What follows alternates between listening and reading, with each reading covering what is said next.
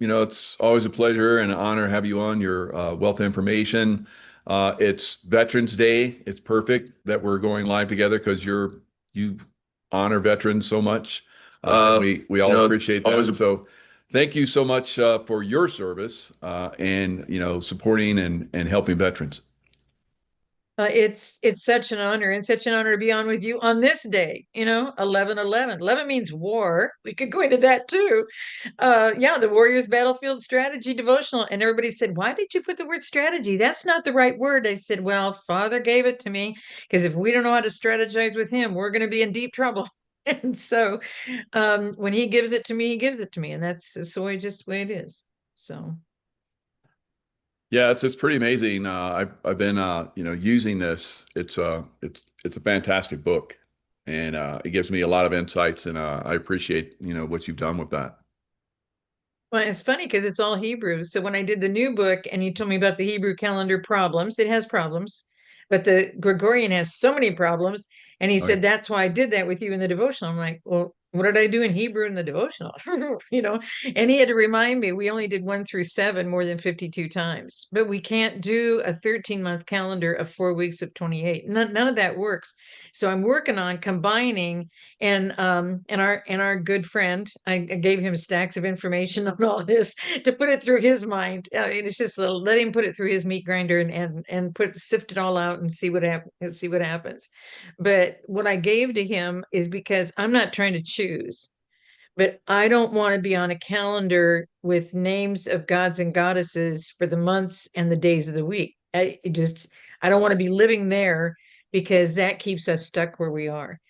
It's just like that 1607. I've been going over the 1607 covenant because people think that's better than the Pilgrims, but the Pilgrims knew we had to get away from England, and Americans never knew we were never away from England the whole time until President Trump in 2017, which he reconfirmed in September when he went there. So if we don't understand how to come out of the mess and help each other come out of the mess, and unity is what you focus on all the time, we don't have a prayer because this evil has been so organized and they keep thinking that it's just a few of the past presidents. So we can get into that today if you want to, because nobody realizes 41 wasn't able to be a candidate. 42 is questionable about his father. Was he able to be a candidate for president? 43, son of 41, wasn't qualified. Jeb Brand, too, he wouldn't have been qualified. So it's not just Obama.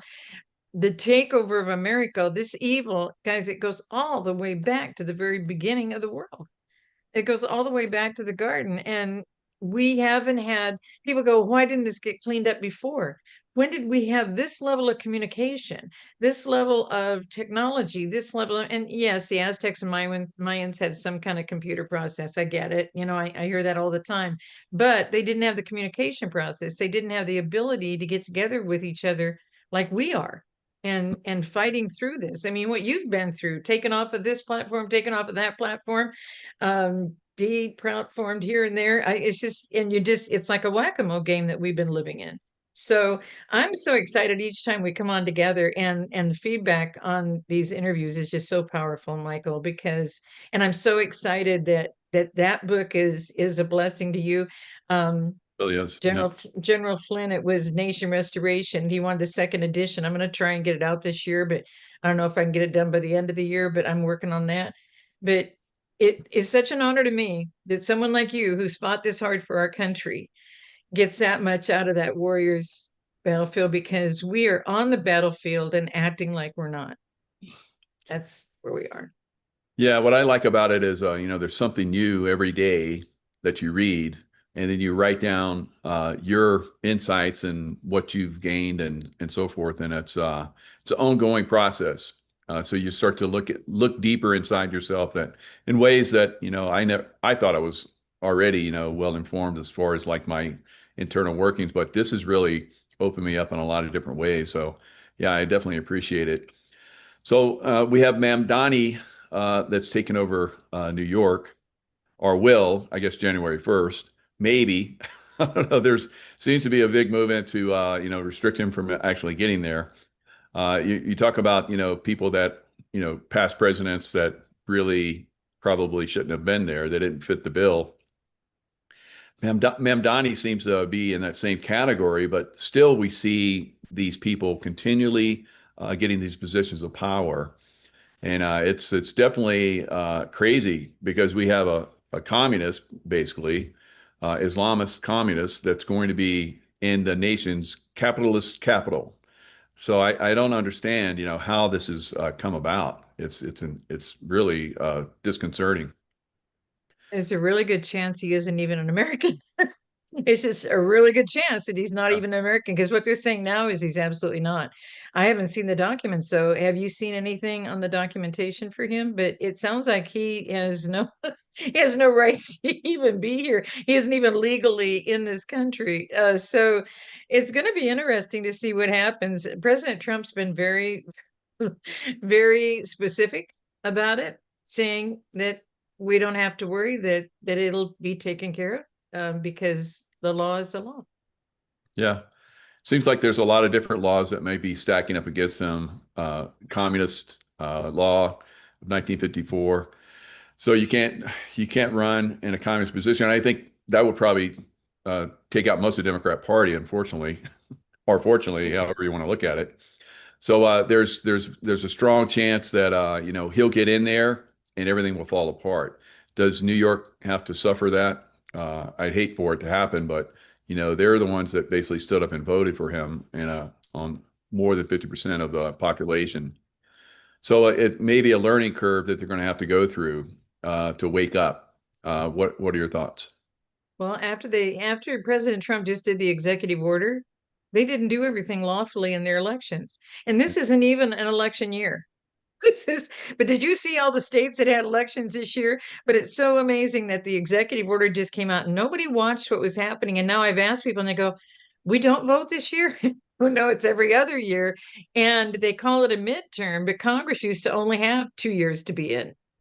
And all the Congress reps had 2 years. Yeah. And the senators were selected by the Congress reps for the two best ones to represent the state. And Wow. now the entire House and Senate have become global people traveling all over the world on our dime, making all these negotiations all over the world, which isn't even their job. And when it was two of the Congress reps that went to the Senate, you could pull them and replace them with somebody else if they didn't represent your state well. So all of this was changed by Woodrow Wilson, and they're on a 6-year term, and House is on a 4-year term. That was never how it was set up. Never how it was set up. I'm already getting questions about why are you saying these people didn't qualify for president? I said, you can't correct the voter registration for the elections if you don't correct the voter registration qualifications. You can't just accept someone's money and put them on the ballot. And that's all they've been doing. It's accepting their money, accepting their application, and putting them on the ballot.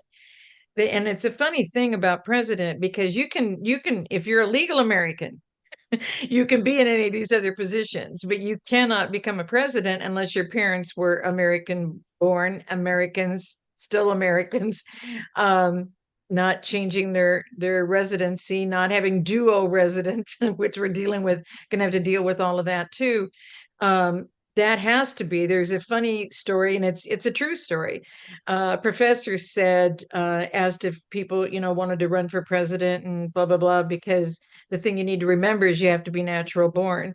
And a woman was in tears in the classroom, and the professor asked her what the problem was. And she goes, I was born cesarean, so I wasn't natural born. You mean I can't run for president?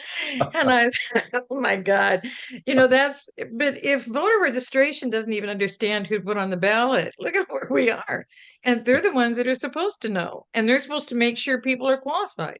But seriously, I've seen that in California, this happened for a long time. I mean, there was some strange people. I keep pictures of all the candidates for president ever since Trump got involved because it's all over the map on people trying to challenge him, and several of them are not qualified. Jeb Bush wasn't qualified. Ted Cruz wasn't qualified. Ted Cruz's dad helped Castro become Castro in Cuba, and then after he did that, he went to Canada, and then his wife was from America, but she let go of her American citizenship to become a Canadian to marry him and live in Canada, and then they had Ted. So Ted is Canadian born himself. It's just we just have not been on top of the ball. Just have Yep. not been on, but we trusted people. We trusted a lot of people. And that's something we might want to think about getting into today, is about the Bureau of Investigation, because none of these bureaus are legal either. None of them are per our Constitution. These were all set up by international people who came into America and set all this up. Hmm. So it's not just that it's evil, it's a system that the pilgrims got away from because they watched them groom the children. And that's why that devotional became so critical. I didn't understand. It came out like days before the 15-day lockdown back in 20.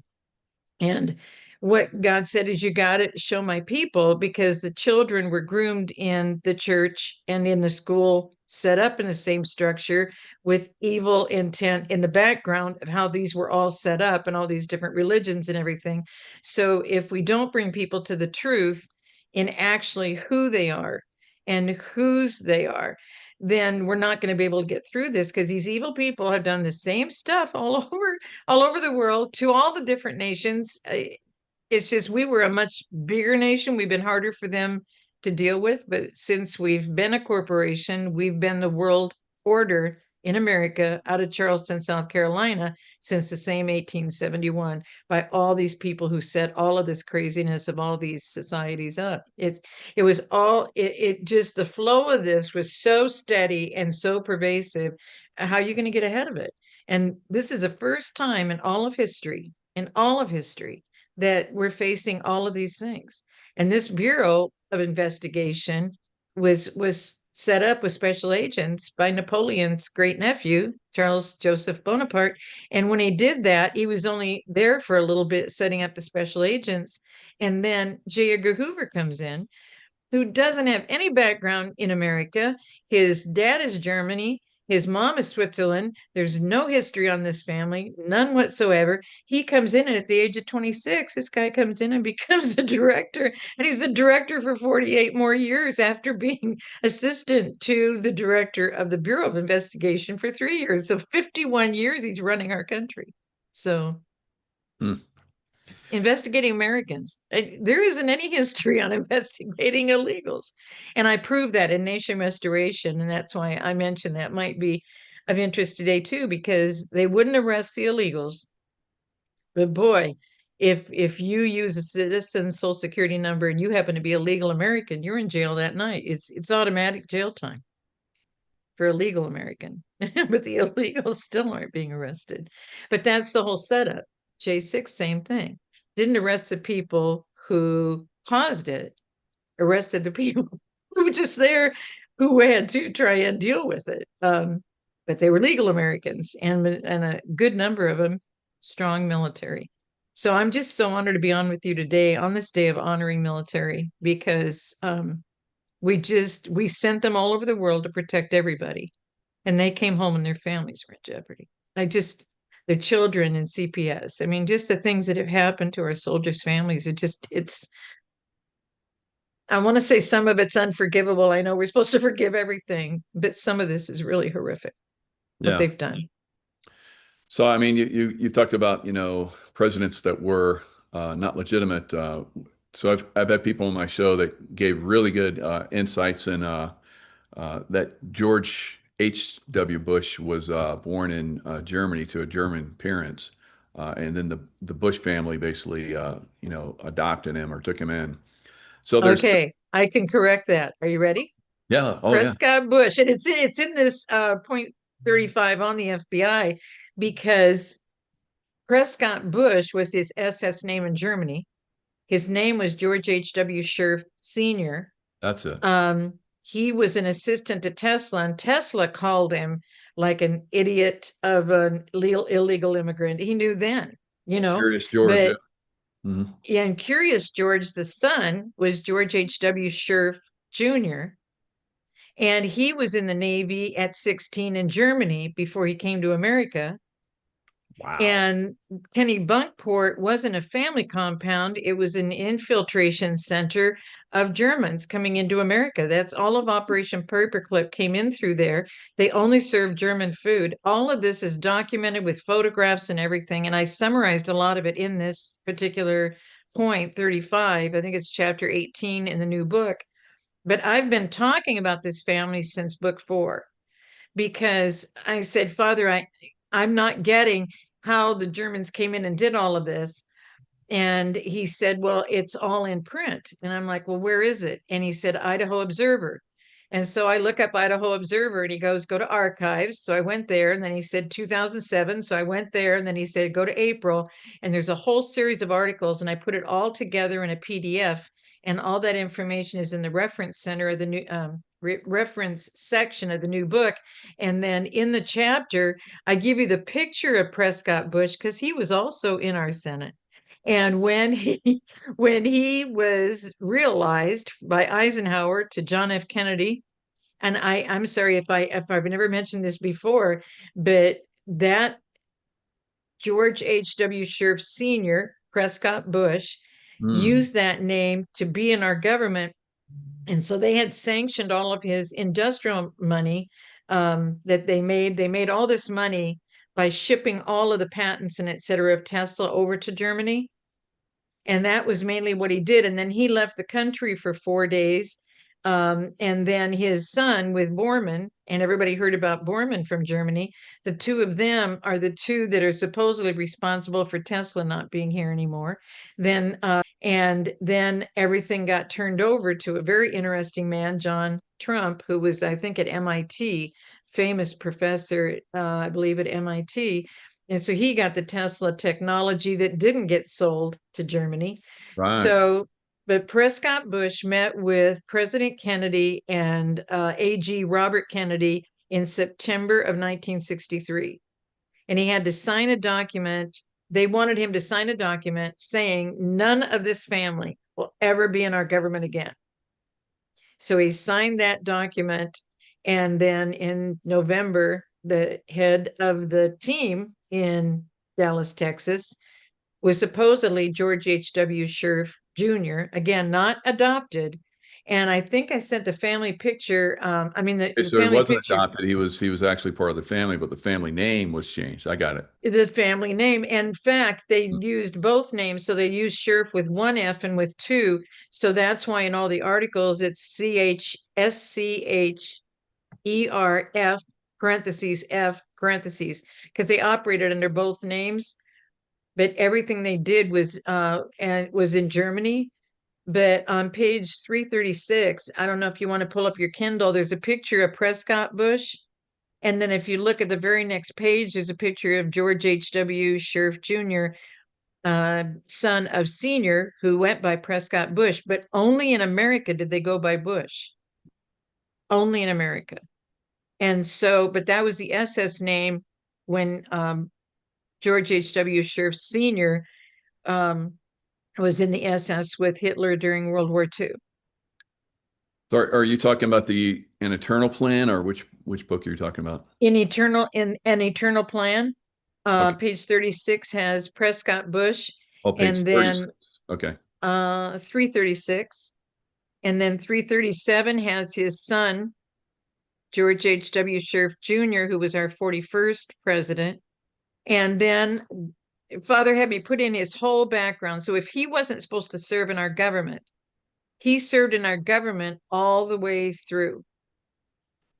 And then when I get to the Hoover part of that FBI section, did you know that Hoover, only person he debriefed on November 23, 1963, the day after Kennedy was shot, the only guy he debriefed on that day was George H.W. Scherf Jr. They look a lot more similar to each other when they're at those kind of the same ages. Right. Yep. George, George H.W. Scherf is a little younger than where his dad was, but that's his dad. Hmm. And they were both born Germany. Barbara was born Germany. German Wow. parents, German, the whole lineage is at Unbelievable. the So they had no right to be in the presidency. That's incredible. no, no, Wow. no, and there's no documentation about them. Oh my There's God. no This, documentation this is about a Hoover. this is an There's no amazing doc. reveal. Look at that. Oh my God. Wow. You So see I how thought I similar thought they you know look? I've seen other stuff on this, but this is far more insightful. Wow. Incredible. I've never shared these together like this. I never shared the George H.W. Sheriff. I did put Prescott Bush, I think, in book 5. It was book 4, I'm pretty sure, that I first had the picture of them with Otto Skorzeny is the article in the Idaho Observer. Otto Skorzeny was the right-hand guy to Hitler during all of World War II. Mm, And Otto Skorzeny had a shoebox of photos. right. And he had just shared them with a guy that wanted to marry his daughter because he said, look, I don't want any problems and I don't want you to have any problems and I don't want to have a problem with you. So I'm going to give you this whole history. And if you still want to marry my daughter, then we can have that conversation. Mm. And so he brought out this shoebox, and in the shoebox is one family photo.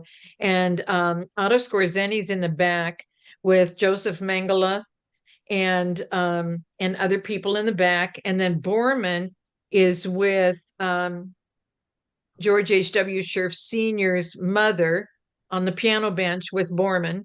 And Borman's in his Navy uniform. This is all taken in Germany in the Wow. 30s, 38, I think. And then George H.W. Sheriff Jr., he's sitting in his Navy uniform. Okay. And then in front to the side is this guy that went by Prescott Bush in America, sitting with his wife, the father and mother of George H.W. Jr. Did And you has did everybody you put any of those identified by pictures name. in the book? That picture is in the book too. Let me see if I can find where that picture is. It should be near here. Let's see. It moves on to other. Let me click. Oh, I don't want to do that. Let me send you. I'm so glad because see, we can talk about these things, Michael. There's so many people that I don't know if we should go into this, but the truth is the truth. You Oh can't yeah. you can't change the truth. I think I may You, have seen this photo. Someone else shared it with me. I'm gonna click share screen right now. Now pray for me because I don't think I've ever done this before. Okay, so share screen, and then I can go to my desktop maybe. How do I do this? Okay, Yeah, so it says phone or iPad, iPhone or iPad. That's not me. So how do I do this?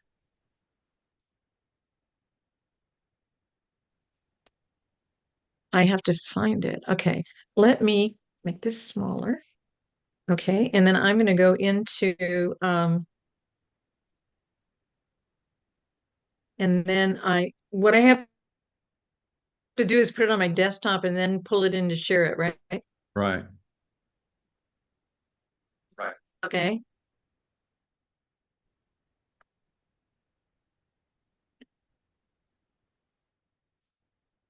Because it's so exciting because you can see them in Germany in a room all sitting together.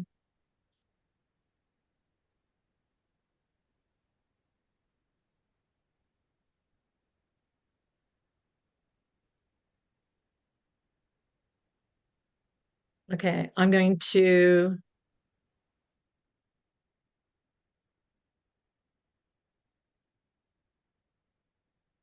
put the color one. Now the color one has the names, but the brown scale is the one they're going to see in the article. So,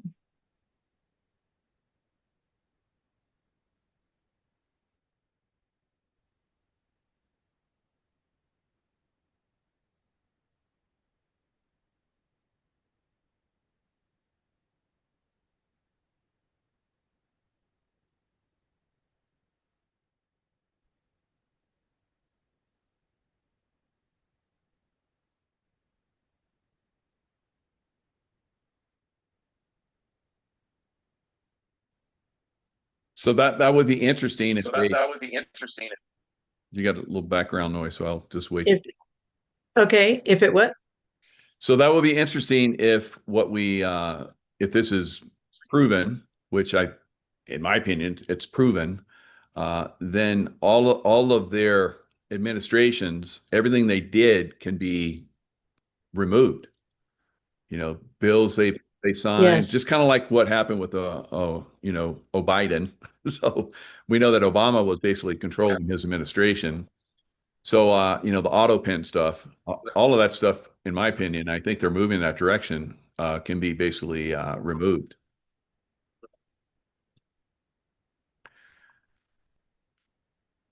Yes. And all of these things that they did without taking an oath, Yeah. that's what people don't realize yet. Did you know that all the people, and that's judges? Did you know all the judges that did all this? The J6 judges, the DC judges, the federal judges, did you know they're not taking oaths either? Todd Callender filed that case April 18 of 23. So I'm really excited as to what lays before us because they think they all got away with it. But that's why it's so exciting when the president said, we've got it all and we caught them all. Yeah. And all these cases are sitting there. And if you don't take the oath, you can't make a law. You can't take any money. You can't take a salary. You can't sit in a position. You can't make any decisions. You can't be on any committees. You didn't take the oath to the Constitution. That's what they don't understand. They didn't take the oath because they didn't want to get caught. Now, how do I, okay, now I'm back to share. Okay, so when I share, You hit share, and there's a little button down at the bottom that says share, and just yeah, there you go. okay, Okay, it says you started screen sharing. okay, There we go. So just bring something up on your screen that you want to bring up. Yeah, you got it. okay. So I'm bringing up, I have two pictures. Nice. Is it coming up? Not yet. Okay, so let me come over here and expand this. And if I could do half of what you can do on this stuff, If you're um, like me, you got like a ton of information on there, but well, this is one of the pictures. I'm trying to open up one of the pictures into the screen, but I'm yeah, not even seeing me on the screen. if it opens on your desktop, it should Okay, pull up so now. stop.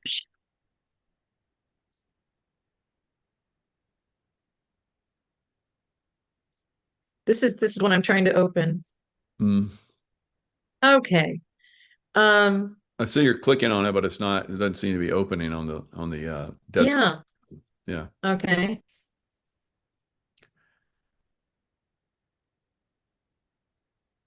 I'm going to click new share and see what that does.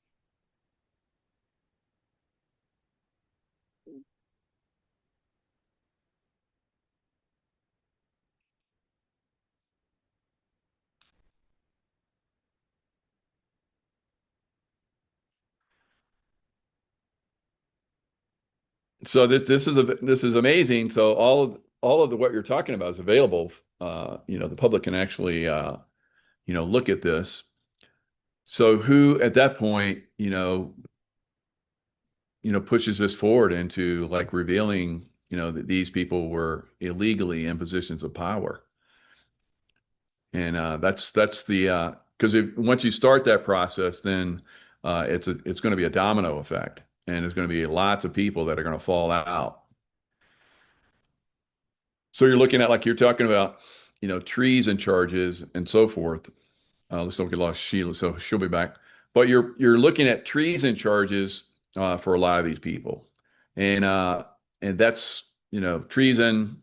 That's long prison sentences probably, and or execution, depending on severity or what they did. Now, I would think that if you knowingly came into the position of the presidency, knowing that you should not be serving in that position, and you promulgated laws and you started wars, which both of those presidents, both of the Bushes started wars and so forth. That's probably executable offenses there. So you're going to, of course, Bush Senior's gone, but the record could be, we could push the record that he, caused incredible harm to our country instead of being some kind of maybe now. I don't think a lot of people think he's a great president. I don't, but some people may still believe that he was a great he was a great president. But going forward, I think we could, for the record, start to remove them out of those positions of dignity and put them in positions of uh, less than, way less than dignified positions of having served. Because now we're looking, oh, there you go, you got it. There you go, you got it. Yay, good job, Sheila. So you see Joseph Mingala right there. And there's George Scherf, Sr. and Jr. Otto Skorzeny, Morton Borman. So wow, you got the top people um, of the Nazi organization, and they're hanging out with them like family. Unbelievable. So yeah, that's the problem with these people. So here you go, guys. We're basically, proving that these guys are, extremely corrupt. And where do we go from here? Do we, like I said, hold them accountable on treason charges? What do we do? I'd say we just basically, uh, try them. So I stopped you share. Hopefully we can get you back in the picture and talking again. So,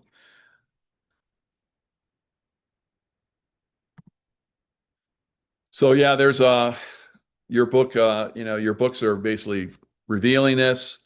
You know, God gives you insights, sends you on these great information hunts, and you get all this great information. You've had tons of this information in the books.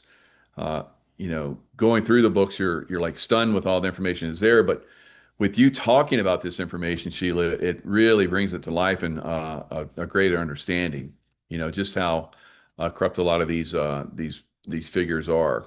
Like you said, uh, you're revealing that all of these people, most of these people in the last several years, over the last several decades, should not have even been in those positions of power. And we've seen some very corrupt things happen, during their, there we go. I just got it fixed.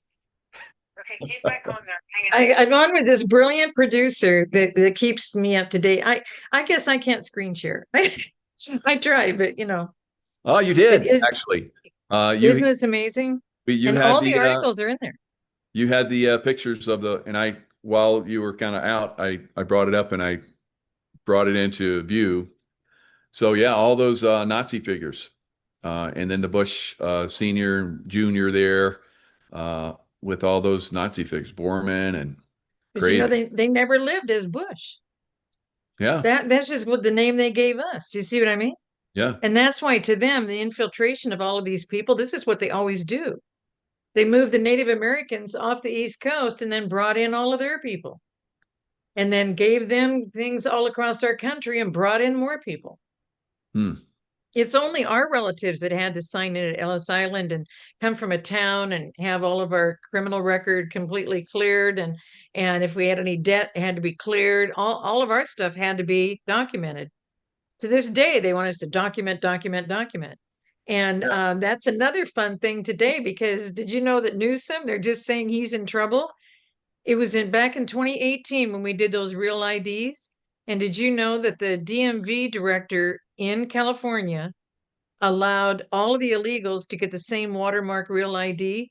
And Americans are spending all this money bringing in copies of birth certificates, certified marriage certificates. If you got a divorce, you had to bring in a certified copy of that. If you got married again, you had to bring that. You had to, if you went to a maiden name or any other name, you had to bring the legal documentation for that. Did all of this stuff. Hmm. And they said after 38 years, it's a shame that the real ID confusion in the department caused her to step down and resign. They didn't even, but here's the other side of it. They've never cleaned it up. All these people still look like they have real ID to be in America. And they do that for illegals. They would never allow that for illegal American. And that's why this chapter, I just thought it'd be fun today because it relates to all of this. It relates to what we just went through in the election. It relates to these illegal people. And that picture is one of the pictures from the shoebox that Otto Skorzeny provided to him. And the guy's an investigative reporter, and he gave him all the lineage. You'll see all the lineage of the Walkers, of the Pierce family, the Walker family, the Scherf family. You'll see all of these and how they're all tied in together. He did all of that, and I put all these articles together in one PDF and then provided all the documentation in the reference section. Hmm. Wow. Now you talk about how the Indians were, moved off the East Coast. Andrew Jackson, Mhm. although he was great, he went against the bankers. I think it was Andrew Jackson that they tried to impeach. Uh, Mc, was McKinley Jackson, I don't know if they tried to do Jackson because he did their bidding. I don't know. I'd have to look that up. They said Yeah, but McKinley it, is it, it one that, appears, war hero, New Orleans war hero, yeah. kept the British out of New Orleans, and then eventually, he's elected to office, and he stopped the banksters from coming in Mhm. and starting with the Federal Reserve. Would eventually, get under Wilson.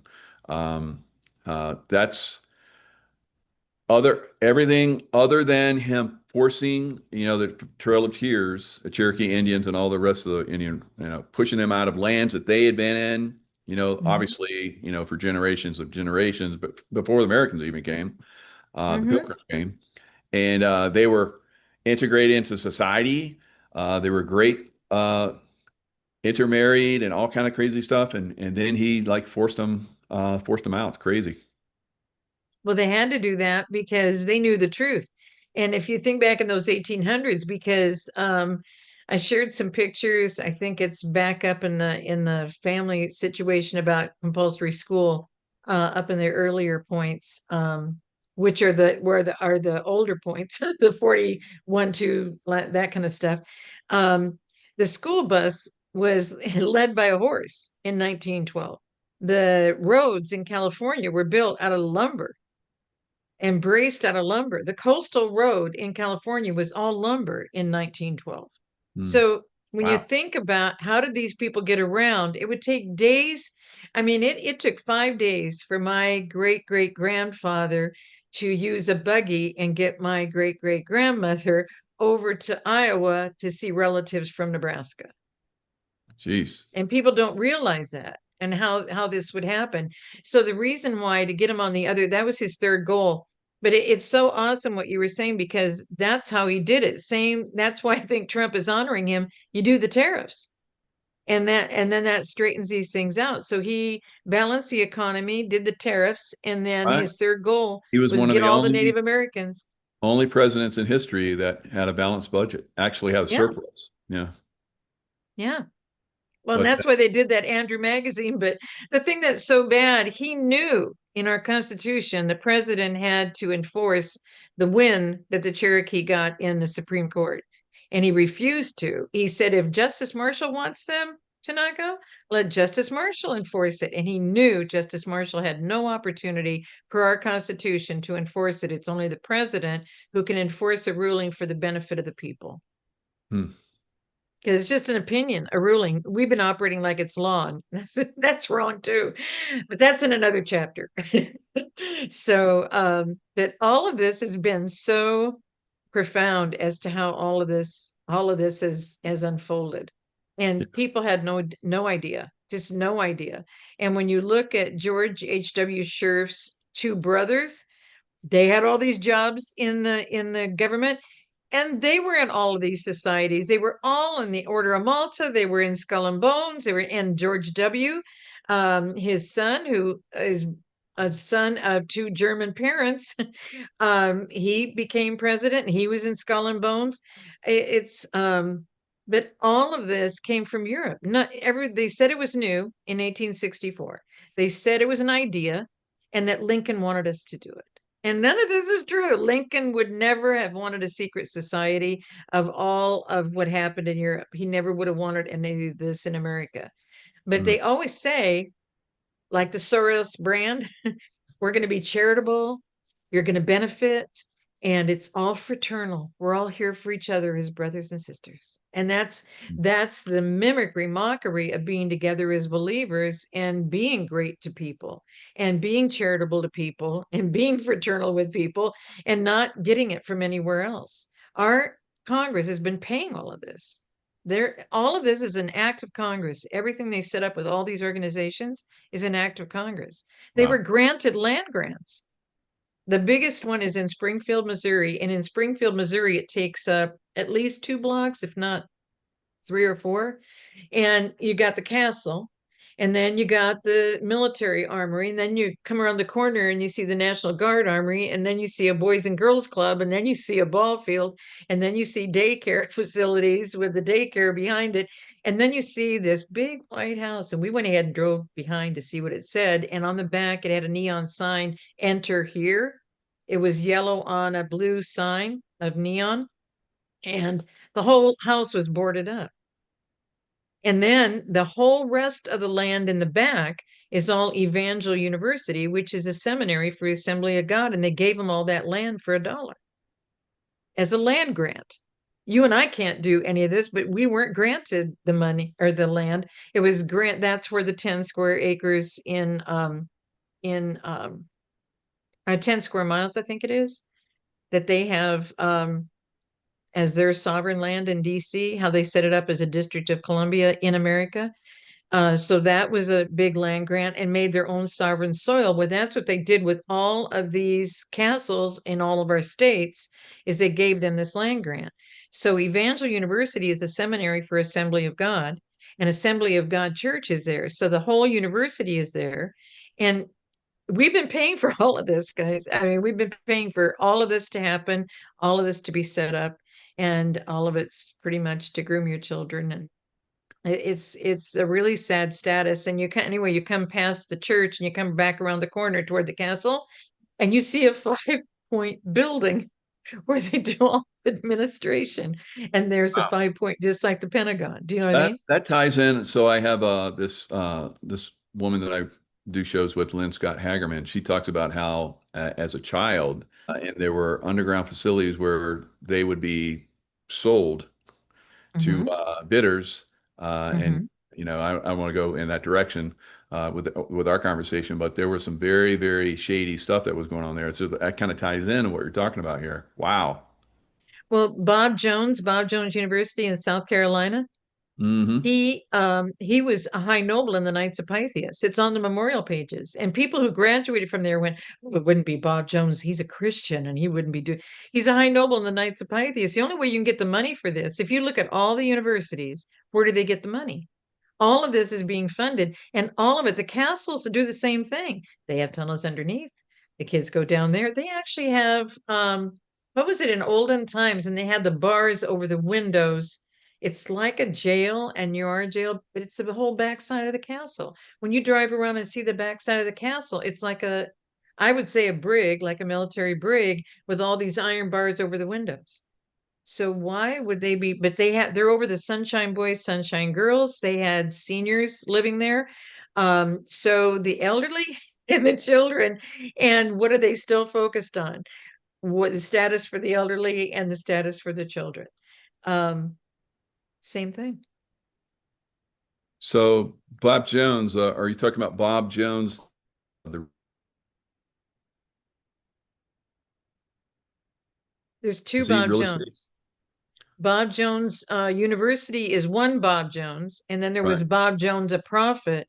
And Hmm. Bob Jones, the prophet, with Arthur Burt and John Paul Jackson, pulled away from Kansas City prophets, who are still in trouble to this day. Mike Bickle and those guys that are over Kansas City prophets.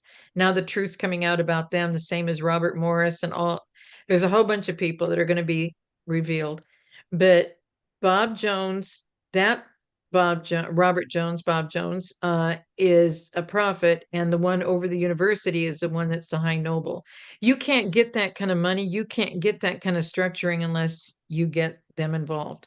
And so once you accept the deal, it's the same in the military. It's the same when you accept the deal and you got to follow their instructions. When you accept the deal in Hollywood and you got to follow their instructions, it's the same thing in the churches and in the universities. Hmm. and And they were all taken out of their residences all on the same day. because I think it's, I don't know if it's the same guy or not, but my dad used to work for Bob Jones Realty in South Carolina, Columbia, South Carolina. I wonder, because the university's higher up than that, somewhere around, is it Yeah, Greenville or, right. but South Carolina was overtaken because Charleston, South Carolina is where Albert Pike brought all the 33rd degree Masons from around the world, and his right-hand guy was a politician in Italy named Giuseppe Mazzini. And Mazzini in 1860, in 1871, he came and set all this up with Pike, and a Lutheran pastor from Switzerland came. And those are the three guys that set up the world order, moving to Charleston, South Carolina. Now, their castle for the Knights of Pythias looks like a little toy castle. It's a little white one. It's got cutesy little flags up in the corner. It's completely different. The one in Missouri, Springfield, Missouri, is huge. It's all granite. It's what I think is their main. They talk about it as their main one, but you can look up your state. When I gave a tour, we were some of us that were at Doug Billings' event when I spoke in June. That would have been June 23. When we did that, afterwards, I said I was going to go look at the castle, but I didn't want to look at it by myself. So they went with me. And the gal from Wisconsin, there was one Minneapolis, one Wisconsin, the rest were all from Chicago. And they were all laughing, thinking this can't be real. But they had an event and they had the road cut off. And as the people were leaving, they'd have to get out of their vehicles and move the chain. So we were being gracious to move the chain for them. Angry faces, didn't thank us, didn't say anything, just angry, and just tore out, as soon as we moved it, just tore out of there. They all had medieval costumes on. It was very, Wow. very interesting. And Mm. it was on a Sunday afternoon, but whatever. So the gal from Wisconsin said, I just can't imagine something like this in Wisconsin. I mean, I don't know how Missouri has it, but maybe it's just the one in Missouri. When she got home and looked it Is up, that I'm looking it up online. Is that the Pythian Castle? yep, Knights of Pythias. Okay, let me share the screen on that. Wow. Knights of Pythias. Yep. Absolutely. And the castle in Wisconsin isn't even, it's less than 3.5 miles from her house in Milwaukee, Wisconsin. Tour Springfield's incredible Pythian Castle. So it's got this looks pretty interesting. Children explore the basement of Pythian Castle. So I wonder how actually deep it goes. So that's very interesting. Well, and they've got to have movement because there's no way to get from the castle over another block and a half over underneath that White House that's all boarded up. But it Yeah. says enter here if you're coming, enter here if you're coming from the outside. It's just it's the crazy. But guys, this stuff is real. Giuseppe Mazzini started the Italian mafia in 1860. So none of this is new. It all comes out of the Khazarian business plan. All of this stuff is identical. It's all identical, and it just gains different names. It's just like if you go way back in history to the Ark and Nimrod being a great grandson of Noah, he being the only righteous one, his mom was Semiramis and he was Nimrod, but he was deified in Egypt. They get different names as they get deified in these different areas. So they're used to carrying and living under different names. It's not brand new for Prescott Bush to operate as Bush in America, but anywhere else he is in the world, he's his real name. Because all of these guys that came from Germany that are the top guys, did you know they all have ranches in South America? I thought, this is Yeah. just really kooky. And God said, go ahead, look it up. And so I did. So I looked up, is there a Bush family ranch in South America? And I'm pretty sure it was Paraguay. And I don't even know which part of South America that is, but they have a landing strip and a house is what they've got. And so they were business consultants all over the world because they said Hitler went to South Africa and his main guys were in South Africa and are not South America. And so they're all in South America and that's how they're coordinating and they're charging to be business consultants around the world. And that's how George H.W. Scherf Sr. became how did he, out of anybody in the world, become the guy who was Tesla's right hand guy, controlling a handler of Tesla? And you can see in the pictures when Tesla was old, he was so Oh gaunt. yeah. It was horrible. But then you look at Thomas Edison, and that's not in this book. That's going to be in book 7. Thomas Edison of the Ancient Society Theosophical that became eugenics, that was the Georgia Guidestones under the Order of Malta. You see what I mean? But all of these are the same people in the same memberships, and they're just in all these different groups. And then they operate under all these different names. And when you go to these, it's just like it's in the Shriners. They're called noble, and then your last name.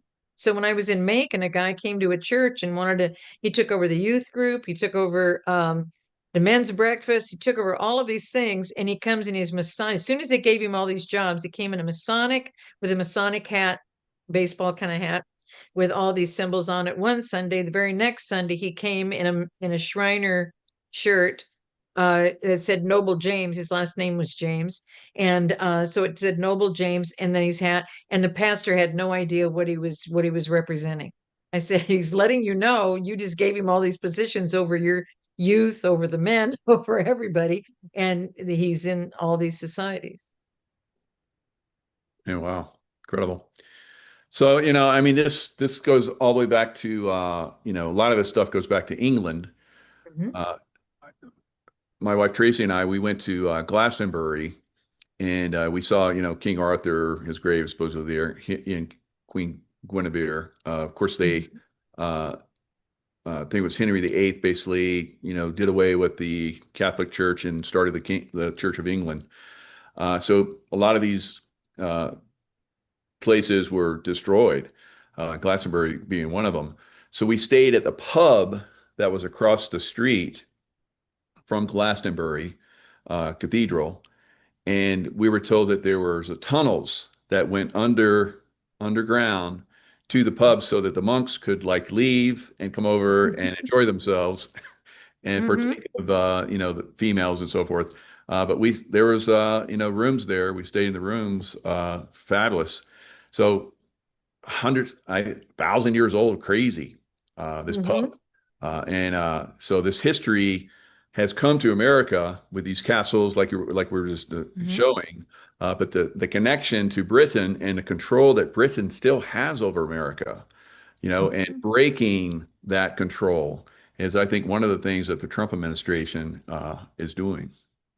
Are you seeing the funny thing about the ballroom? Exactly. The ballroom, they're digging so deep. Everyone, that's very deep to dig to do a ballroom floor. Why are they digging so deep? They're Foundation. Yeah. Well, it's going to finding have some all really the good foundation. tunnels. Yeah, all the tunnels are, and is exposing Yeah. everything. I get such a kick out of President Trump, and he's so casual about all of it. It's just, don't worry, you guys aren't going to pay a dime. Did you see the list of who's paying? It's in alpha order of all the corporations where the CEOs had to step down 2 years ago at Mhm. the end of the year. And so it's all of those corporations, and it doesn't miss Facebook, it doesn't miss Microsoft, it doesn't miss Amazon, it doesn't all those corporations when they had all the transition of all of those leaders having to step down from their corporate presidential roles. All they're paying for this ballroom, but they're paying for all the digging to get rid of all of these tunnels. Because Yeah. these tunnels, a lot of them, they said, even because it's always been a vice president. I don't remember that much about a vice presidential house until there was so many problems with Kamala and her and having this vice president's home in DC. But The Naval supposedly Observatory. they go to their homes, these tunnels. Yeah. Of course they do. Yeah. So, wow. How about that? And it's supposedly there's a grid system there in DC as well that's basically destroying demonic grid system. The goat symbolism is destroyed. The two flagpoles started the process. Right. When he Right. did them way out where he did them and how he put them, it's not the same worship center that it used to be. So Wow. people thought we'd have to tear everything down. I don't think they are restoring the Lincoln Memorial to tear it down. That doesn't make any sense. It doesn't make any sense they would tear down the White House. It doesn't. And I do think because there is supposed to be a location in Texas where the Secretary of the Treasury is going to be with the Treasury. and that is a bullion reserve in America. And so maybe that is going to happen because that's supposedly built in Temple, Texas. Several people have confirmed that who live right in that area. And one of the guys on the building team told me about it before the guys who live in Temple, Texas. So that could be happening. But at a minimum, they have to save it as history.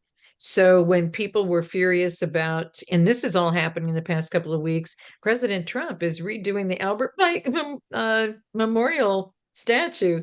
And why is he doing that? The guy was a 33rd degree Mason, and people are so funny because Masonic is the bottom. They're not even crediting the fact that he created or he brought in America Odd Fellows. He brought in the Scottish Rite Temple. That's their worship center. All of the shapings and everything come out of all of that. And then he started the KKK. And Yeah. that's why there's a picture in the book of a Cherokee female chief, and she happens to be a Black person. And people are like, how did that happen? I said, because they were here for centuries. They were in the Middle East, so they were darker like the Arabs. They're lighter and lighter over time. Even the Aborigines, you can see who's the families get lighter and lighter as they marry into other families. But when Mhm. they're just Aboriginal, it's a very, very dark color. And so people are just like, how could this be true that they're the native tribes and they're of a darker skin? And I said, why do you suppose they call us white man? Why do you suppose they call us pale face? Why where do you think those names came up? Because they hadn't seen people as light as we were because of where they lived and where they came from, and they stayed within their own tribes. And so we have so much to learn. We have so much to learn that has been a complete lie in our country. Wow. It's just Yeah. really hard. Yeah, I've been with some other people that have been disclosing that the some of the tribes from Israel came here to America, and so that makes sense. That's why the native cultures are so dark skinned, some of them. So wow. They went to all of the uninhabited lands. That's in the Apocrypha. And there's a good guy. I can't even compare. They have a little red hardback. It's like a 5 point.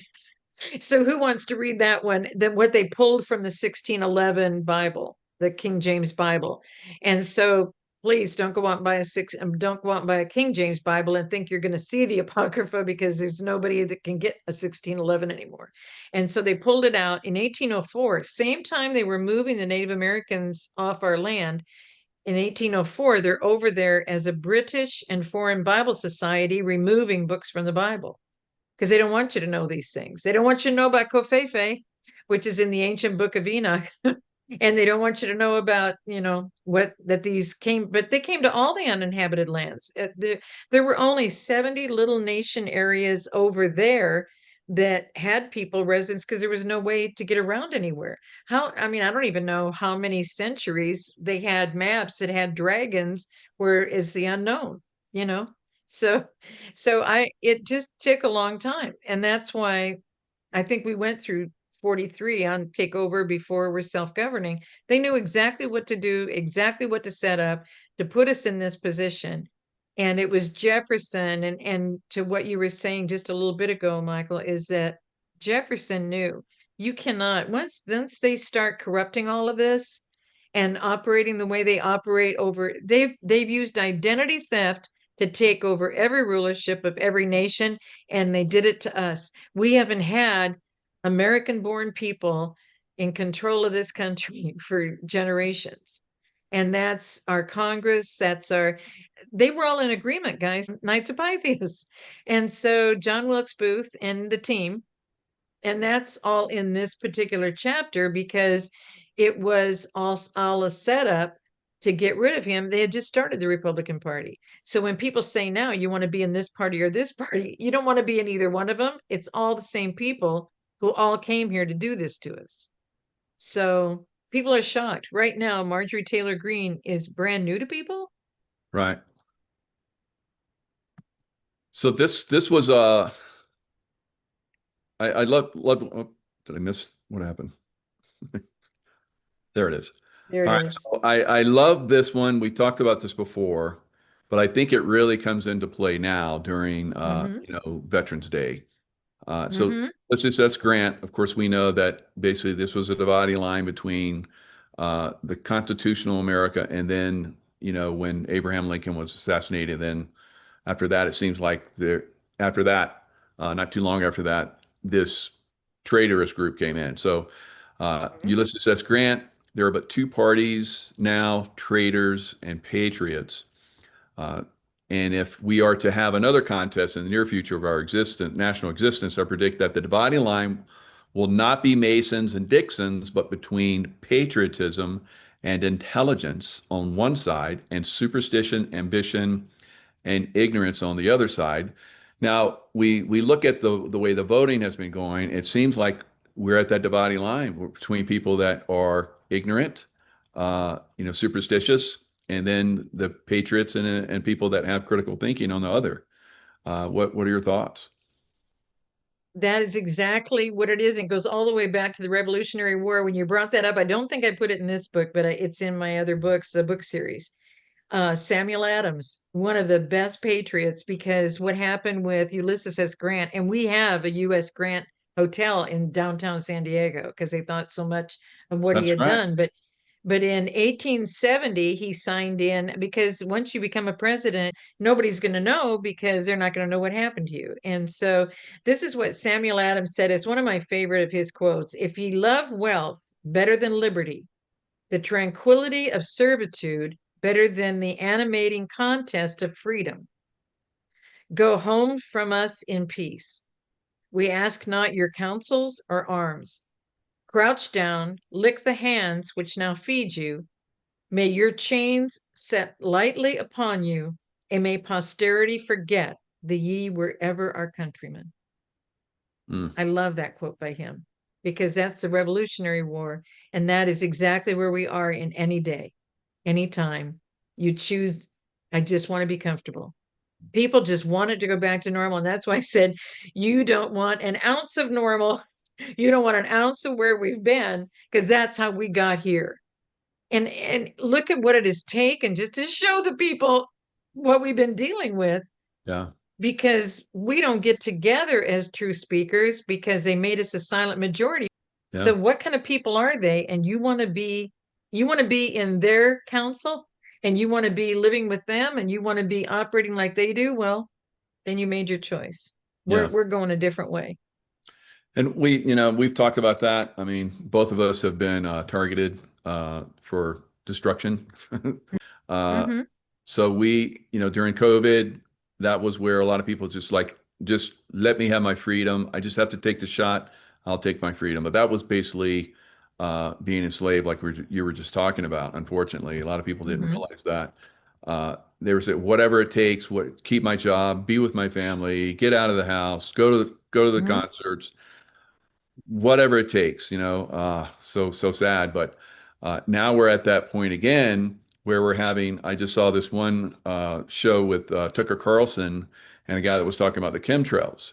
So that he was talking about how the chemtrails are destroying not only us, killing us, but also plants and Mm-hmm. the bee population is almost completely gone. If the bee population goes, then we lose all these crops and so forth.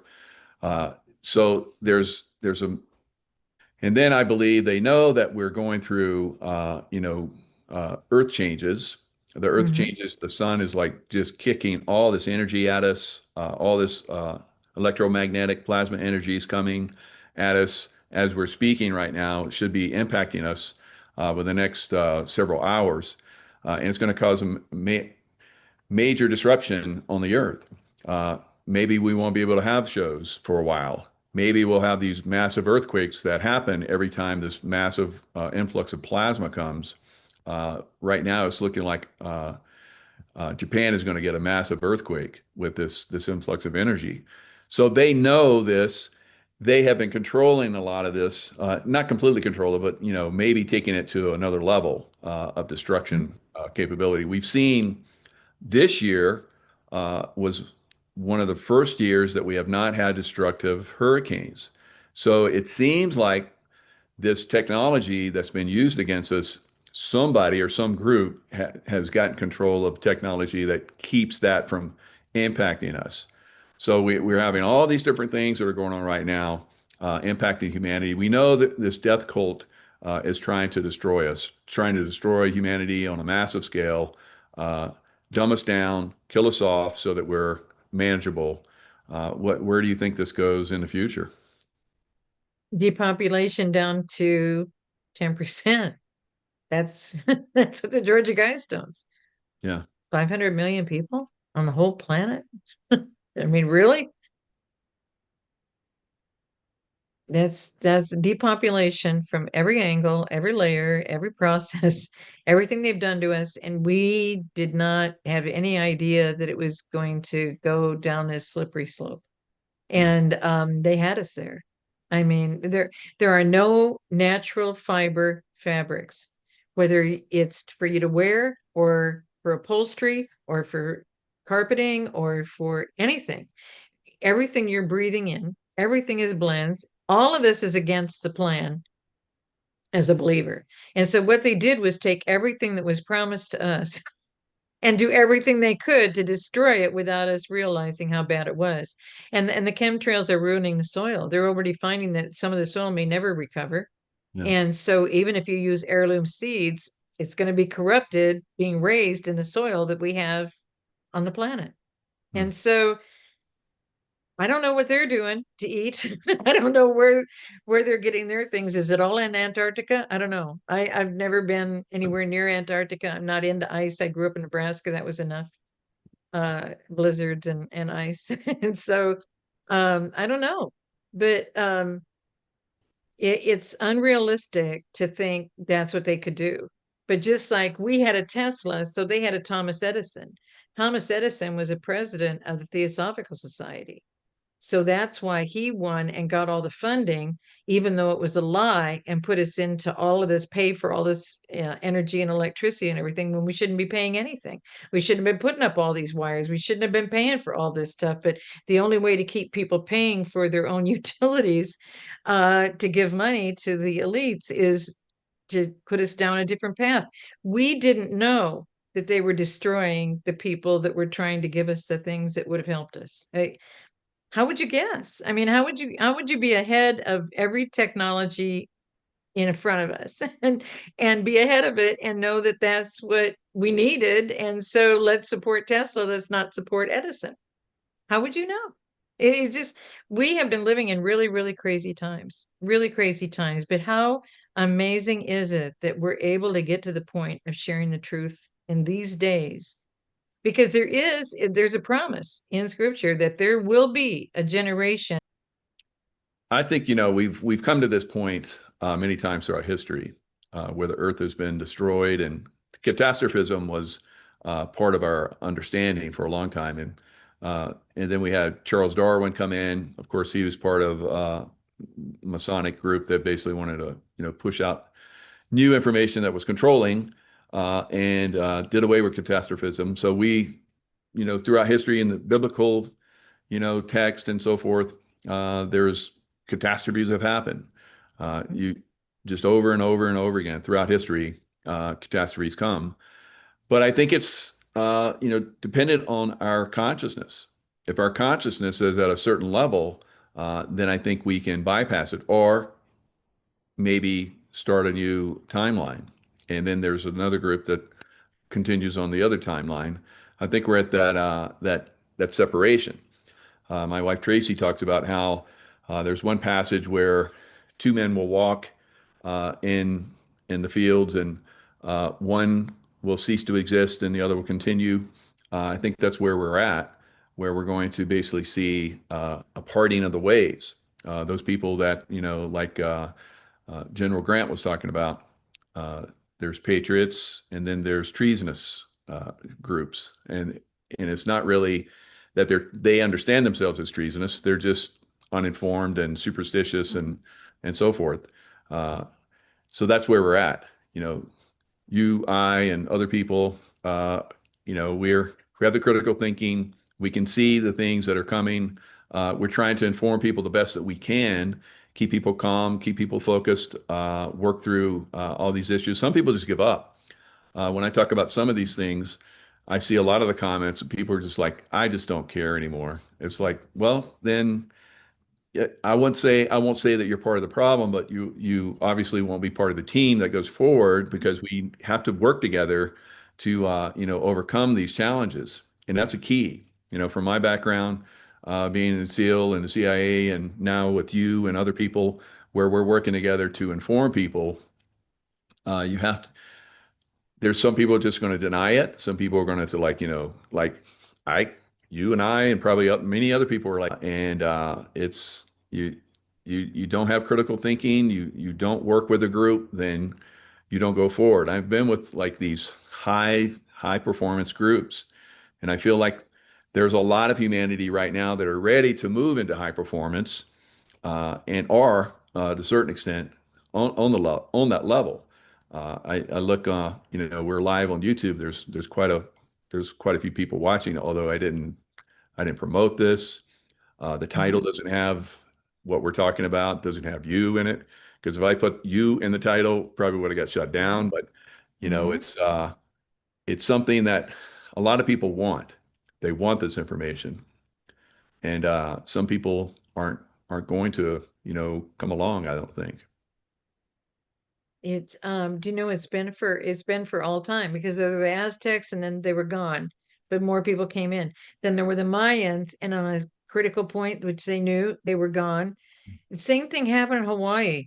I used to go to Hawaii every year. I told people I had to go there to get my raw sugar, and then they said, "But Sheila, they're selling it at Vaughn's grocery store now." And I went, "Oh, they are." So I had this excuse, and now I don't have it anymore. So, but there was one trip I took where friends wanted to go with me, and we took a helicopter ride over Kauai. And I think that was the one that the family Robinson purchased as missionaries. And then the king's like, "How do I get my land back?" But he didn't know what they had done. He thought they were paying them to be part of it or become part of what was going on. He didn't know he was giving up the whole island. Wow. And the original people kept moving further and further north, according to the helicopter pilot. And they just kept, and he swung around there several times. And he said, "Look how miraculous this is, where they could be in these cave areas and closed in areas and etc." And then all of a sudden, it was like within 24 hours, they were just gone. And they didn't go on boats, and they didn't just go in the water, and they didn't, what I mean, they were just gone. Interesting. So, but you're hitting on all cylinders with there will be a time when it's like Sodom and Gomorrah. When Lot told and his wife said, "Well, can't we have like 50 people? If we can get 50 people, won't they save it?" So then it got from 50 to 30 to 20 to 10 to, and then when he said to his two son-in-laws, had two daughters, two son-in-laws, and they knew the angels were at the house. And the people in the community wanted to know who those strange people were that were at his house.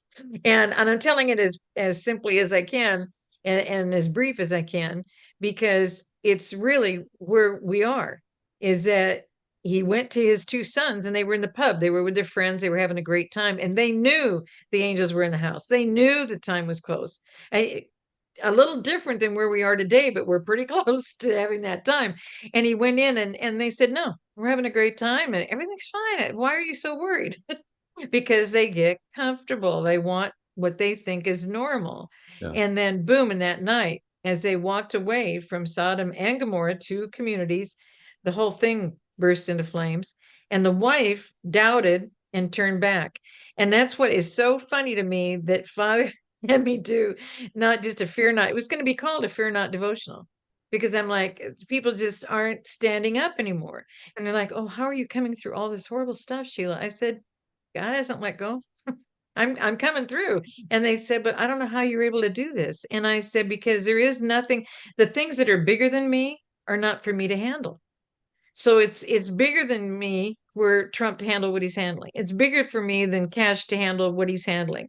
And I'll just take a brief moment for Cash and Pam Bondi. Guys, they don't have many people they can trust. Keep Yeah. them in prayer. They See, got a lot of stuff they got to clean thank up. you. It Thank takes time. You want them to clean stuff up, and they haven't even been in their positions more than a few months. Really? And you you. want them to change this whole thing and bring justice back and have all these court cases handled. I don't want one of them to get off on a mistrial. I don't want one of these people to get away and walk the streets again. Yeah. So I'm okay. I don't care how long it takes, is how long it takes. So anyway, back to the truth of I where we also are. want them to stay alive. So I Exactly. A bounty on in their the love bubble. heads Yeah. and on the Now cabinet members. back to Lot, Yeah. you know, the people of the town gathered around his home and wanted to be with those angels. And those Yep. angels did a little what's that one show or that one movie where Men in Black where they come out and go "Cheet," and everybody Yep. goes And you like, forget it all. Yep. yep. And that so then they walk through and walk through the crowd, no one, molested them. And then he goes up Uh-huh. into the caves, and there's obviously, something happened where his wife goes out to look back and she turns into a pillar Mm-hmm. of, salt. Sounds like Mm-hmm. a atomic bomb went off. And Mm-hmm. where that area was, they actually went in, and there is high radiation areas. And it looks like there was a piece of land that was blown, and part of the sea came in and basically took out Sodom and Gomorrah. So very interesting. But that happened in Georgia when they did all this to the Native Americans in Georgia. The guy that became the governor of Georgia, Bibb, um, and now Bibb County is where Macon is. So that's where God stuck me for the first 15 months while my car was still in California, trying to tell me what all I was going to be doing. And so by then I wrote 5 books in 2014 and 6 books in 2015. So I thought I was done. And at that point, Father's showing me that he then, because he was a high noble in the Knights of Pythias, he went over and became the territorial governor in Alabama. Well, where was he raised? And this is, I'm pretty sure, in my first book, could be the second, but I think it's in my first book. God had me put the sign of the town where he was raised that is now completely underwater. People can once in a while see a horseshoe or a brick or something, and it's Clark's Hill Lake is now filled in. The whole thing got destroyed, okay, because Wow. they built that town when they came from Europe. They built that town on funeral mounds of the Native American Indians. And Ooh, so when it sunk, then the water came in and they had no town. And so wow. it's not just happened in a couple of areas, but we don't really look at these things. If Father hadn't pointed all that out to me, and that's why I thought when I come out with that first book in the series, well, I'm going to be done in Georgia. 3 years I've been here. Little did I know. But anyway, that book and that summary of all of that development led to this new book. Everything that they had done, because Georgia was named after King George III. And when he did all of this, and he was the architect of it, as soon as they won in 1820, as soon as they were going to be able to stay in Georgia, that was the opportunity they took to take out King George III with arsenic. And then in 26, Jefferson and Adams. In 1831, they took out Monroe. They just kept taking out the people Hmm. who were then like, wait a minute, maybe we shouldn't be doing this. You know what I mean? That's interesting But because yeah, Jefferson and Adams both died on the same day. Wow. our 50th anniversary and on our 55th, I mean, the exact day on our 55th, Monroe, because it Wow. was in 1820 that Monroe came out with the Monroe Doctrine. And I remember hearing about it in school, but none of this history ever, and it's probably because Yeah. somewhere we know that it wasn't the truth. History was just Yeah, like I thought it not, was like that's too much of a coincidence. There's some fishy about that. yeah, yeah. And so, but what's really amazing is we had no idea because Jefferson was fighting the centralized banks in 1791. Hmm. And he was the one that formed the Marines and sent them to the shores of Tripoli. That's right. And then as soon as they take him out, they bring in Charles Joseph Bonaparte and put him in as the Secretary of the Navy. Do you see Yeah. what I mean? So they're always removing who's making it happen and replacing them with people who are going to destroy this country because they've never ever, and that's why you hear this from them, they don't like America at all. They don't want to be here. That's why President Trump keeps saying, if you don't want to be here, you can leave. And Yeah. these are people who are here illegally and they're criticizing and coming against our country. You can leave. But you heard Absolutely. about the Venezuelan thing that just is happening right now. It's now over 600,000 deported. Wow. They did 260 in one, and then they just kept going. And what they did was they ended their temporary visas. So you think these are the bad hombres that came here, or was it just they were sending the good people back to Venezuela? We're sending them all back because we're straightening out. Our guys are on the forefront, the front lines, taking care of Venezuela, making it available for people to go home. Because see, when they did that with Oh, Saddam Hussein, why didn't I mean, we have entire communities in San Diego that are the Chaldeans and from Iraq. And why do we have all these communities of these people who wanted to get out from Saddam Hussein? He was hung within a few months, and they're all still living off of our Section 8 housing. They built all new townhomes for these people. Our retired people in San Diego are on a wait list for a remodeled apartment complex. It's not good. I don't want to. I could have words for it because I was in development with AVCO for a few years as an HR director. And when you know development and then you see where these seniors are put to live, if you can't afford the regular housing, then they put you in Section 8. It's horrible. It's oh, absolutely horrible. And they were building new townhomes, and people were asking me how to get Social Security numbers because they weren't leaving. And then they were asking because they were filling out the forms for Section 8. And not only did the couples get Section 8, who aren't even senior age, they got them for their aunts, their uncles, their and spouses. They got them for their grandparents and spouses, their parents and spouses. Every one of them got individual townhomes that were built brand new in Section 8 for those people. I don't know, say illegal.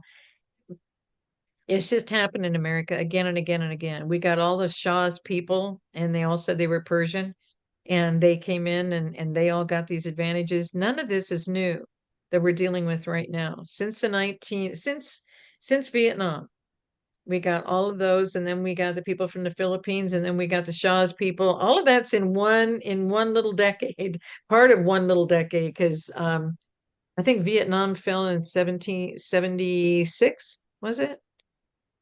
something like that. 1976, because the lines for gas and stuff were 73. So but all of this was under Carter, then with the hostages in Iran. I mean, all this stuff that they've never cleaned up. And so our guys are in trouble everywhere, and their people get to come here and have all the benefits that we won't even give our veterans. And so since we're on Veterans Day, I'm so upset that the majority of people who are homeless as Americans are our veterans. Yeah. And the rate of suicide is just over the top. I've seen that the suicide rate is like 22 a day. And I've heard from a lot of uh, professionals and people that are working in that community. They say it's like double that. Mhm. That's pretty disheartening to think that 44 veterans are committing suicide a day. And there's no reason for that. There's no reason for one person. That's Mhm. easily. There's lots of different ways to overcome that. He was he was coming into Vietnam, and there was a huge explosion. He said they were integrating him into. He was going through processing into the country, and there was a huge explosion, and shrapnel everywhere, and gases, and all kind of crazy stuff. They didn't know what it was from. He didn't find out until decades later that they had blown up a the Agent Orange gas canisters that were using to do the jungle and so forth. And of course, American veterans are in those jungles too. But it blew up on that base, and lots of these guys were exposed to it. He didn't even know it till like decades later when he goes in and is like, "Oh, you've been exposed to Agent Orange. When did this happen?" And they had like suppressed it and all kind of crazy stuff. And he's had to have his jaw and his tongue operated on, and had to take a piece from his tibia and from muscles and to help replace his tongue, all kind of crazy stuff. The guy's a stud, he's a Marine. He's like, us veterans, we know how to deal with pain, but still, they even told him that your DNA could have been affected by the Agent Orange. So there's been people that have been exposed to Agent Orange. Their children's children are being born with, kind of crazy stuff. So he was really scared that his grandchildren, but I guess his grandchildren weren't affected. But it's it's another crazy thing that, can you trust our government? No, on really no level. It's insane. And on Veterans Day, I salute and I'm thankful for all the veterans that are out there, but we are heavily suppressed and we are heavily disadvantaged. Homeless veterans, veterans PTSD like crazy, commit suicide like we're talking about. It's sad, very sad. And it's all happening on our watch. Yeah. It's all while we're here to help each other. And that's what makes it so sad. The J6 guy that we're going to help, Andrew Hernandez, I can't find him. I can't get him by phone or email Mm. since he was pardoned. We don't know what happened to him. But Oh. here's a guy that was a medaled Marine, served, honored many times for his service. But because of J6, his family departed from him because he was going to have to serve a prison sentence. So they felt he was a criminal in some way to go to prison. And so his family pulled away from him. His wife pulled away from him, got a divorce from him, took the children in full custody under just her. And so he had nothing to come home to. Mm. And that's what you just how they were treated. And then boom, what just happened on BBC? Did you see where BBC was now revealed that they took part of Trump's first part of his speech about he'll will go up there and meet with the real people who are serving you in the Capitol. And then in a different part of the, like, I don't know, 45, 50 minutes later, he said, we're going to fight, fight, fight for our freedom and our rights. It's, they the news department took those two sections and made it as though he said it all in one fell swoop at the end of his speech. And so today it just came out that the newscaster who did that, now she wasn't embarrassed back then in 21 or 22 or 23 or 24 or 25 until now it's been revealed that she did that. She was part of this. So she stepped down over the weekend and wanted people to know that BBC is a stellar news corporation and blah, blah, blah, blah, blah. And she made her own personal decision to step down. Well, when these people are in the club, they never lose their income. That DMV director in California who was confused about Real ID when they were supposed to be handling Real ID and they were telling us what to do about Real ID. They never lose their income. They just moved her over to the Secretary of Transportation. Wow. And so when they do this, they don't lose their job. So she's saying all these glowing things about BBC as she's walking away from the building. I just decided over the weekend that I just don't want this to impact BBC because they're a wonderful news operation, blah, blah, blah, blah, blah. And they knew what they did. And as a newscaster, if you're going on air, you know what's coming up on the teleprompter. You know what those pictures are that are coming up. That's what I was going to be doing with ABC in San Diego, and God pulled me out of that. And the medical industry, and he pulled me out of that after being in human resources, and he pulled me out of that, and then trying to handle work comp, and he pulled me out of that. But it was, I got to see all of these things of where this country is in order to talk about it now. I never would have guessed. I never would have guessed. But it does not compare to one day of what you guys have gone through for the sake of our country, and then come home and find out your families weren't even protected while you were gone. That everybody was vulnerable because all of our fighting men were elsewhere in the world. That's Yeah. why I hope it's really going to happen where all those bases get closed down. Every country defends themselves, and we stay as a Department of War, and we get I'm concerned so about glad you what's said that happening in because Tripoli. I didn't know how I was going to work that in, but I feel that, we are going to pull our troops back and we are going to defend America from the domestic Mm-hmm. enemy that has infiltrated. Now, General Flynn just recently he was on a show where he was talking about Alex Jones, where he's talking about over the next 90 days they're going to release uh, thousands of attacks across America, and in their attempt to destroy America forever. Mm-hmm. So Mm-hmm. we've talked about that. We've warned about that for a long time.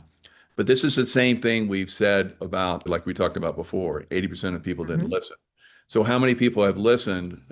I've been talking about this for 5 years. I said that Mm-hmm. get out of the big cities because we're probably going to lose a lot of those big cities. So we're going to see these attacks coming. A lot of people are now, beating that drum and trying to wake people. We're in the last hours of it, the last days before Mm-hmm. these things start.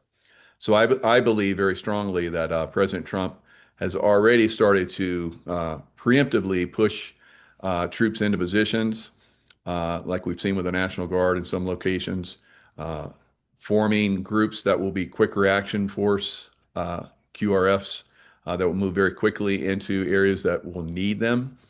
But you're looking at millions upon tens of millions of potential combatants here in the United States. And our Mm-hmm. military, I think, all of the military combined is a couple million, and only a fraction of those are fighters. The rest of them Mm-hmm. are service oriented. So it's going to depend on American veterans going forward, and that's one of the reasons why I think they have really come after American veterans, taking away benefits and so forth. And like you were talking about that one gentleman that was at J6, they went after a lot of veterans that were there. So fortunately, I was not part of that. So, but Mm-hmm. I was threatened quite a few times on shows. Oh, you're a Mm-hmm. J6? Oh, we need to get somebody to come investigate you, and in Mm-hmm. chats and so forth. It's pretty crazy. So Mm-hmm. that has gone to the wayside for the moment, hopefully forever. But yeah, I think we're gonna. This is a great day. I've seen probably an outpouring of support for American veterans like I've never seen before on this day. The day before, people were saying, Happy Veterans Day and thank you for your service. I think it's going to become very, very prominent to a lot of people going forward. How fortunate America is to have kept their Second Amendment rights and have lots of veterans out there that are ready to serve still. We're very fortunate, and the ones who kept so steady during the midst of all of that, because they had no way to help their families, no way to save their homes, no way to save their businesses, no way to have an income when they got out, no way to get a job when now that they're out. Um, we got to start standing together. And what Yeah, they sacrificed for us, and then the way they were treated, and they focused on SEALs, Green Beret, yeah, I really top did. Marines. They focused on putting them in prison, and look at how many took their lives, went to other countries Mhm. because they just couldn't believe that their country was going to do this to them. Yeah. So a lot of healing is necessary. But now making people aware of it, and that's why I'm so grateful for you, Michael. You've really stood the ground and talked the people into this area is needing assistance, this area is needing attention. I'm so grateful that you keep doing that, because when you make people aware, it means something to them, because they know you're not just saying it. You're saying it because you have seen this happening to our people, because you have when you're in that kind of training for SEALs, etc., you have an understanding of personalities that other people can't catch up with. But when you mention it, they know what to watch for. You see what I mean? So you're mentioning this is where this thing is going sideways, and then people go, wow. And then they get active and they go, well, maybe I can do something about that. And that's what we all need to do for each other. So I just thank you so much. Well, I thank you too, because your perspective has helped broaden my observational skills in a lot of different areas. So we are a team, and I think that going forward, that's going to be very very important that we support each other, like you're saying. Now, let me share the screen again. You have an amazing website. I love your little Shirley Temple uh, look back That's then. really me at 4. That is I really, it was a know black it and looks white and he exactly. colorized it. Did people say that you look like Shirley Temple? I'm sure they did. I know. Yeah. Yeah. And I didn't, I mean, that curly, wavy hair was all natural. That's I beautiful. have 7 different cowlicks, and when I lost all my hair after Linwood, it all grew back different, and I have cowlicks in different. I mean, I'm trying to get used to my hair, but at least I have some. They said I Yeah, wouldn't. absolutely. So, Absolutely. yeah. Yeah, you've gone through a lot. You've been on the brink, and Mm-hmm. a lot of people around you didn't make it, but definitely God has designs for you and good things. Mm-hmm. So yeah, you have a great books. You have interviews in here. It's You're doing a lot of incredible work. Your store has your books in it. I You can get the books on Amazon. Uh, Mm-hmm. but you can access them here. This is the one that I pointed out earlier, a Warrior's Battlefield Strategy Devotional. So there's enough in here for a whole year of just read, keep reading, make your notes. Mm-hmm. And when I go back, I'm like, wow, I've learned a lot here. So Yeah, you when know, you go back to a previous week, it's like a big difference, isn't it?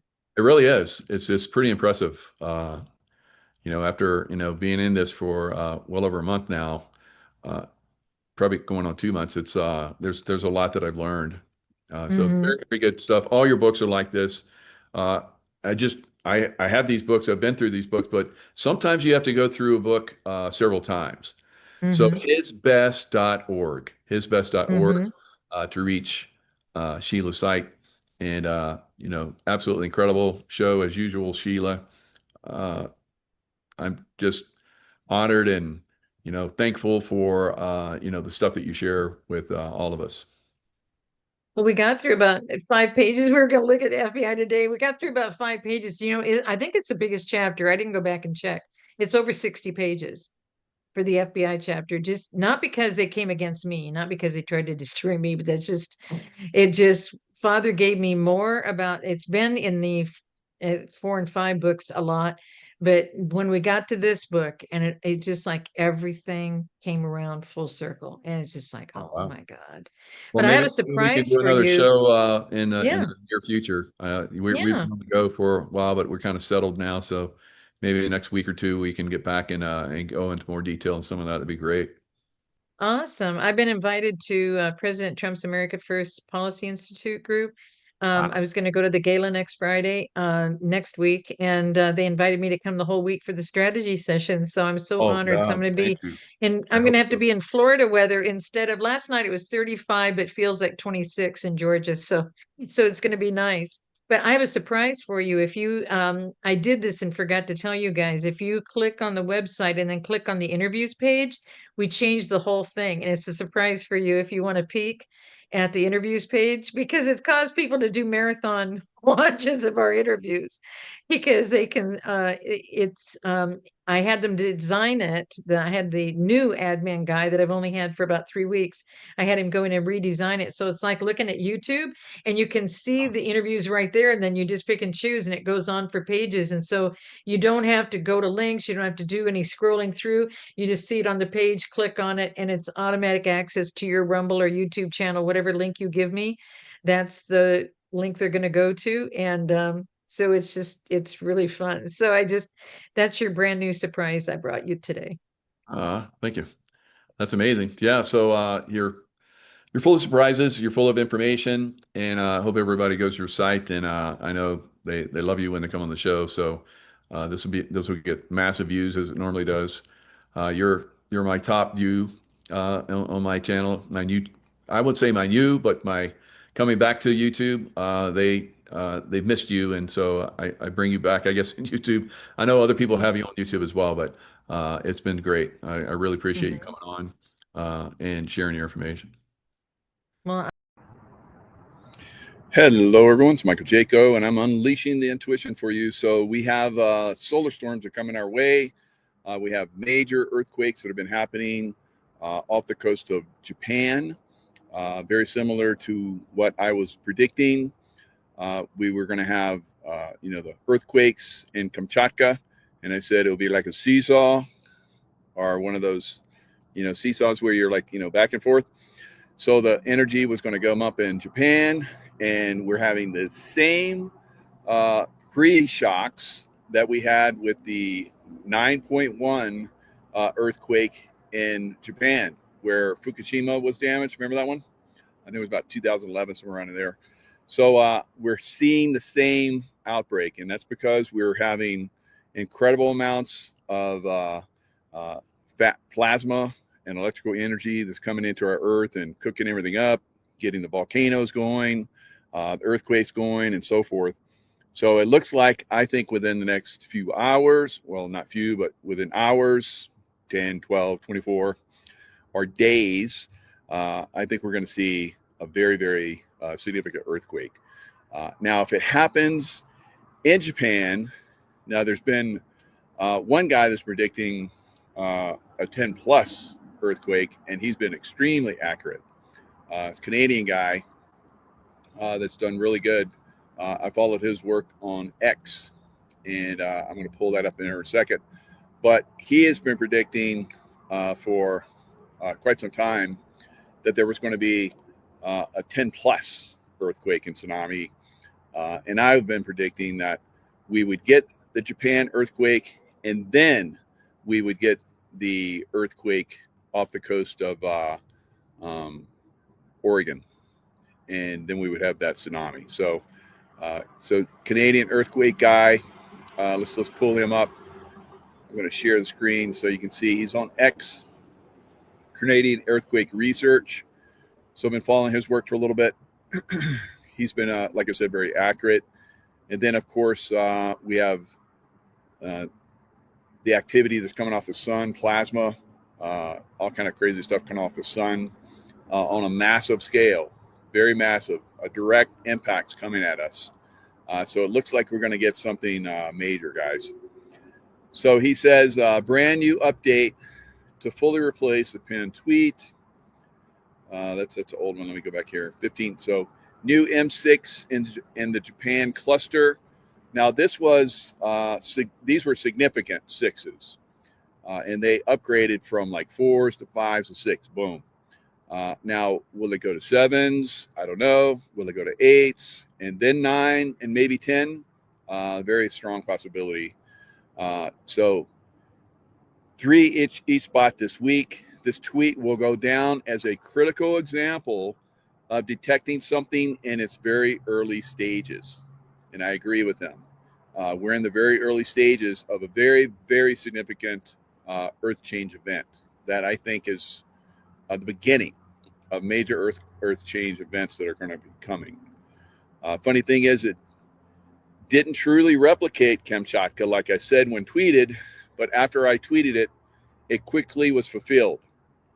Now that we achieved 3 Mag 6s for each Kamchatka and Northeast Japan, it's that I could tell those early magnitude 4s had something very different about them. So he talks about the swarms and how we're moving into significant activity. So very, very strong earthquake coming, I believe. It's going to have a major impact on the Earth.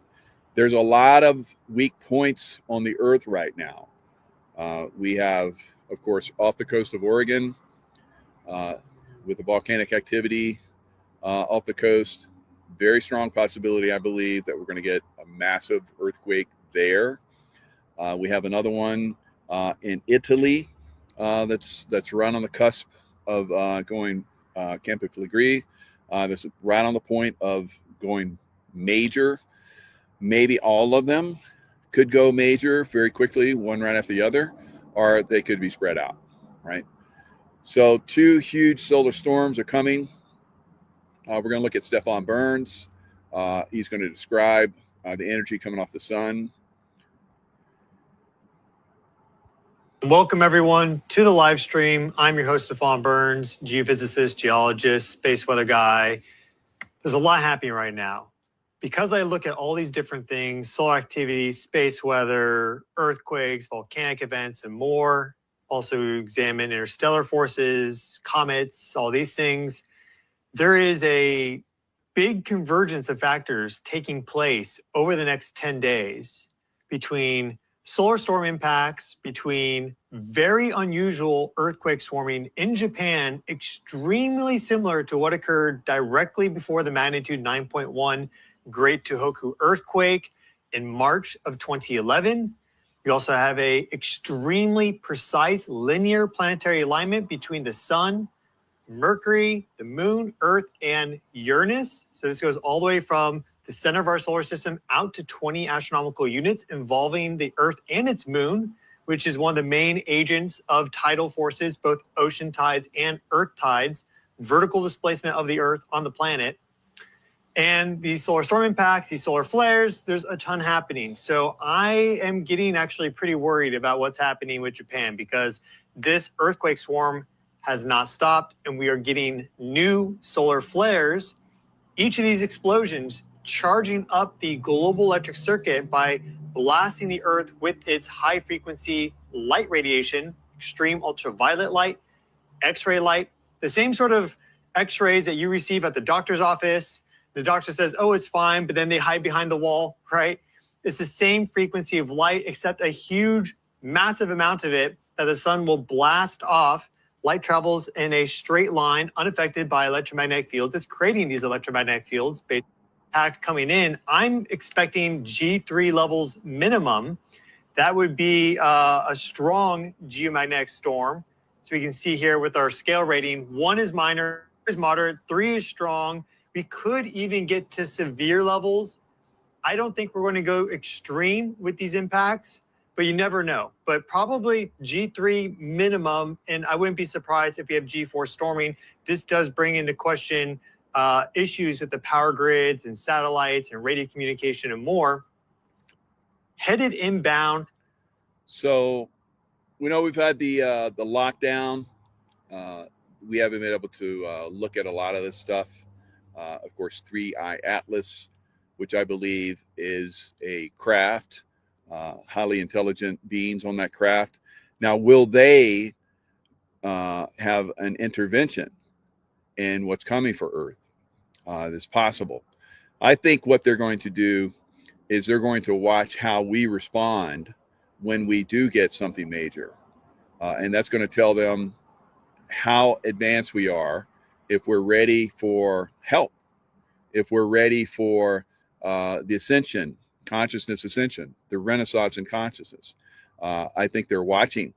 I think they have the ability to intervene, but well, they're going to see, because these earth changers are coming whether they get involved or not, right? This is a pattern that's been coming throughout time. It's not like speculation. It's an absolute, right? So when Charles Darwin came in and talked about the selection of species and so forth, and survival of the fittest, that changed a lot. The catastrophism, right? Catastrophism has been part of our existence since we've been on Earth, right? So there's many cultures throughout time that have talked about it. Worlds in Collision by Alexander Vygotsky. So his work was massively suppressed, but he talked about how throughout time there's been many cultures that have talked about these events. Biblical references, many biblical references have talked about it, but they've been brushed over and talked around and so forth. And you look throughout all of ancient technology. You look at pyramids all over the world, pyramids in Mexico, massive pyramids, pyramids in Egypt and so forth. Some of these pyramids were there to make the earth stable, right?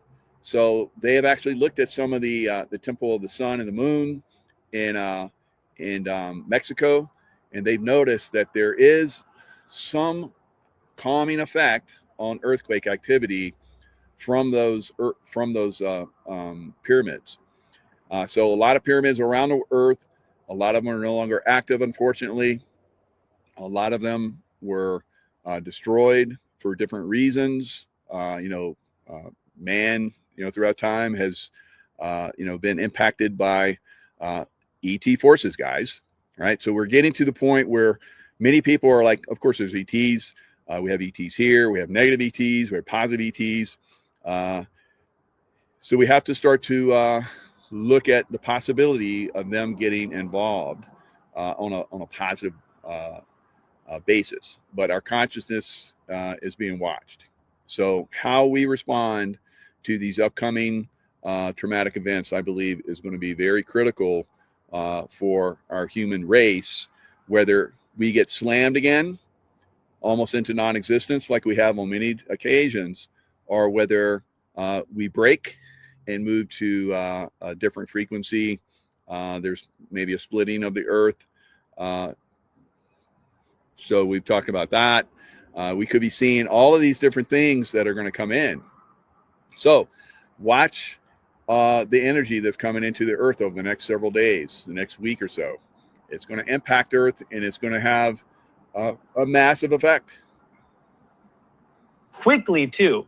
The one from the 1.7 X-class flare was not as nice looking as this. It wasn't as fast. So I think this is going to catch up to the one that was launched yesterday. They're going to sandwich together and then probably sweep by the Earth around the 12th of November, sometime the 12th. Maybe pushes out to the 13th. I think it's going to be the 12th. And then you have this planetary alignment that's forming very rapidly. And that is a big concern because we see these sort of enhanced energetic events on the planet during significant. All right. So a lot of people are blowing off the Three-Eye Atlas stuff. Like I said, I remote viewed it. There are intelligent beings on there. There's different races of intelligent beings on there. So they're here for a positive effect. This Three-Eye Atlas has shown it bursts in speed and it slows down. It definitely is an object that is moving with intelligence, right? Intelligent forces are on Three-Eye Atlas moving it. And I believe that they're watching Earth during this time. All right. So let's look at what's going on in Japan. So the Japan earthquakes are probably going to result in a massive earthquake. And that's going to be on a level, I believe, it's going to be one of the most significant earthquakes that human consciousness has seen.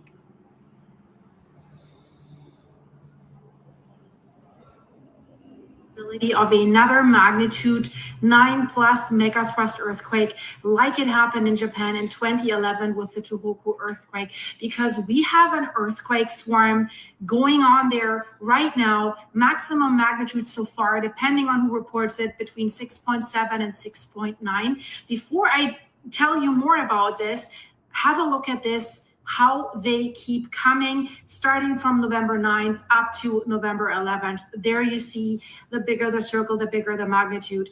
And they are quite a few, dozens and dozens of earthquakes. And of course, it's concerning if you see in the aerial picture that big trench, that big subduction zone that we see there. So the earthquake swarm began last night, basically in the northeastern part of Japan. And we see the earthquakes here.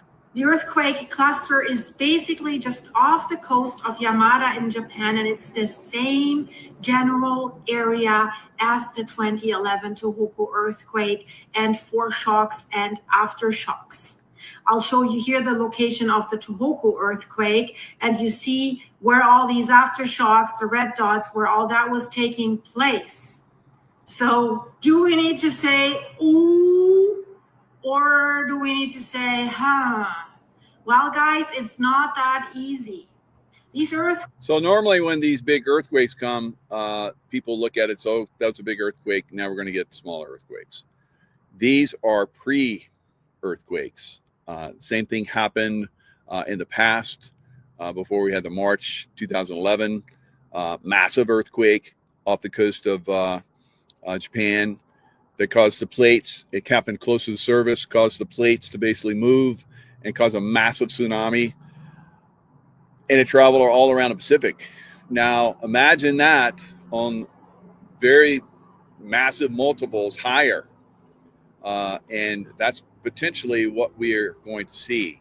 Now, we know in the Ring of Fire, these energies travel around the ring and pop up in other areas.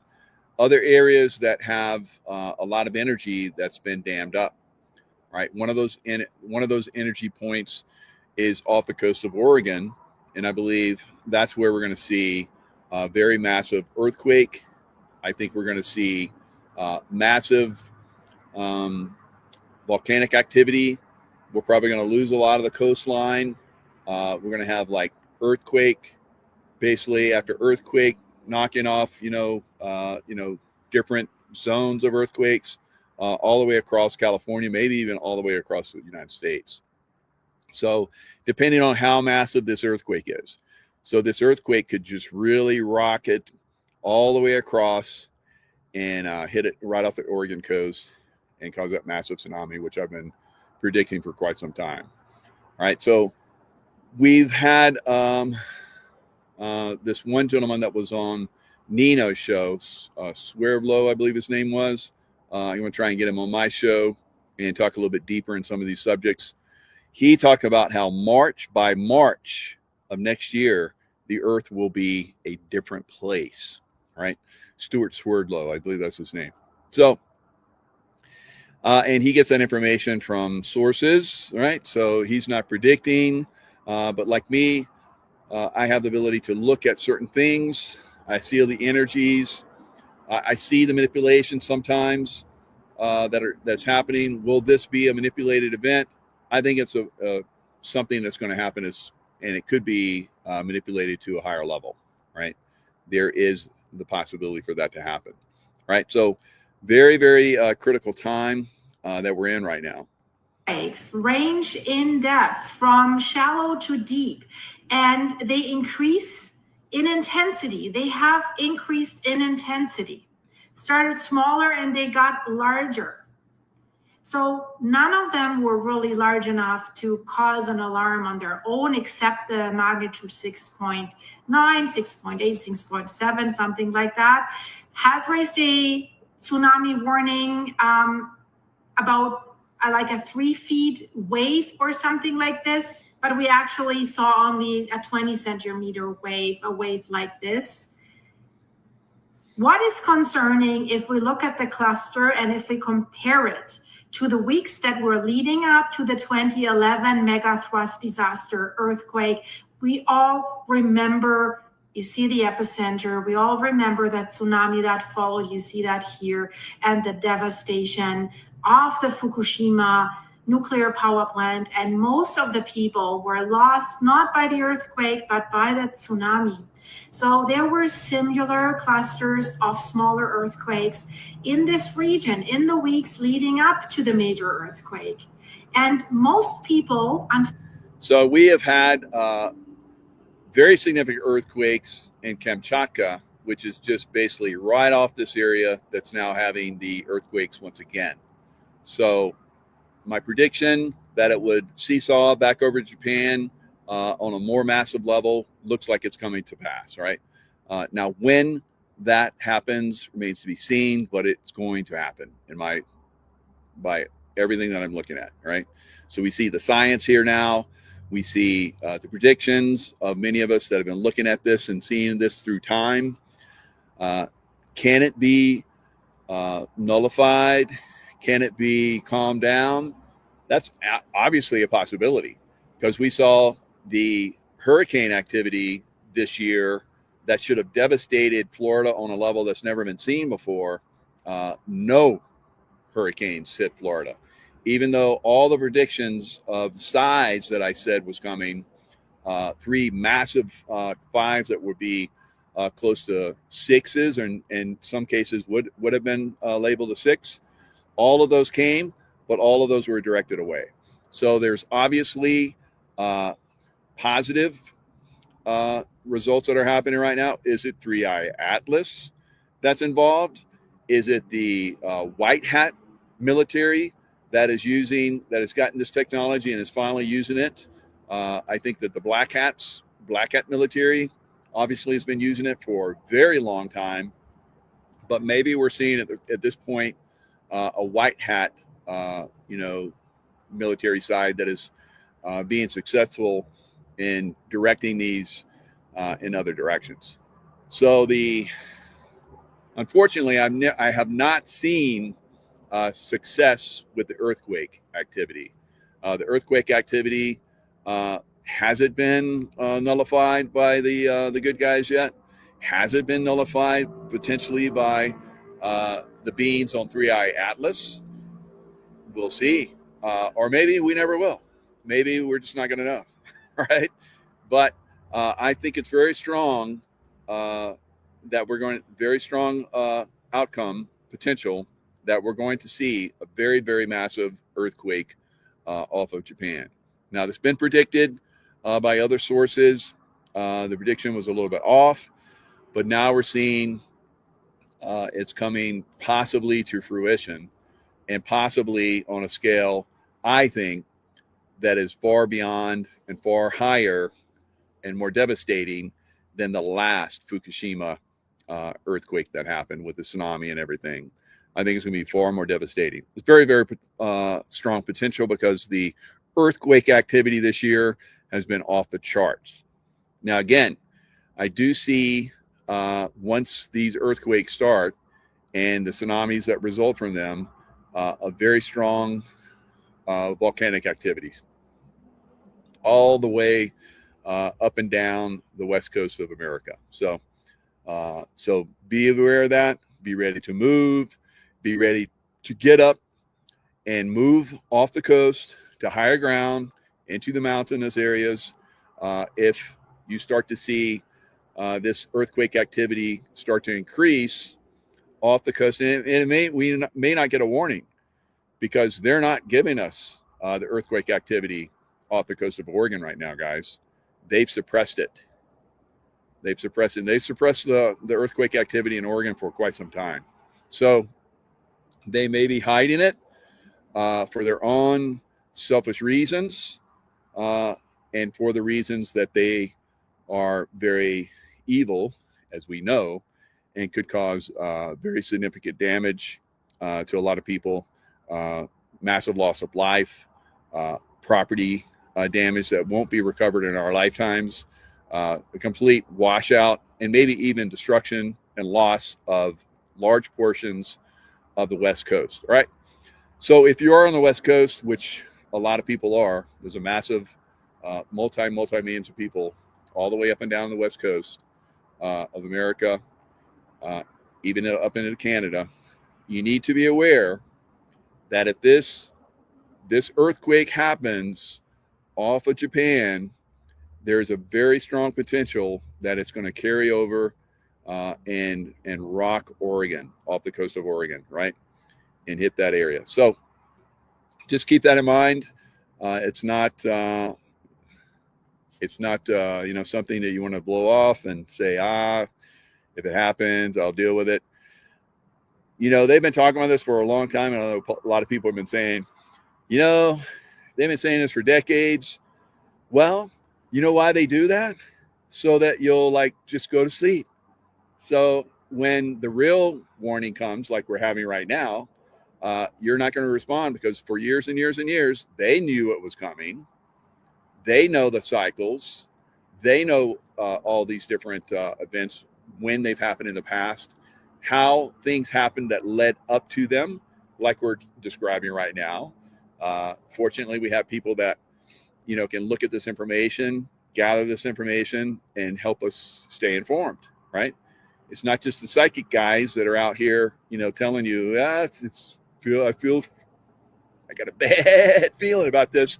So you need to be heads up, because now we're getting the science behind this, right?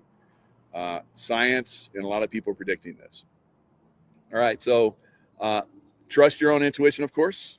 If you don't feel it's coming, and it does, so that was your destiny, I guess. So it is what it is.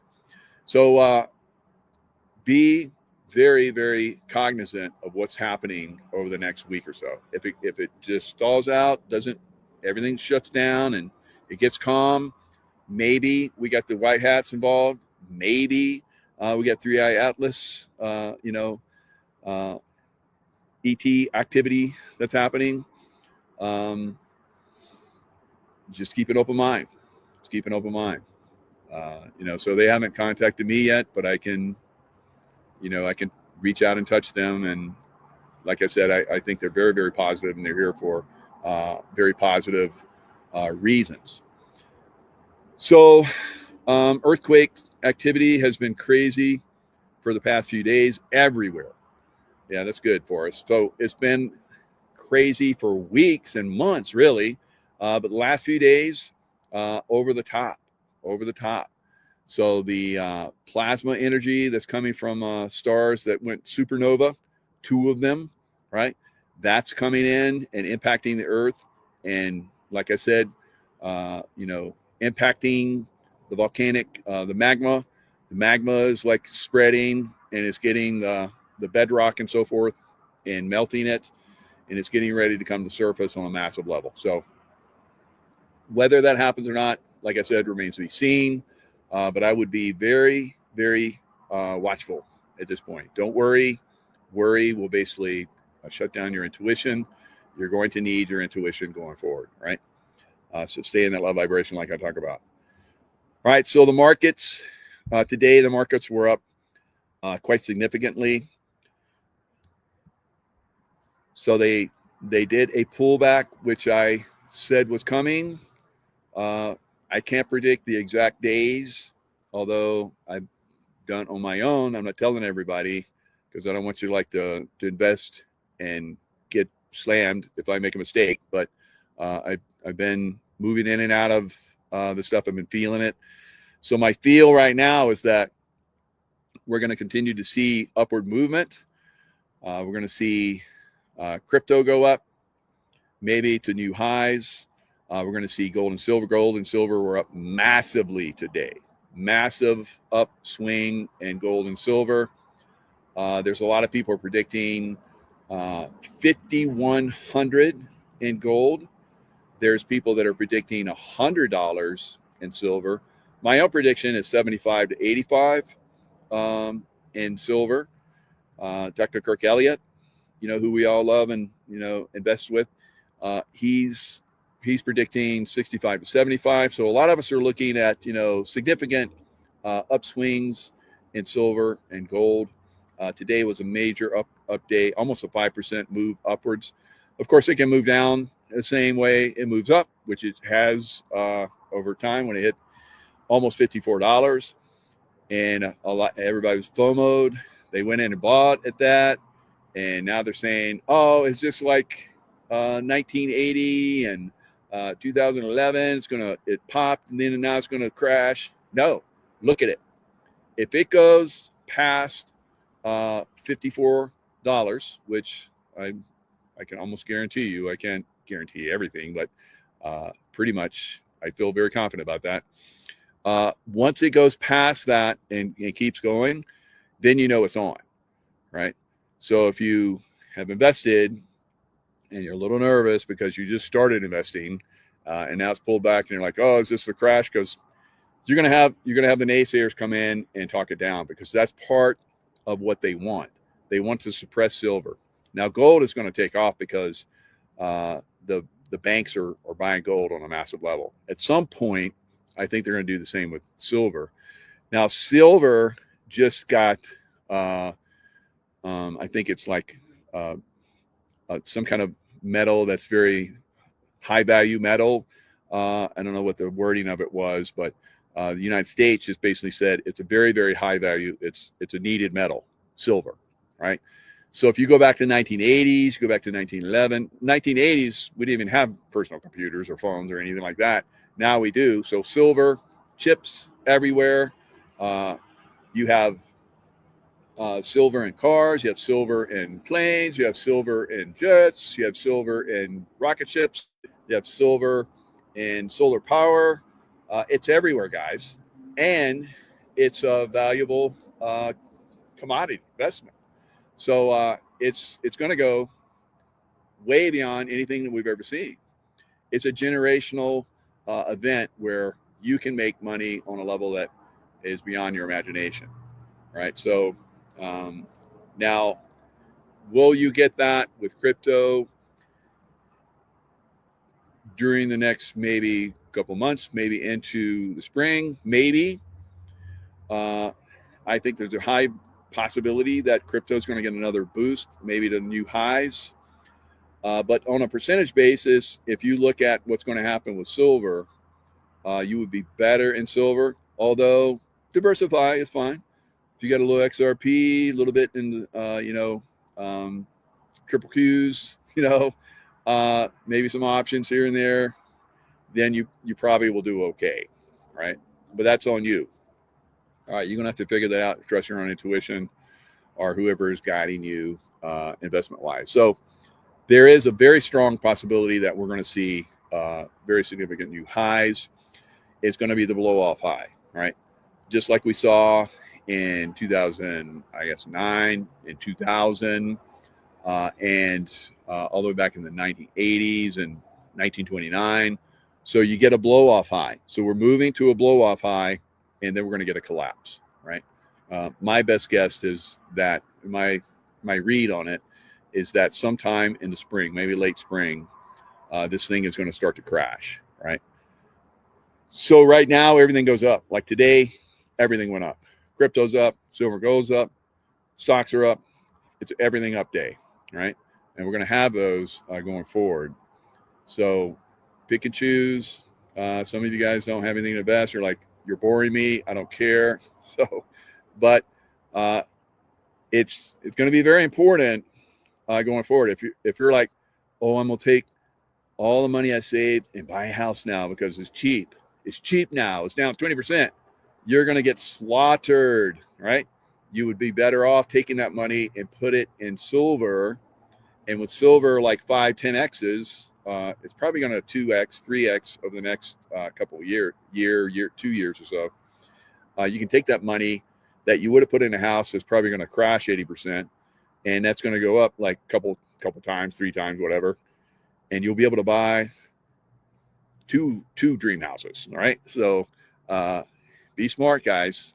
Be smart. I've been talking about this for years now, and now we're getting down to the wire on it. We've been very fortunate to be able to, play in this market and earn extra income and so forth going forward. Silver has been, incredible. Silver's been incredible for a lot of us. So stay focused. So let me show you guys what the market did today, in case you don't follow the market. Very significant. So as you guys can see, as I spread it out, silver blew up. And let's go back over here. What's happening to my big picture? See if I can just get it. There we go. All right. So as you guys can see, the Dow Jones up, almost a percent. NASDAQ up 2.2. You're going to see a lot of movement in the triple Qs going forward. Same thing happened during the dot-com bust. So you will see the triple Qs and NASDAQ reach unbelievable highs. We may see the NASDAQ close to 30 or at 30. We could see SPX around 9, over 50,000 on the Dow Jones. But it's going to be a very, very fast, very, very unbelievable move, right?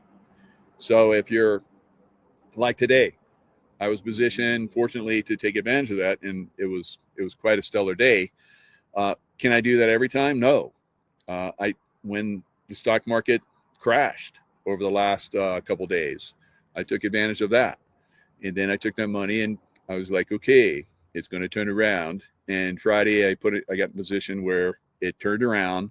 I was at the bottom, fortunately, and it's like it's time for it to turn around. It basically went down and it covered all the positions, gaps and so forth. I say gaps got to be filled. So it filled the gaps, and then it started to even out. And I was like, okay, it's done. Flip it and let's ride it high. So rode it high, and unbelievable results. Unbelievable results going down, unbelievable results going up. Now at this point, it's not going to be like blow-ups every day, right? You may tomorrow see it go sideways to up, maybe even a little bit of a pullback because it went up so much. But I think it's going to go. I think it's going to really go. There are going to be days where you're like, what the heck? It's like this thing can't go any higher, and it's going to, right? It'll be the same for crypto. It'll be the same for gold and silver. It's going to be unbelievable. This will be unbelievable. The next several months are going to be unbelievable. And they'll get back in, and it's going to repeat and go back and forth. Now, I'm watching Ukraine and Russia. Russia is right on the cusp of annihilating the Ukraine army on a massive scale.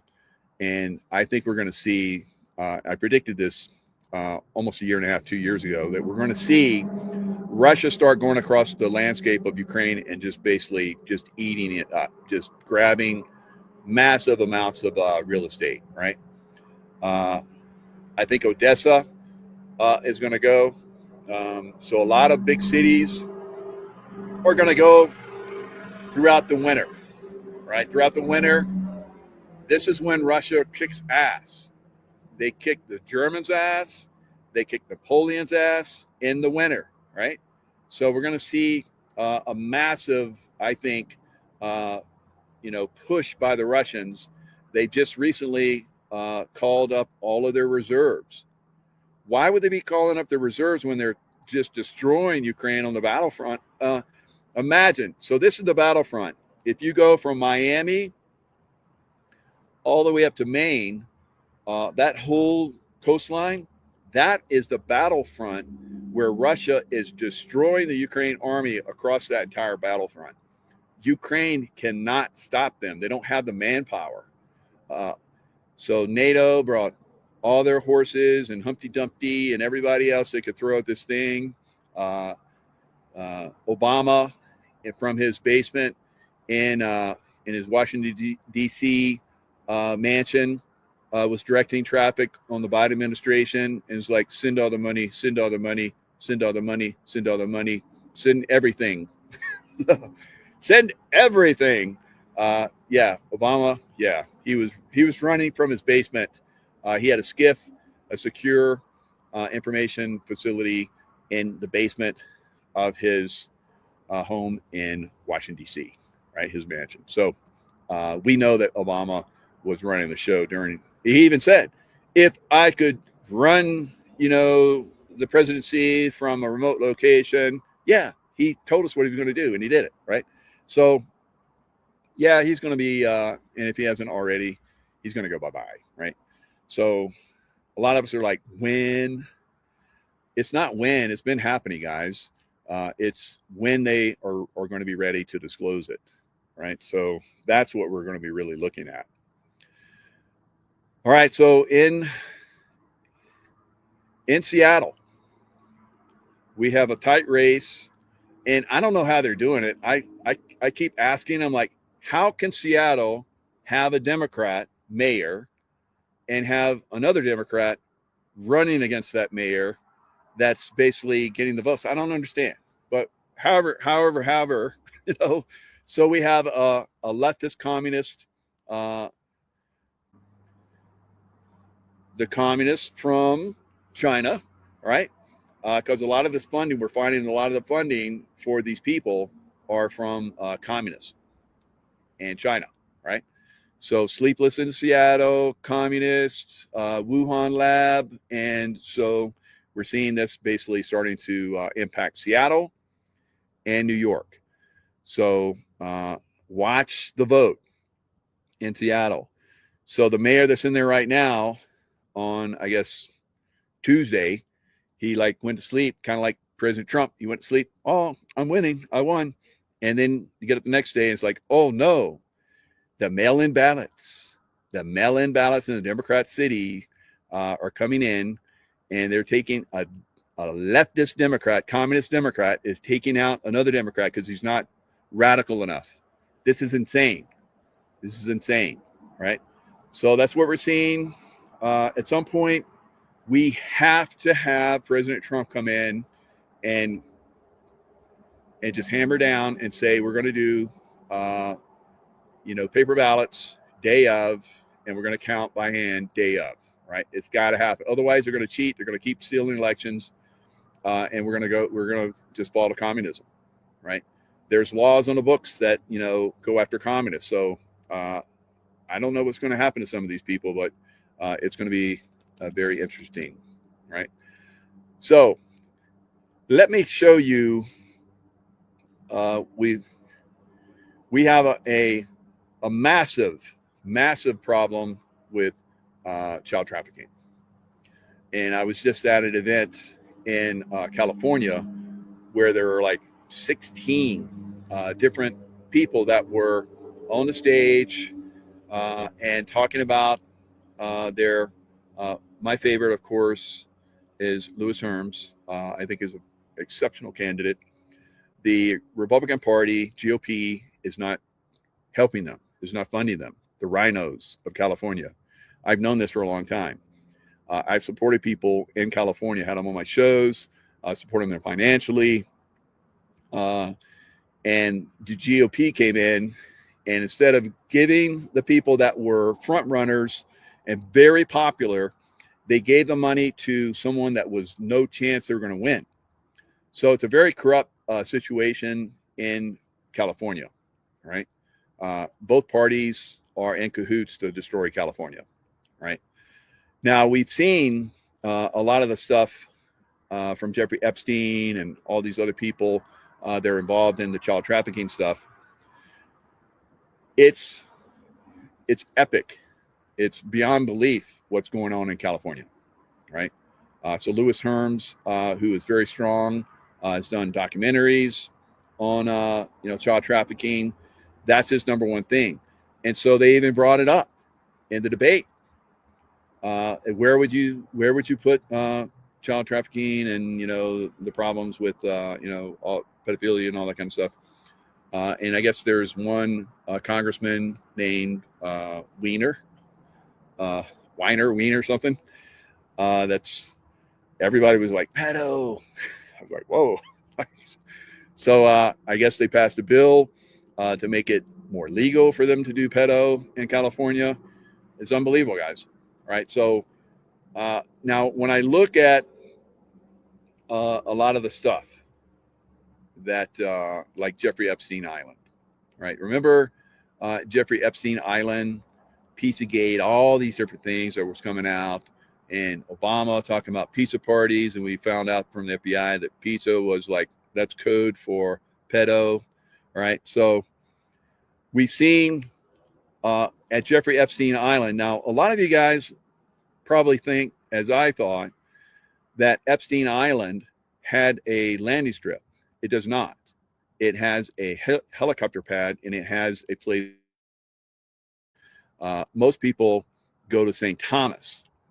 So there's a lot of people are like, we want to see the flight manifest for Little St. James to Pedo Island. Well, there isn't one. It goes to St. Thomas. So they haven't told us this. I just started looking at this, and I talked to other people, and I found this stuff out. I'm like, what? So they let us go off on these tangents, and they push us into these tangents so that we get disinformation, we run with it, and then when the truth comes out, we're like, oh, we look like idiots, so we just shut up. This is part of their game, right?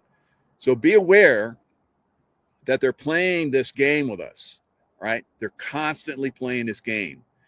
There is extreme evil from these people, extreme evil. So these people in California, extreme evil. These people in New York, extreme evil. People in Seattle, extreme evil. Extreme, right? Can I say that enough? No, I can't. So sometimes you got to say these things over and over again before people go, oh, extreme. Yeah. Oh, yeah, right. I get it. So let's look at a few things. All right. So here is Pedo Island. So remember this island, it's got all these facilities. Now, this is a volcanic island. So with volcanic islands, there's like lava tubes and big caverns underneath. That's where they did a lot of the pedophilia stuff and the child sacrifice and all that stuff, right? So remember that one blue thing for Little St. James, that little that shrine looking thing, the colors on it. Remember, right? Has it been like a few days and you forgot? So let me remind you. All right. So the blue and the white. All right. The blue and the white. Very interesting pattern, isn't it? And the windows and the door. Now, under here, that's where a lot of these things happened, right? Just in this little shrine-looking place. So the Pedo Island was a very bad place. But, you know, we had all these different things that happen, like on different shows, like the Ellen DeGeneres show, right? So look at those colors. Isn't that interesting? Isn't that blue and the white? Oh, how it shows up. Oh, Ellen, you bad girl, you. So these guys are all into this. They're all into this. And remember when the lockdown came and we had Tom Hanks that was running to Australia and he got stopped, and there was all this stuff about, you know, he had like a typewriter in his little room, all kind of crazy stuff. It was very, very strange, the Tom Hanks thing. And then we started hearing that he was big into pedophilia and stuff like that. And then Ellen DeGeneres had that shirt, and she was all distraught, and she had "Run, Forrest, Run." So Forrest Gump was trying to run, right? And they caught him, and they put him in a little prison place, right? And then they videoed it so that everybody could see. And there were little clues in there, and some of us talked about the clues. So this is the way that we disclose this stuff, guys. It takes time because people have to hear it and see it over and over and over and over and over and over and over before they wake up. All right. So don't get so distraught that it's not happening faster. Those of us that are already awake, we're trying to wake up more. The more people that we get involved, the less people we have to move through. Right. There's a wall of, you know, people that have been conditioned, that have been brainwashed, MK Ultra'd through different systems, and waking those people up is a process. It takes time, right? I know it's frustrating. I get frustrated, but we keep doing it, right? So we're going to keep doing it, and at some point, it's like boom, bam. It's like there it is. Right now we're revealing, but we're revealing all the way back then. We've been revealing, but some people like want it served on a platter. Here it is. This is the list. These are all the people. They've been to Gitmo. They've gone through trials. They've been executed. Blah, blah, blah, blah, blah, blah, blah. All right. So a lot of us know this. A lot of us have speculated that this is going on. We can't say definitively that it's happening, but there are clues. Some of these clues are like, we just don't hear from these people. You go to the social media where they have millions of people, and there's not been anything on their social media for a long time. A long time. So, you know, just stay active, stay involved, you know, help people, you know, wake up as you can. So, Mama Donnie, Ma'am Donnie, Mama Donnie, right? Mama Donnie.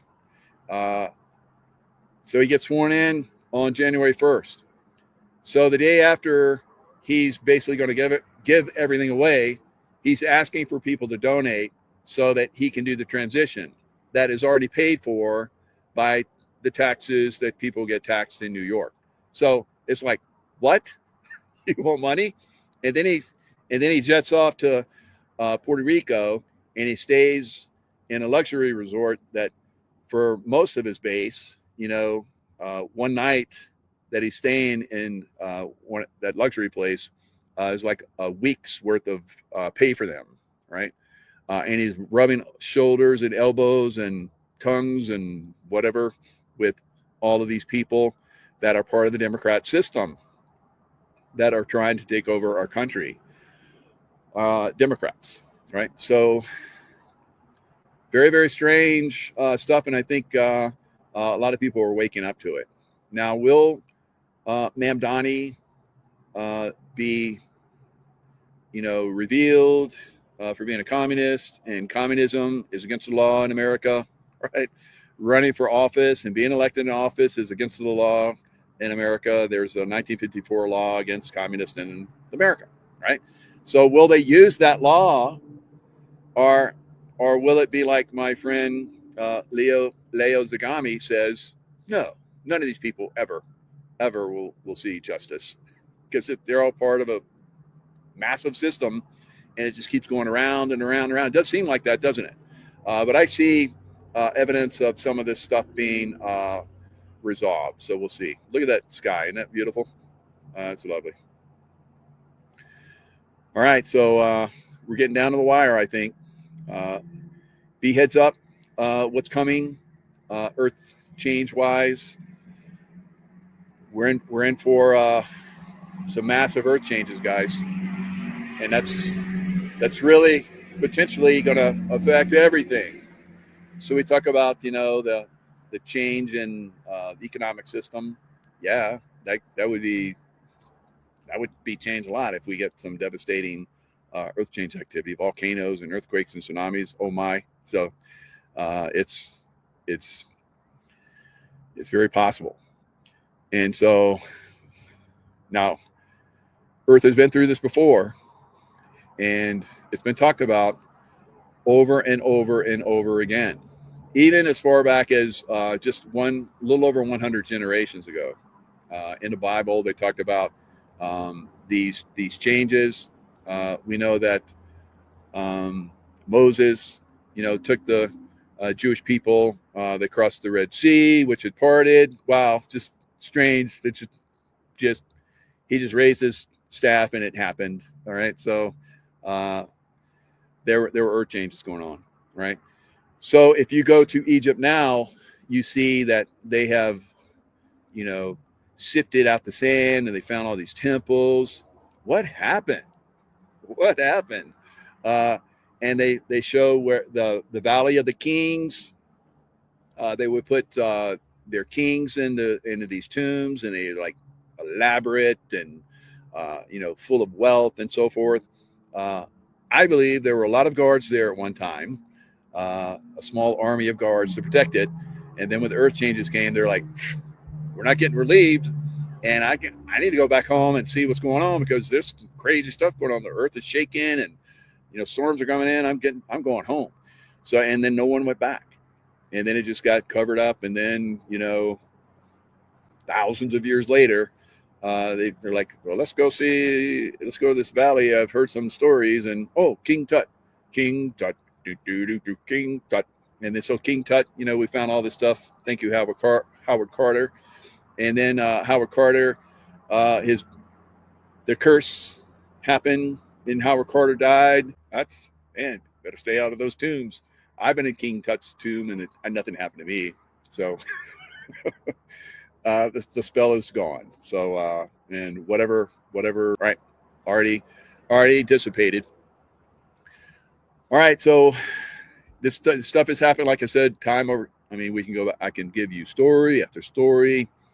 You look at Odysseus,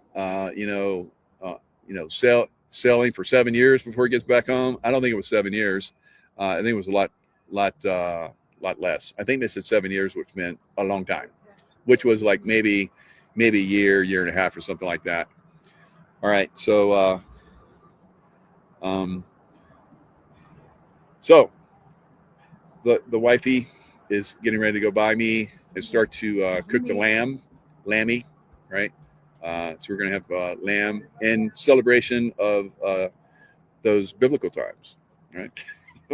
It just happens to be. This is our first meal of the day. Yeah, it's our first meal of the day. So it's like we're ending the fast. Long day of fast. And look at that sky. They chemtrail the hell out of us all day long. So maybe that's some of the chemtrailing. I don't know. Looks like volcanic, doesn't it? You ever been to Hawaii where there's like those beautiful red skies is from volcanic ash? So anyway, all right, guys, lots of love. Stay in a love vibration, and things are going to get. We've been talking about this. Things are going to get pretty cray cray, and just be prepared. Stay in the love vibration. If you feel the need to move, especially if you're on the West Coast, you wake up in the middle of the night and it's rumbling and shaking. I hope you have a plan. Hope you have a plan. Hope you have a go bag, and you're like, jump in your car and get the heck out, because you don't know. They might not tell us. They might not tell us that, yep, that was the big one, and you have 30 minutes. All right? They might do it. Maybe everything goes out. So have a plan, and be ready to roll. I'm always ready to roll. And tomorrow is Veterans Day, so all you veterans out there, happy Veterans Day. 11/11, right? So Wino Sabin was saying, I guess when the World War I happened, the Duke was shot or whatever, and they did the license plates, the numbers on his license plates or whatever, and it ended up being 11/11. I'm like, wow.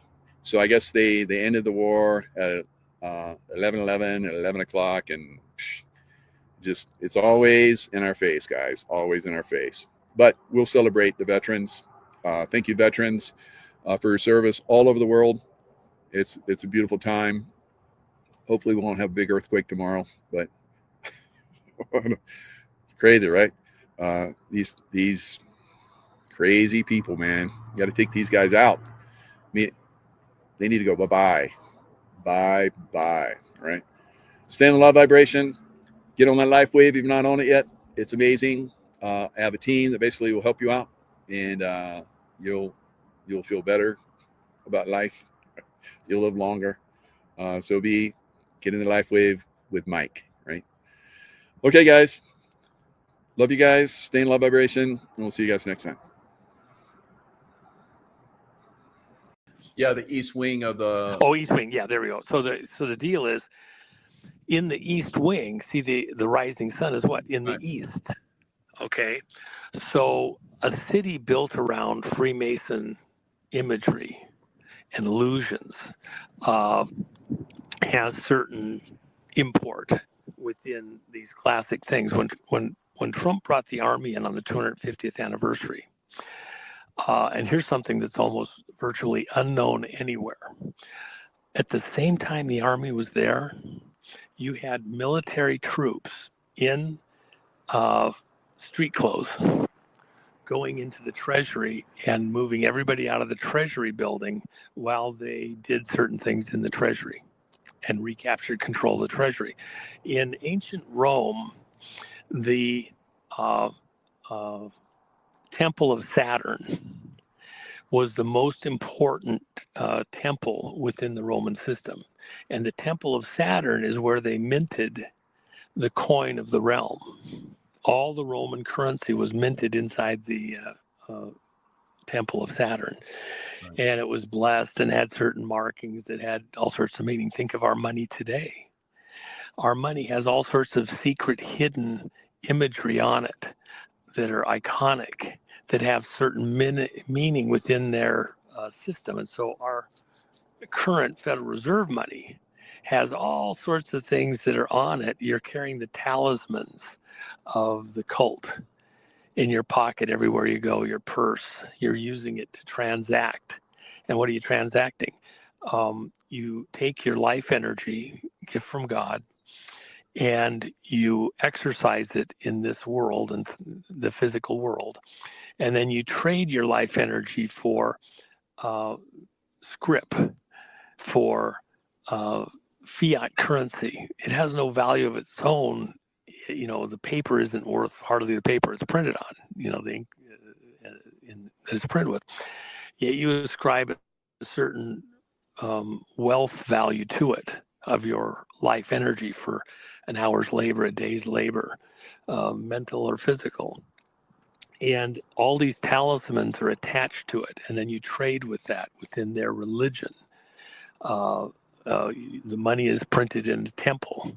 Okay, the Federal Reserve is a temple, and the Treasury is a temple, and you have a fight. Well, what Trump is doing, he is in a war. The biggest war literally within the country is who's going to handle the currency, your life energy moving forward. Is it going back to constitutional minted coin, gold and silver, or is it going to be owned by these globalists, these federalists? You see, the Federal Reserve is part of an international reserve system. It's not just our U.S. Treasury; it's global, run by the banks at the city within the city in London, and then with agreements going into Switzerland and the Basel agreements, things like that. And so when Trump had troops go in and take over the Treasury at the same time that the troops were taking over Washington, D.C. symbolically, then he has two flags erected on the White House lawn. Mm-hmm. And those two flags, east and west, he's taking the high ground in the swamp. And then he had security fencing put around the White House, and he had security fencing put one other place, the Treasury. Treasury, yeah. It was symbolic. It wasn't that anybody was jumping over the wall to come to the White House. He was letting everybody know. He didn't protect the Federal Reserve. In fact, he went on attack against Powell, and the Federal Reserve made a huge stink about it, still is doing so right now. And the big question, even with the interest rates and things like that, is who's going to control your life energy and the way you transact it. Even if you mint something, and if you think of the Treasury side, and your life energy is backed by real gold and silver, you can trade it with a receipt for that, which is what Kennedy did. Kennedy issued the silver certificates, and he was going back to Treasury operation. That was a Treasury note, the silver certificate, and it was taking power from the Federal Reserve. The currency at the time, the coin, was a pure, 999 silver dollar, Kennedy half dollar, and all the other currency. It wasn't diluted. And when Johnson came into power, his handlers that helped him get there, within days of coming into power, he called back all the silver certificates and stopped printing the silver certificates at the Treasury and had them destroyed. And if you still have one, it's not tradable in the normal way. It has a collector value, but that's it.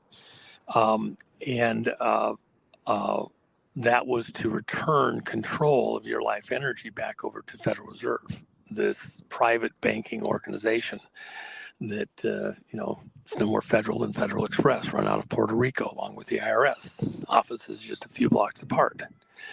IRS is a private organization also, no more federal than Federal Express. May have federal employees administering it, but the actual core operation is not, it's administered by the U.S. Treasury, but it's not actually a Treasury operations run out of Puerto Rico. So anyway, that's the fight that we're in. Well, the East Wing is us taking control. Before you do that, Juan, somebody just put in there, I remember this too, this is really good. It was Executive Order 11110. In their face. In their face. Yes. Well, and by the way, let me just add this. That's a great note to just add one more thing. For example, 17, the Q number. Both sides in this great cosmic battle that we're watching here across the world, both sides want to own certain numbers. Right. So, for example, 17, which is the 17th letter of the alphabet, is Q. 17 means victory. The 17th book of the Bible, which even the Satanists, the Luciferians, the Masonic crowd, want to own these numbers and own the Bible itself. as like some core theme or whatever. So the 17th book of the Bible is the book of Esther. And what's the book of Esther about? You mentioned Roseanne a few minutes ago. It's about the boomerang. Everybody had a plan. The enemies of the Jews who were in exile in Persia. You had people that were in exile of the Jews. You had people in exile of the Arab groups and all that. They all wanted to be in a power position. And so Haman and his crew, families, decided that the Jews were a threat to them being in full power behind the throne and usurping the power of the king. The king was a drunkard. And they got the king to sign a decree that they would have a free-for-all day out in the future. And it was a date certain, and the king's ring, his signet ring, was used to seal that. Well, Haman had control of the ring, the power of the king to do anything. The king's a drunkard. He's got a bunch of wives. He's got, a harem girl house. I've done shows on this, and they're out there. Esther finds out that this is there by her uncle, Mordecai. And that, well, she's a Jew, but she's never acknowledged that. She's in the harem girl house. And so she has to decide, is she going to protect her people, of which, if it becomes known that she's also a Jew, she would be killed?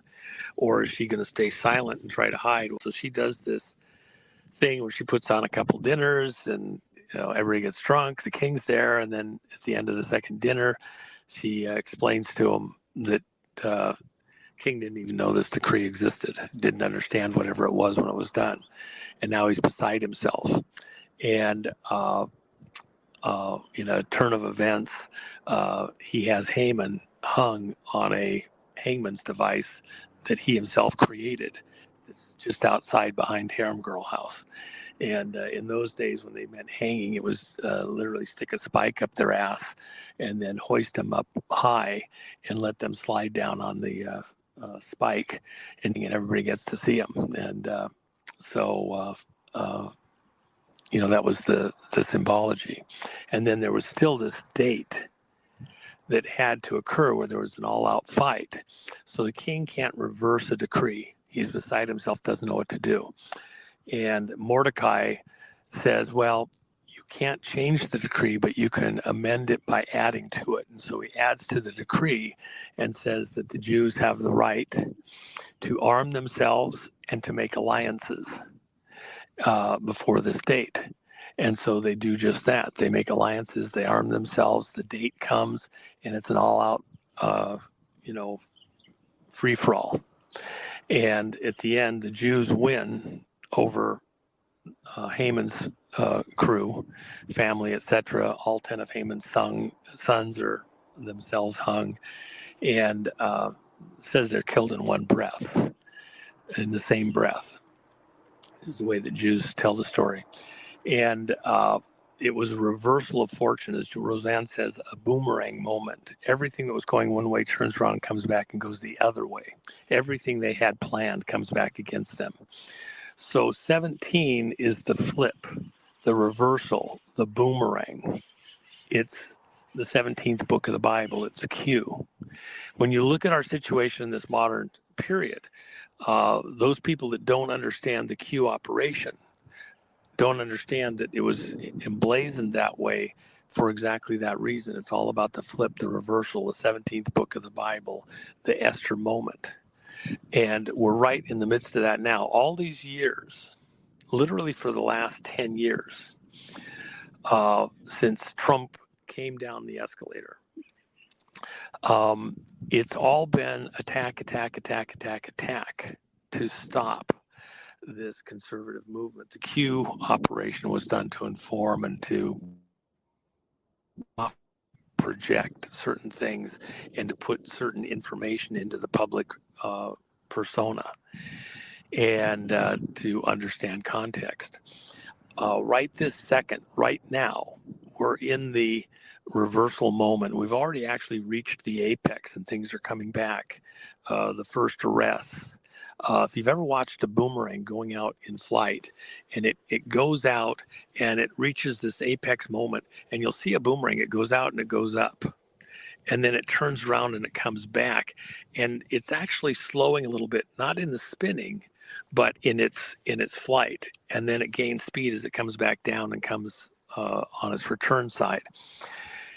That's where we are right now, as the arrests occur, including Gitmo. By the way, Gitmo had a storm the other day that was came right over the top of it there, and everybody was all concerned. Oh no, it's going to be destroyed. How are we going to send anybody to Gitmo, etc.? I said, relax. It's built for Cat 7. Now, things like the movie theater. They actually have a movie theater with actually movie theater seats. It's outside because the island, that area, is a true desert, almost no rain every year. And so they have the movie theater outside that you go to watch movies. Well, the chairs got turned over a couple of times, and the screen got torn up a little bit, etc. You had a little bit of things dusted up there. The actual facility itself able to handle a Cat 7 storm. And by the way, all of the FEMA ships that were intended for us, by the way, can be taken to Gitmo. They built amazing concrete piers, pilings that can accommodate all of those ships and a few more in the harbor next to Gitmo, and they're set up to handle a Cat 7 storm. So much more powerful than this Cat 5 that just went through there, even though the storm that came across there was the third strongest tropical hurricane on record ever. So pretty powerful. Whoever wanted to engineer that to do whatever, if you wanted to test the facility, make sure everything was good, well, it's sound. It's still there. Gitmo awaits.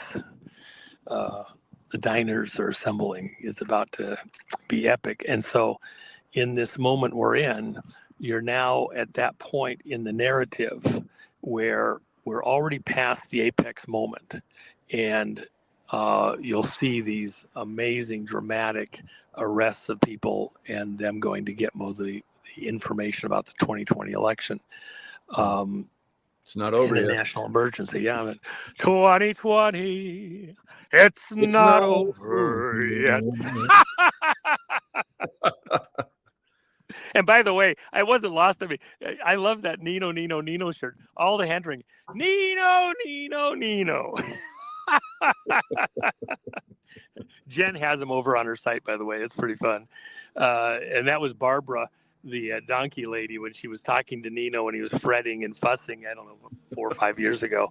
And Barbara, because Nino's a recovered of alcoholic, drug abuser, things like that. He talks about it very openly.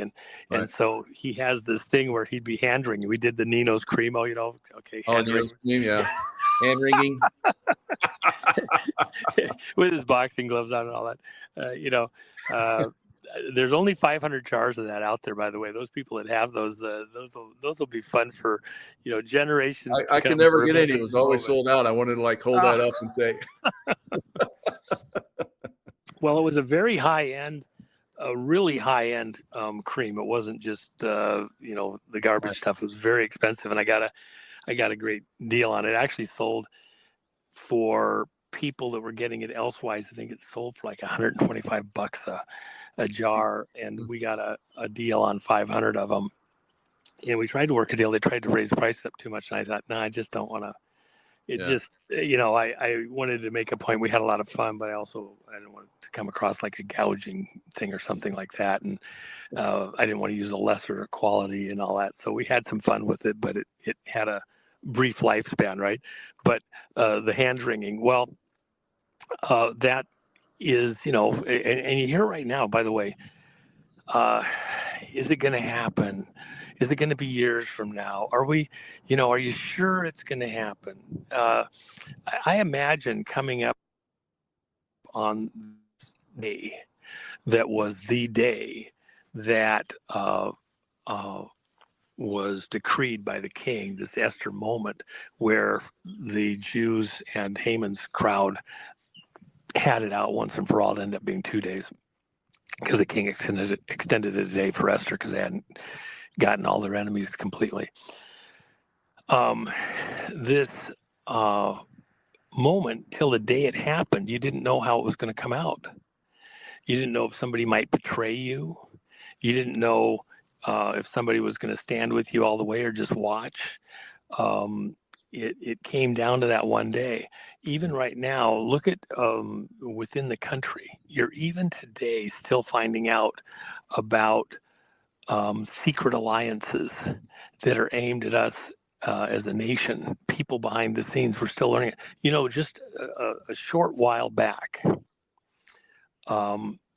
through a particular process, we discovered a continuity in government operation that nobody knew about, not even Trump or any of his people through all of the first term and up till now.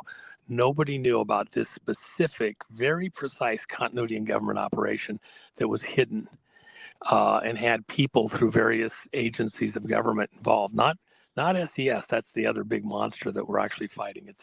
It's NORAD, nuclear arms, and the control and management and use of them, versus SES, who claims that authority but doesn't actually have it. It was set up back in Jimmy Carter's era and is tied into the whole Homeland Security thing. And all the false flags, by the way.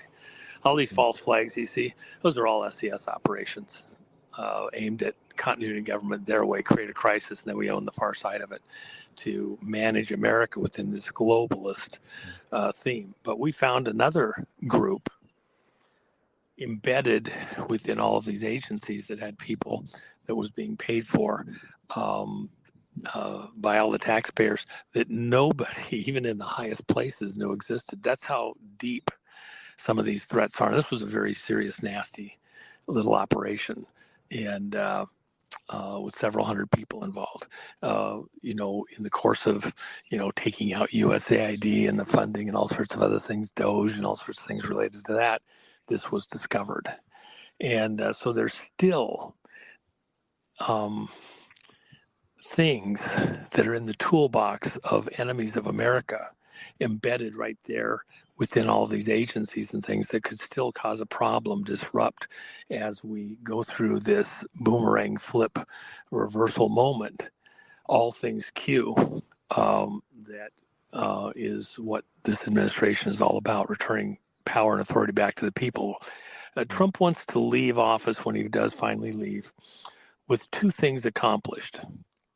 If you want to wonder why Trump would run for a third term, this would be the context if he's not done.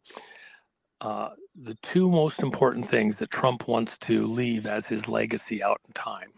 You know, he can enjoy his grandkids. He could, you know, enjoy his own properties and buildings and golf and all that, and not have to be president, not have to worry about any of this. But he has set his, you know, you think, oh, he's president, he gets to enjoy all this stuff. Really? What a pain in the ass.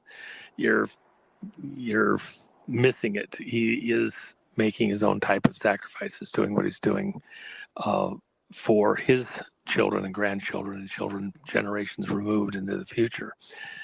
The legacy that he wants of his presence in public life is, number one, to return honest elections to the American people. Only American citizens get to vote. Mm-hmm. And their vote is counted as cast. It's not diluted. It's not tossed in the wastebasket and diluted by other people voting or entities voting. You know, here in Hawaii yesterday, they had a 5-hour hearing over votes from the 2020 election. They're still fighting that. Wow. And later elections, 2024 and things like that.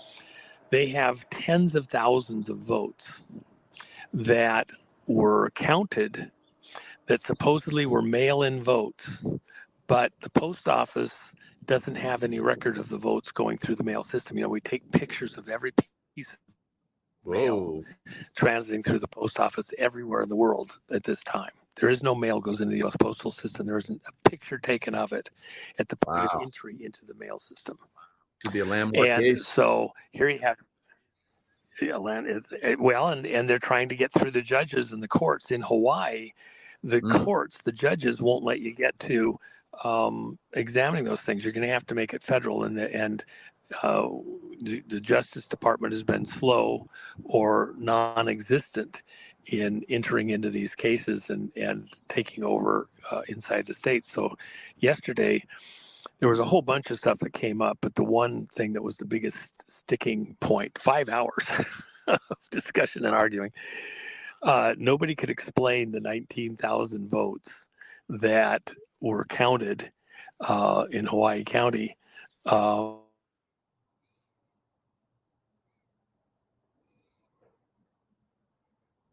And they couldn't come up with an answer. And it's a small population. So when you got 19,000 votes, you can't things going on in the machines. There was other mechanical things that occurred. The fact that you had paper ballots that supposedly came in through the mail system. You had no way to account for where they came from. And then who did that? You know, you think about crimes. You're getting people into office that shouldn't be in office. You know, the governor of Hawaii was sworn in before they'd even officially determined that he won the election. Wow. So how does he get sworn in when they haven't even had finished counting? Okay. There's all sorts of issues. And by the way, look at what's going on over in Utah. Oh my gosh. If you haven't seen it, go, everybody here should go pull up the website, utahcorruption.com, utahcorruption.com. And about halfway down the page there, there's two butterflies here, it's beautiful. Halfway down the page at utahcorruption.com, a pro se case brought by Tracy Halverson there in Utah. The gosh, they're going to come right to me. The complaint is 92 pages. And then the exhibits, there's 92 exhibits. The total filing for the court, took them like 3 days to scan it into the court system, is 3,700 pages. So they served most of the people. There's a couple more to be served. Even right now, there's somebody being served. That's pretty important. They have to take a hand truck to take all the paperwork to serve these people, and 3,700 pages, double-sided print on the pages. Very well documented, where the sitting governor of Utah and the lieutenant governor and sitting U.S. senator who benefited, didn't directly do it. They don't have a Secretary of State in Utah, so the lieutenant governor serves as the person that runs the elections. Well, she's in office with the governor. She replaces the governor if anything happens. The governor, Cox, had been the lieutenant governor in a prior administration, so he knows how the system works. And in this thing, he didn't win at the convention. You have a caucus, people's houses. They decide who's going to go represent every neighborhood in the state at the state conventions run by, it's an official state function for each party. And then at the, with facilities that the state provides, etc. At the state convention, the state Republican convention, then all of the delegates vote. And if you get more than 60% of the delegates vote, you're automatically moved straight to the statewide ballot. If you get less than 60%, you and the person closest to you in this contest go on a primary ballot to decide who is going to be the official representative of the Republican Party or the Democrat Party or Independent Party. This is phenomenal. It says this action targets a racketeering enterprise within Utah, orchestrated by defendants including Governor Spencer Cox and Lieutenant Governor Deidre Henderson. Wow, to manipulate Utah's election law. Wow. It is a civil RICO, and it's got a lot of, it's got so many crazy, wild things. The big thing is that the sitting governor Cox, coming into the 2024 election cycle, didn't get the majority vote of the Republicans at the convention. Another candidate by the name of Phil Lyman, who has a history, is pardoned by Trump on a deal with BLM and all sorts of bizarre stuff. At the convention, Phil Lyman got like 67% of the vote. Another candidate got almost 70% of the vote for a Senate position. And so they would go on the general ballot as the Republican candidates against whoever the Democrats brought in on the general ballot for the fall election automatically, because they had over 60% of the delegate vote at the state Republican convention. Well, the lieutenant governor and governor couldn't have that because they're in office right now. The sitting governor didn't even get, I don't think he got even 20% of the vote. It was some ridiculous low number. And Phil Lyman's people got over 60, got 67%. So with that in mind, the governor's out as the Republican candidate. Now, he could get on the ballot if he had like 28,000 signatures to put him on the ballot. So they went out and got supposedly 28,000 signatures. And that's another story in itself, because people said you never got those legitimately. The company that was hired for $1 million to go out and get these signatures was actually under investigation at the time for falsifying signatures on ballot measures, on campaign measures. So the legislature in Utah took 10% of that 28,000, did an exam, and it was so horrid as to whether the signatures were valid or not that they came to the conclusion that almost certainly they did not have enough signatures for Governor Cox to be on the ballot at all, let alone enough signatures to, it wasn't legit. Well, what the lieutenant governor did is she put the sitting Governor Cox on the ballot as the Republican candidate. And Phil Lyman, who won the convention, and should have been on the general ballot as the Republican candidate, was not on it. And they said it's because of this 28,000 signatures, which they didn't actually have 28,000. It was all a ruse by a crooked company. And since then, the people in that company have pled guilty to forgery and falsehood within stuff on a previous signing campaign.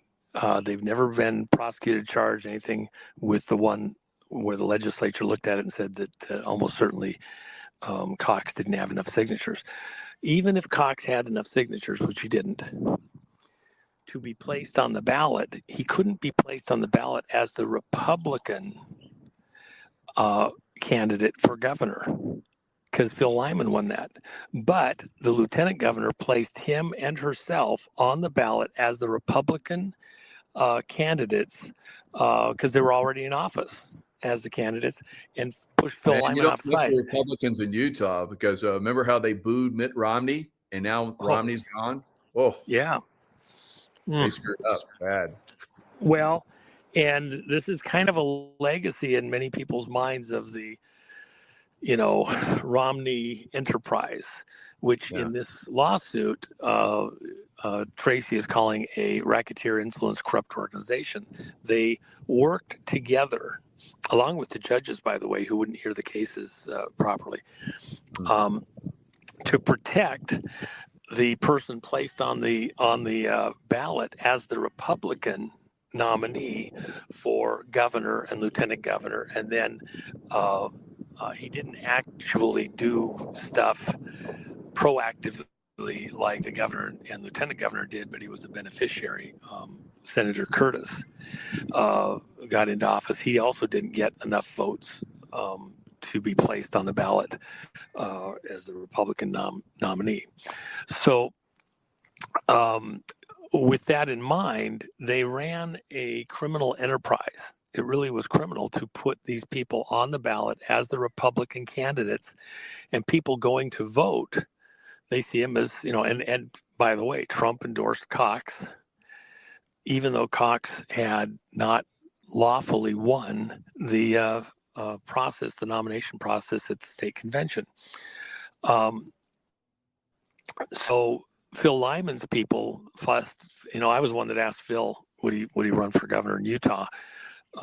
And we kind of wrestled through it, and then he finally said, yeah, okay, I'll do it. He had already talked with a few people, but he hadn't made the decision. We spent a long day kind of going through all the logistics before he decided to throw his hat in the ring and go for it. And so I felt a little bit, I need to stay on this. And then they had it stolen from him, not just once at the state convention, but again with this write-in campaign run by a crooked organization. And then the legislature not enforcing that the governor's group clearly, as they said, he didn't have enough valid signatures to have the 28,000 they claimed was needed to get him on the ballot, let alone be the Republican nominee. But this lieutenant governor, if you get to the core, the nexus is the worst of the worst. She's the one that ran a crook.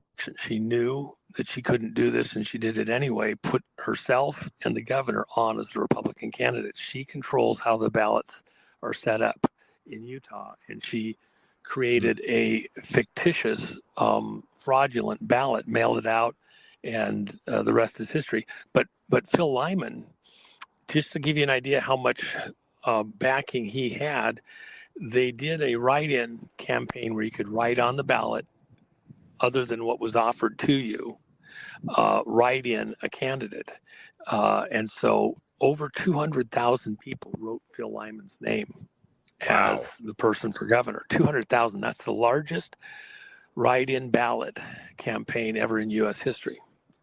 Oh my God! For that kind of an office. There's somebody in the chat that said the citizens of Utah fought hard for Lyman and Staggs to get him into office. There's even a rally this weekend. We won't stop fighting. That's awesome. Well, and let me just say this. So, and this goes to all of your listeners here, including you guys.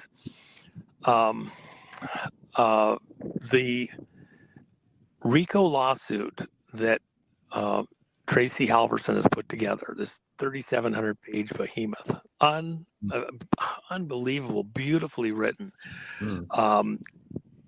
It's set up so that not only citizens of Utah, but any citizen of the United States, even if you're not a voter, can be included as a plaintiff in this case.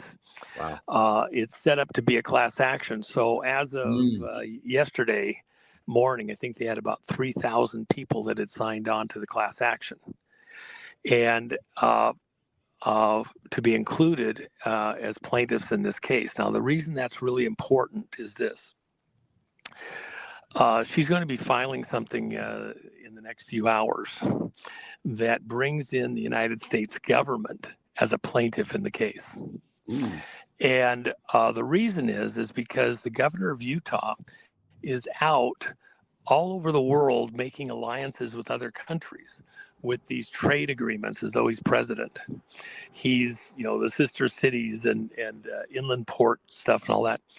Right. He's doing all sorts of stuff. And part of the deal was, in fact, why did the cabal, if you will, that hidden hand that's been running politics in Utah for so long, why are they so adamant they had to have Cox? Because Cox was the guy that was going to bring the Olympics to Salt Lake City again. And they created this inland port, and they're got taxing authorities and all sorts of stuff that voters can't even vote on. It's just automatically done.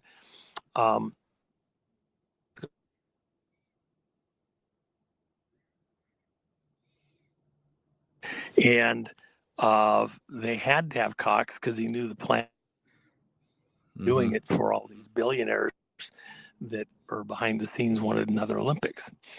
And going to be the governor, and Phil Lyman wasn't in the same mode to tax all of the citizens of Utah with all this extra special stuff to do this and hijack a bunch of land for the facilities and everything else. He was a real threat. So they had to get Lyman out of here. and get Cox in. And that's the context. It was all about a land grab, federal money, international money, etc., for their next Olympics project, which of course Romney was a key part of last time.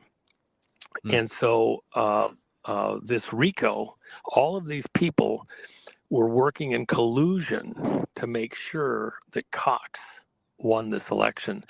That Trent Stagg was going to be their senator, he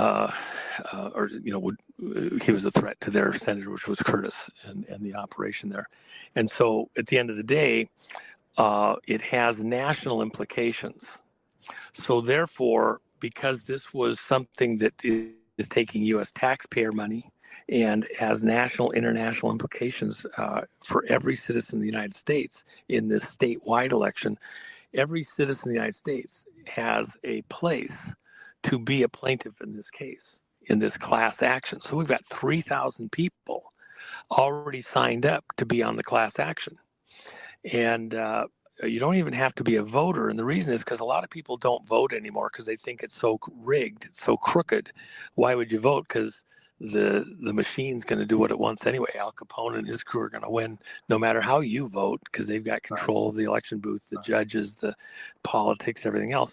So if you're just an American citizen and you're pissed off about the way that the elections have been run and the way your money is being spent and the obligations as a taxpayer, etc., you can be on this suit. And so we all should be.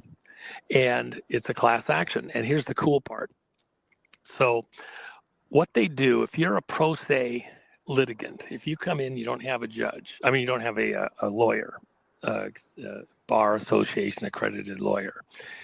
If you come in and try to represent yourself, then the courts in Utah have a special rule that you have to first be cleared as having a correct, legitimate case by a magistrate. A magistrate is, almost just a referee in these cases. You don't actually get to a real judge. This is a federal lawsuit. This isn't a state lawsuit. This is a federal lawsuit. Wow. RICO lawsuit. So, but what they do is anybody that comes in that's a pro se, they say, well, because you're not an attorney, we got to make sure you're crossing the T's, dotting the I's, all this other stuff, blah, blah, blah. And you can never get out of magistrate hell. It's part of their racket in Utah. That's the reason why things stay corrupt and crooked. It's an internal rule in Utah. So what Tracy did, she put in the way this is set up in the federal system, also that any U.S. citizen, as well as Utah citizen voters, as well as the U.S. government, can enter this claim, this case as a claimant, as a plaintiff. And so now she's requesting that the U.S. government enter through the Justice Department for its own representation, but also as a pro se, she cannot represent anybody else because she's not an attorney. So the class, all of the people that sign on to be plaintiffs in this case, the other claimants, have to be represented by an attorney, and it has to be a U.S. attorney because it's in federal court. So Pam Bondi is going to have to assign an AG to this case to represent the class, the 3,000 people and growing, plus the U.S. itself in this case in court, because Tracy can't.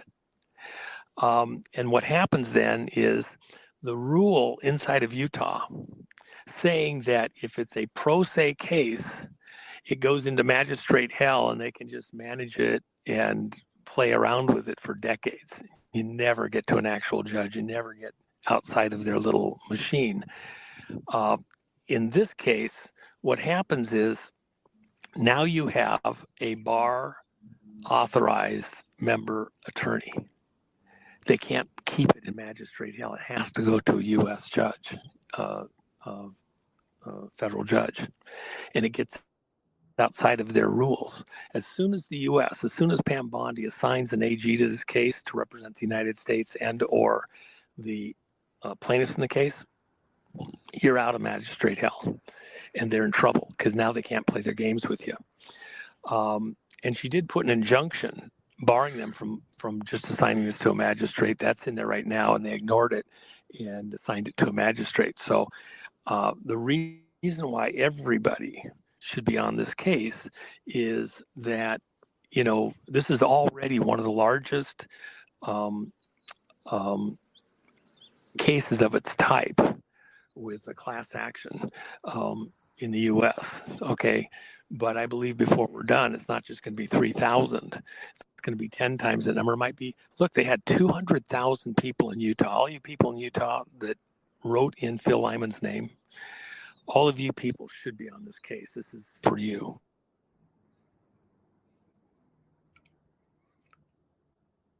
Yes. 100,000 people.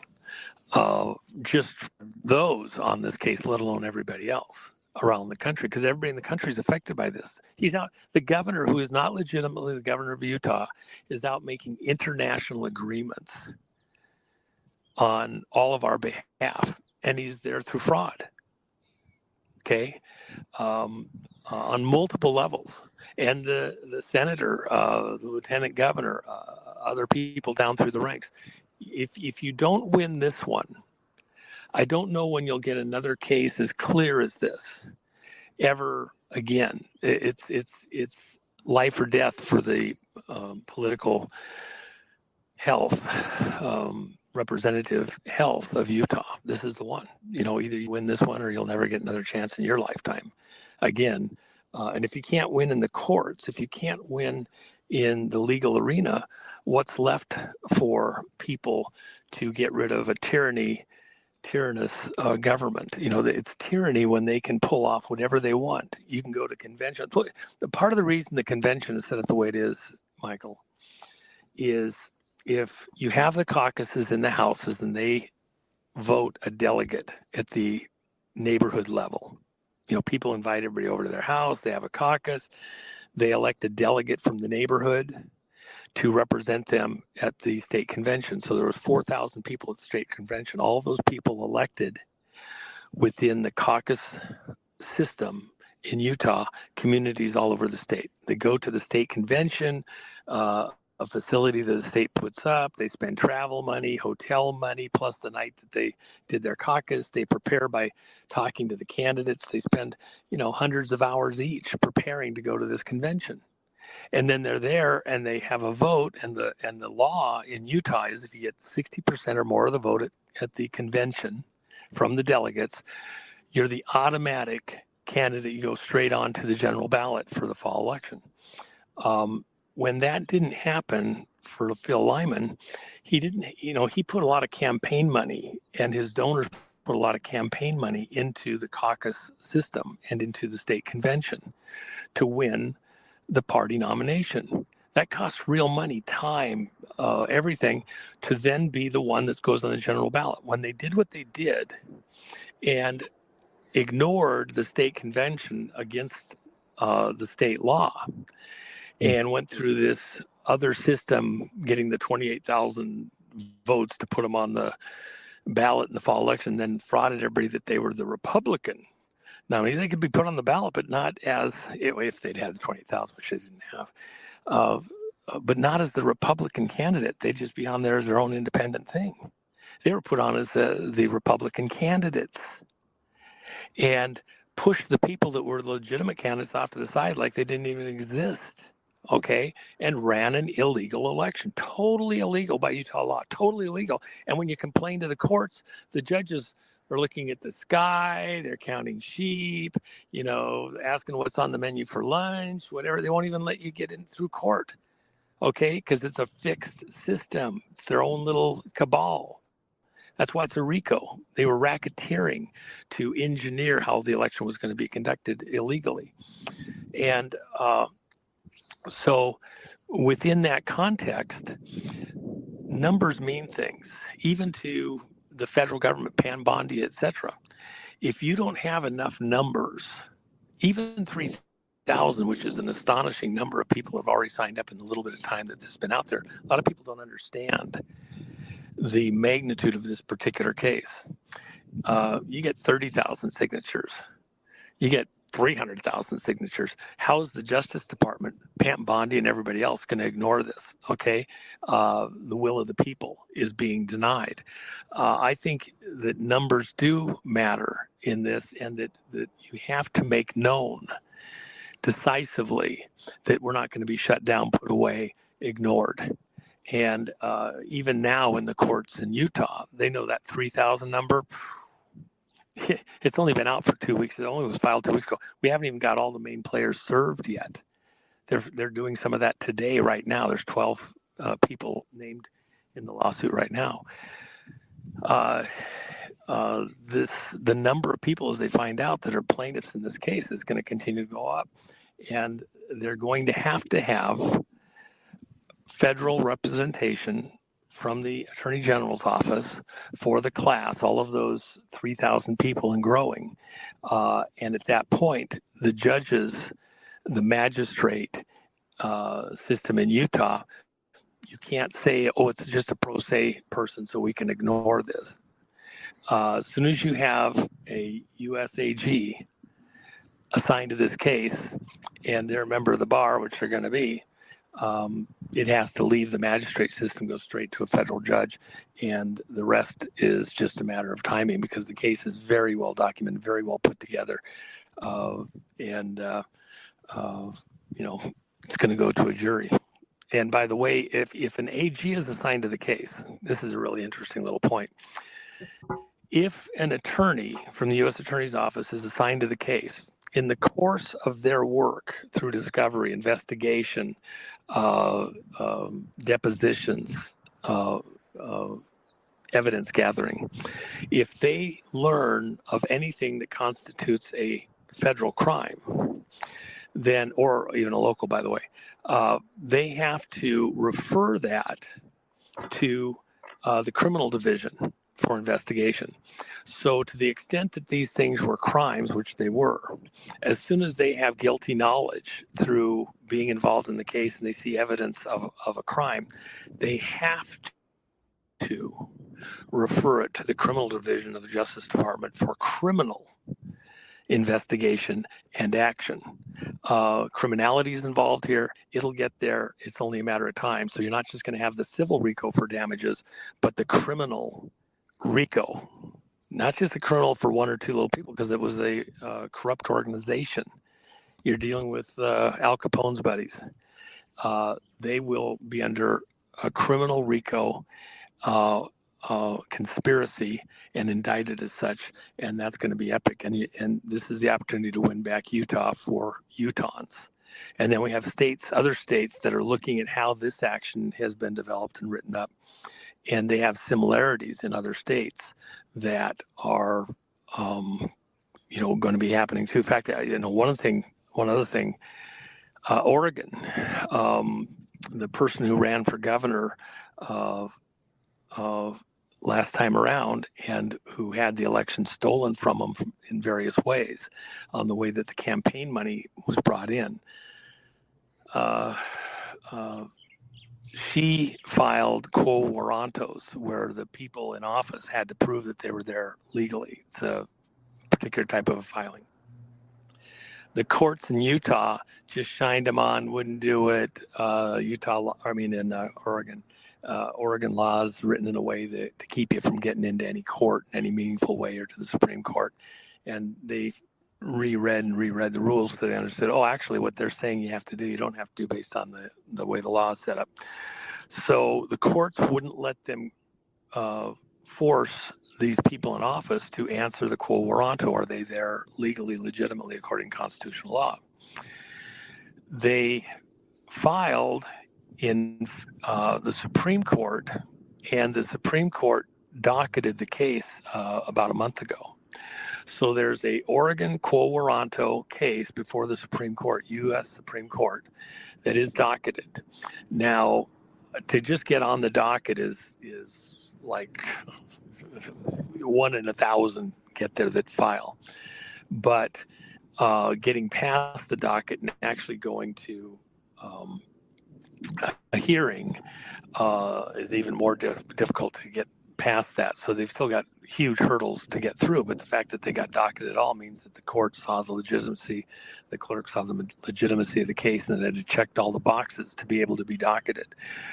Oregon's in play over the way that their governor got to office.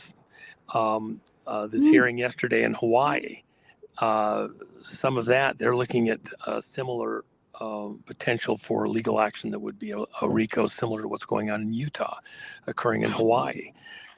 There's other cases that are looking at this in the same way, and I don't want to name all of them because they're less, developed, but they're coming. That case in Utah is the framework for other similar types of actions, tuned precisely to the illegality of these groups and the way they operate in collusion in other states. So anyway. Unbelievable, Juan. This has been an epic show. I think this is the best yet. So it's not over yet. Well, let me. And you're proving. Okay, I apologize. You know what? That's true. Even more so now. You're a good guy. I'm glad we brought this up. It's good. Well, okay. So I got one and one more thing. Awesome. Okay. And also, by the way, and it also does this. It slices, it dices, it cubes. Tina Peters. Oh, please. Yeah. In fact, I'm doing Tina Peters' show later today, by the way. Really? So I'm looking forward to that. Yeah. In fact, I'm doing it with Tracy Halverson because her case has overtones into Colorado.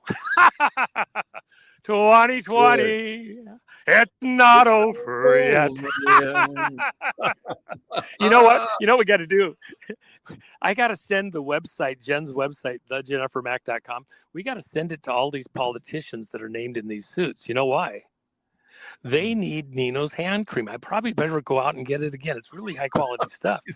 They need the Nino shirt. Okay. Okay. Hand wringing. Make a little money off of it. Heck, why not? That's right. But I saw that all your silver coins are almost all gone. You've only got one left. I'm so glad I got them. Wow. Well, the only one out there right now is the Gitmo coin, and we have quite a bit coming out of that. You guys better get it. All getting good. I didn't move the prices up when we had that spike the other day because I knew it was going to come back down. I told people that too, and in some of the shows, that I didn't expect it to stay up there this round when it punched through 50. That it would go through it decisively, but would probably settle down. It's going much higher. 70 is the next real checkpoint, and it's continuing to power through. So the Gitmo coins that are there on All Patriots at Gumroad.com. All Patriots. I got all of those coins, and they're all worth like 2-3 times more than what I bought them for. Wow. Well, we have just a handful of the 2023s, and they're radically up there. And somebody just told me the other day that they were trading at the dealers higher than what we had them on the site. Sure, we didn't realize we had them there for that. But anyway, more. And all of them tell a story together, and I didn't even keep. Oh my gosh, we sold all of the coins we had. Had to go into my own handful of coins and give them out on the Melania coins. Good job on you. But anyway, no, I wanted to say this one thing. So, and I apologize for running long on this, but I think this is a super important point. I mentioned the other day on a couple of shows, but I want to make sure we have your listeners understand this. Trump said, you don't have to trust that I'm saying this. Trump himself said the other day in an interview that he was getting ready to sign a executive order concerning paper ballots. And he went into a long diatribe. It was actually over the stuff in the Ukraine and like that. And one of the reporters asked him a question. He says, well, actually, this isn't on point, but I'm going to answer this question anyway. And he says, I'm getting ready to sign an executive order for paper ballots and to stop all mail-in ballots in the 2026 election. Now, he went several minutes long, and I've handed around a lot. I think it's over at a number of the sites. I think I maybe even sent it to you, and so everybody should go look at this. In the course of doing that, from our friends inside the administration. I had back to January 21st when I had a private meetings and invited a bunch of people out in D.C. after the inauguration, had asked several of our people these are their skill sets from their work history and like that, to write an executive order concerning hand count paper ballot counted where cast the whole schmear. The one that I was aware of that had been in play back to when Trump was still a candidate in the summer of 2026, it was the first version, and it was pretty weak, and it didn't actually say what it needed to say. So I'd asked some of the folks with me there if they couldn't work through that, and we did as a group, and came up with a 17-page proposed executive order concerning hand count paper ballot counted where cast precinct 1,600 or less. And at the very outset of that executive order, in order to implement it, it included a national emergency related to elections, so that you had executive authority, or in some ways of saying it, commander-in-chief authority, to control things down below the federal level all the way into the state and county and municipal level. And the reason is because it's at the county level that people get on as a registered voter. And we know that the voter rolls are completely corrupt, can't be trusted, and they can't really fix them with any system that's out there the way it is right now. So you have to essentially wipe the slate clean and start over. So this proposed executive order, 17 pages long, and that was just by accident, actually, as concise as we could make it, was then we put it out publicly. You can go find it. It's out there, the version that we came up with. And then was on the president's desk. No machines allowed, strictly a paper ballot, hand counted. We understand that it's like 80% of what we have there, maybe 90, is what's going to be used in what the president's legal team have gone through and come up with their own version of this. We just proposed that here's the things we think need to be in here and why, etc. So we'll be watching to see what it is, but the president says he's going to sign an executive order, and people that we have as contacts say it's pretty close to what we had submitted as a group. And he's going to put that out there. At the moment that he puts that out there, and he said he's days away from doing this, that's like declaring war in itself on the people running the illegal side of these elections, because they won't be able to pull off the frauds that they've been doing within the election system. It's like a death knell for the rhinos and Democrats that have been doing all of their scamming and like that, and it'd be run supervised at the federal level by troops if necessary. And the president, when he does that, you have to stop and slow down. This is where it relates to Tina Peters. As a prelude, the first thing he does before he implements the executive order, or simultaneous with it, is declares a national emergency related to elections. And then within that national emergency, he implements that here's how we're going to run the 2026 election. It doesn't matter what and by the way, because it's in the context of a national emergency, no judge at the state or federal level can stop him. You wanted a guy that operates as king? Well, it's actually not king, it's commander-in-chief. So he takes control of the elections as the executive to run a fair election in 2026, and mandates from the federal level exactly how that's going to be conducted, and no judge can stop him. There's no federal injunction or anything like that that's going to stop him. And so that's just going to be wasted time and energy to try and do that. Won't happen. And within the context of a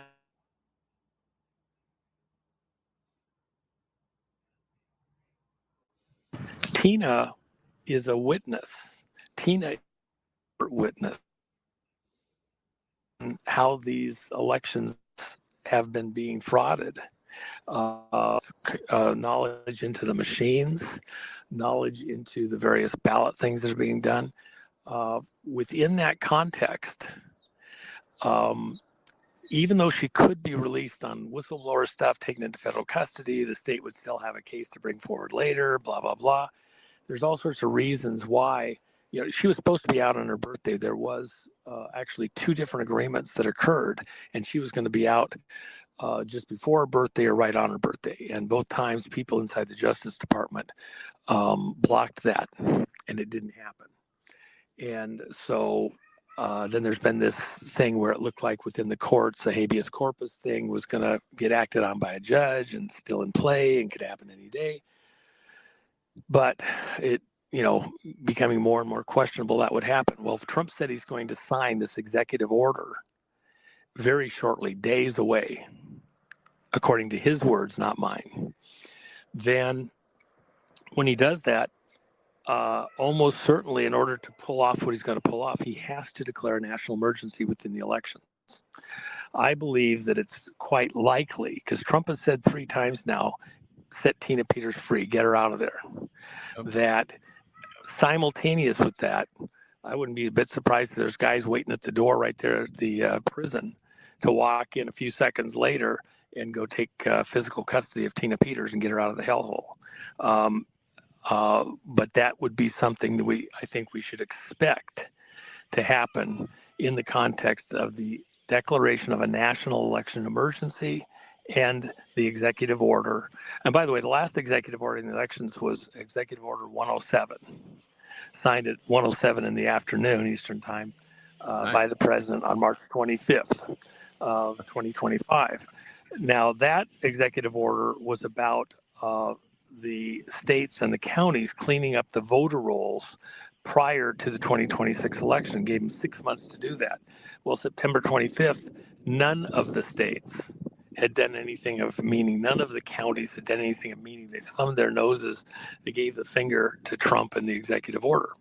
So the context for an emergency, a national emergency, and another executive order going down into the counties and the cities on the way the elections are going to be held, let alone the state level, is in the context that they thumbed their nose at him. So he's going to come back and be far more forceful and proactive to get done what needs to be done because they ignored the last executive order. And it'll be interesting to see what number gets assigned to this executive order. It'll probably have a significant meeting also, including the date that he signs it, going to war with the monsters. So anyway, we're watching close, and that could be how it happens for Tina. We don't know. I just know that we're all in prayer to get the right outcome for Tina. And every day in there, she is a political prisoner.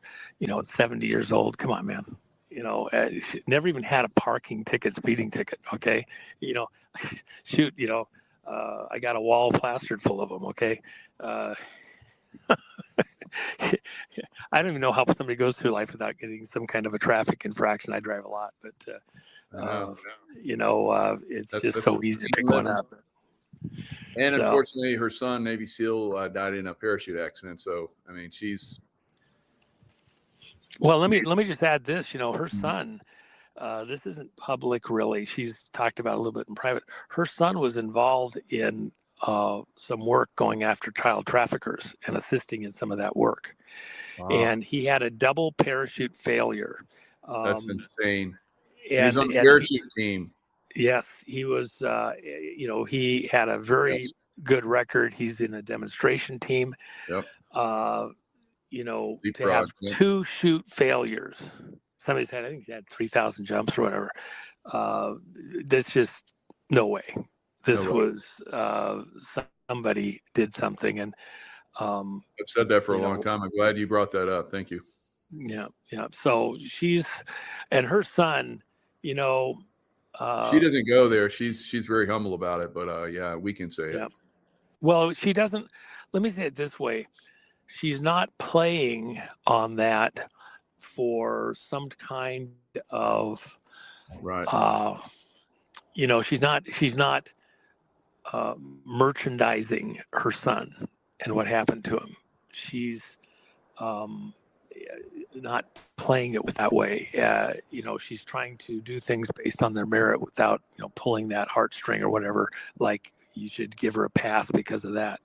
But she doesn't have to. We can. This is atrocious what these people have done. So, by the way, don't think for a second that any of those monsters in Colorado that did all sorts of chicanery to make her the bad person and draw attention off themselves is going to get away with this. Before God in his heaven, they will not skate free of this. They will. It's easy to dish out. Let's see how they take it when the tables are flipped and they're on the receiving side of what's about to come. So they'll be crying. That's why they usually do it. Yeah. Begging for mercy. Michael, yeah. I gotta tell you, Epic. I apologize because I always get going so much, and you always have such great things to add in, and you get me going, and I didn't really let you chime in enough, because there's a lot of times when we have an exchange, this might be and I the get record stuff out show of you for you. that I don't know. is fun. Well, but I we ought to flip it sometime, and I get to interview you. And I shut up and listen to you. You're too gentlemanly. I'll get my boots out. Well, by the way, you had it at the beginning of the show for a second or two. There's stuff going on in Brazil. I mean, I'm getting live reports from my guys that are down there in the midst of this. I mean, talk about a war. Oh my gosh! I mean, talk about bringing back memories. I was just sitting there, lady injured or whatever, and it was way higher than that. That was, probably easily double that number, and it's still going. And it's while we also have stuff going on, we got 10,000 guys ready to go right into Caracas right now. We've got all of the aircraft, munitions, carrier task force. We're ready to go at it, and it's going to be epic. And so the situation in Brazil is pretty wild. It's going to be similar to what's going to happen in our cities. I think that's what I was talking about. Because Bolsonaro was basically, he had his election stolen from him, just like Trump did. Yes, and by the same group. Yeah, interesting. I didn't know that. Because it is the same group. Yeah, the same group out of Venezuela that was transplanted into Serbia, which included, by the way, the CIA side of the operation, the MI6 and 5 side of the operation, FBI here. They're all collusive, working with the vote cartel, the criminal vote. You got drug runners, you got rum runners. Last century, you got all these things. Well, these are the vote runners, and they're trading in illegal votes because illegal votes are worth more than counterfeit currency. Counterfeit votes are worth more than counterfeit currencies because they control the currencies, right? And the spending and everything else. So the people that we have in physical protective custody here in the U.S. right now who stole the 2020 vote and other votes around the world, they say they actually, in being interviewed by a person that everybody in this audience would know instantly by name, when that person was interviewing him last summer, the person asked him, well, how many countries have you done this in besides the United States? And they said 71 was their personal count. 71 countries. They had flipped the vote, got people into office who weren't the vote of the people. And includes places like South Korea, Brazil, Mexico, all sorts of places around the planet. But they moved from Venezuela as it went into chaos.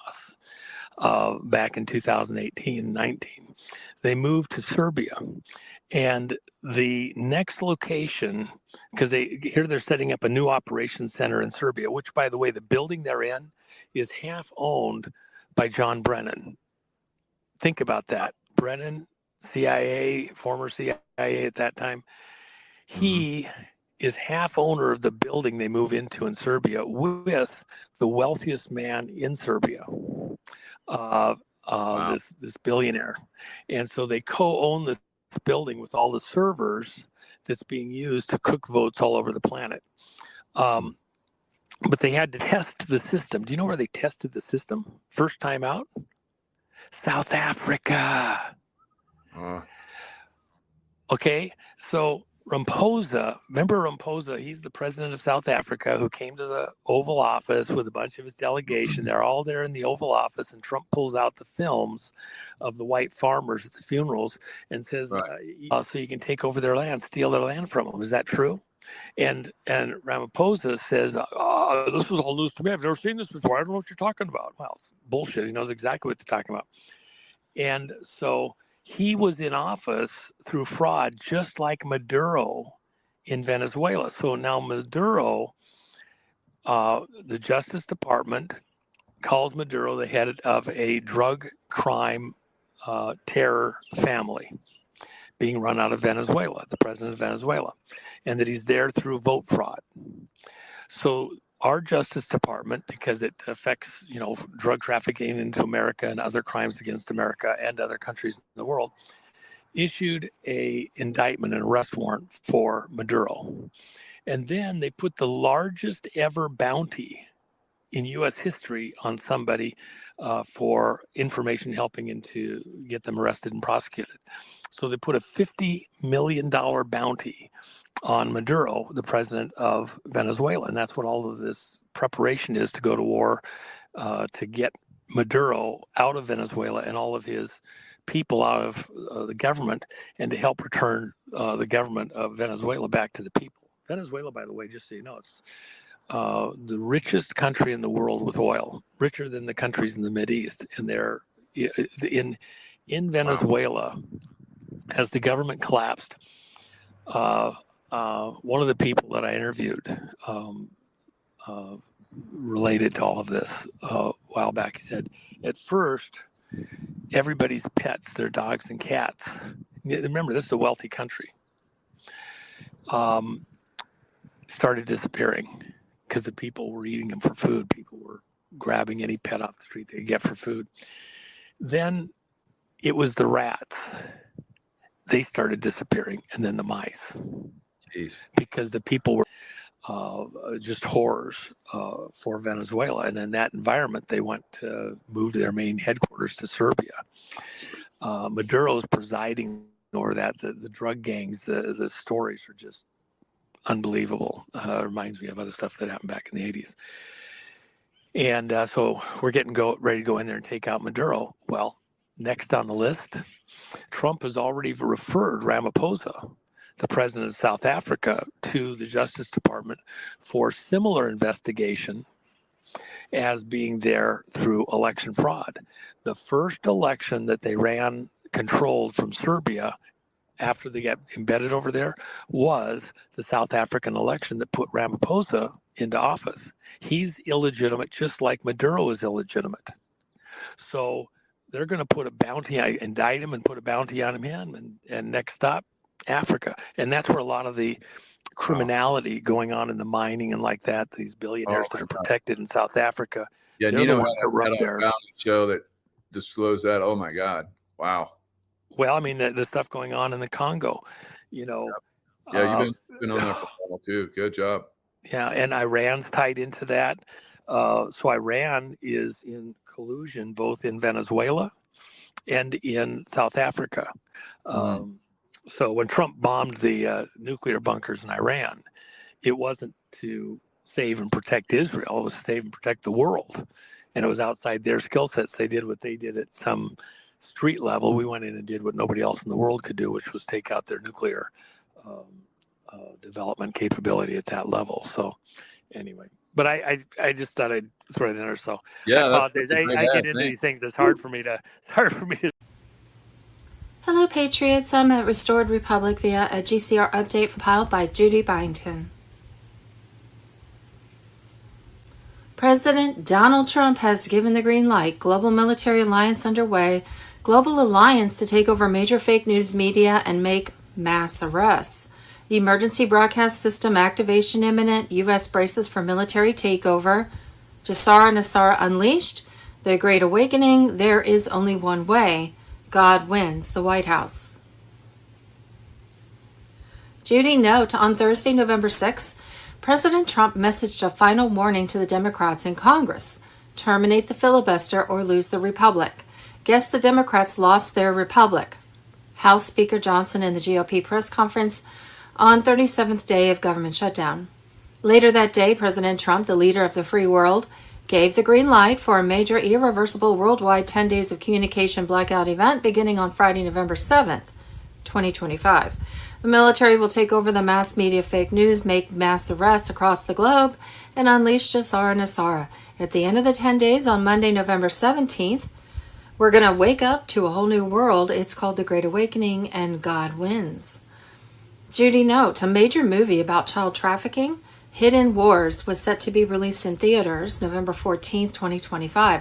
However, the movie has received major backlash that appeared to be designed, executed by those influenced by Satan and do not want the information about child trafficking to come out. Such has resulted in Hidden Wars not being accepted by some major distributors, like Cinemax. Hidden Wars is by Tim Ballard, who has dedicated his life to rescuing children around the world and who has the inspiration for the movie Sound of Freedom.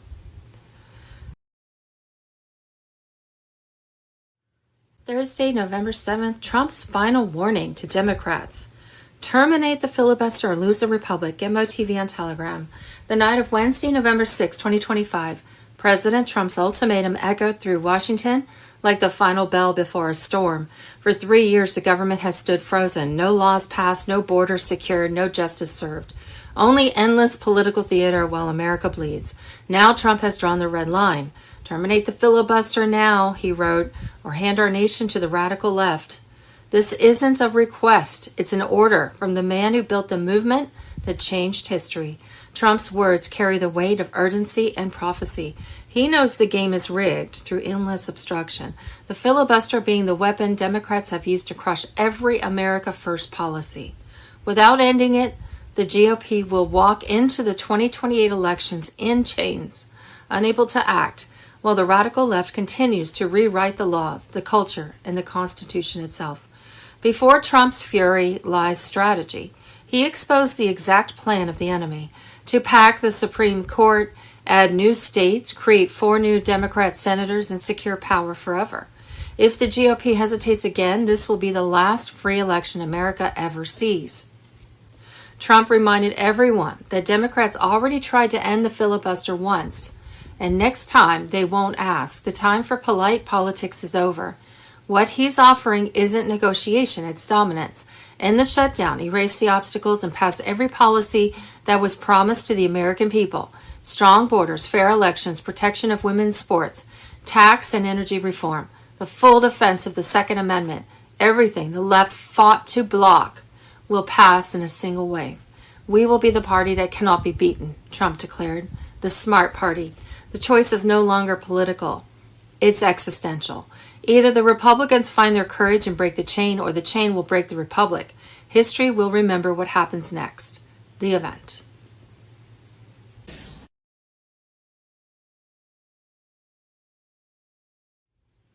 Possible timing.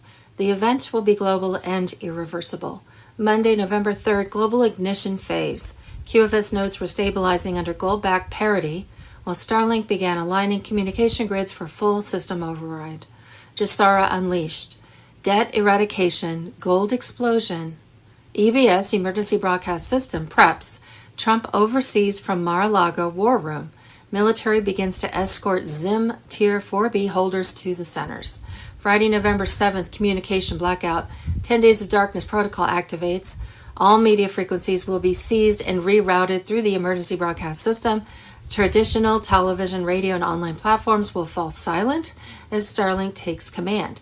Evidence of corruption, hidden tribunals, secret programs, and the full collapse of the fiat empire. The documentaries prepared under military supervision will expose everything the cabal built in darkness. Names, operations, financial trails, all revealed through quantum evidence stored since 2020. Banking networks have already begun limited shutdowns in Europe. The United States, central servers are being mirrored onto the quantum grid. Every hidden fund and false reserve is being indexed for public audit once the blackout ends. Behind the curtain, governments are surrendering. Negotiations for peaceful transition are underway in over 50 nations as QFS Command assumes control of state liquidity. The era of debt-based governance is finished. On Monday, November 10th, Tier 4B notified of how to schedule exchange redemption appointments. Saturday, November 15th, medbeds begin activation in phases. Clinics will prioritize. Hi guys, this is just a little reminder. I keep telling you this is all pantomime. This is all a movie. So when you see Mamdani win in New York, this is all part of the pantomime. Stop getting so wound up about it. You're watching a movie. You're watching a pantomime. Central casting. I have to keep reminding you every time there's a bump in the road. You think it's for real.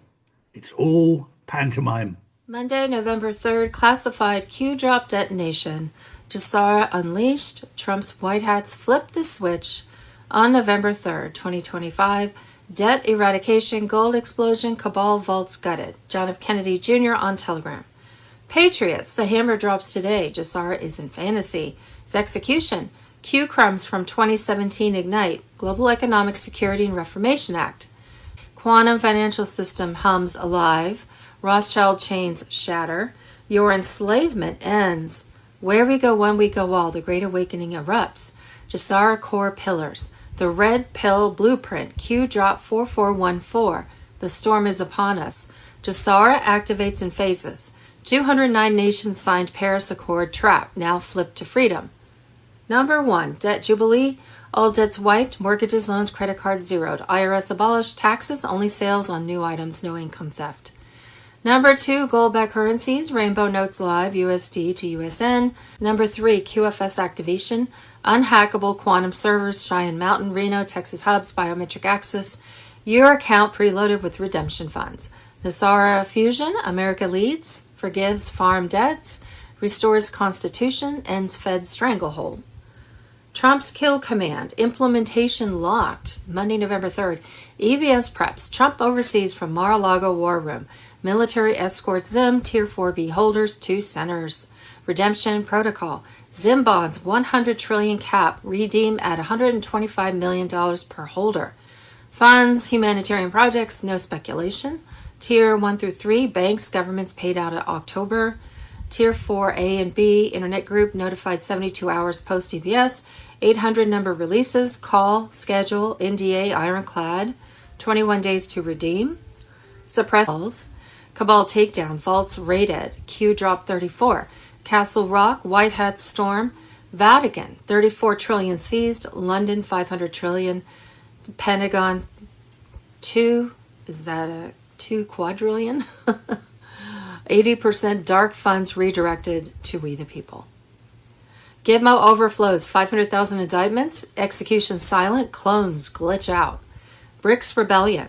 Russia, China, gold standard, Iraq dinar RV at $3.71, plus Vietnam dong $2.25, no more IMF slavery. Inflation apocalypse reversed.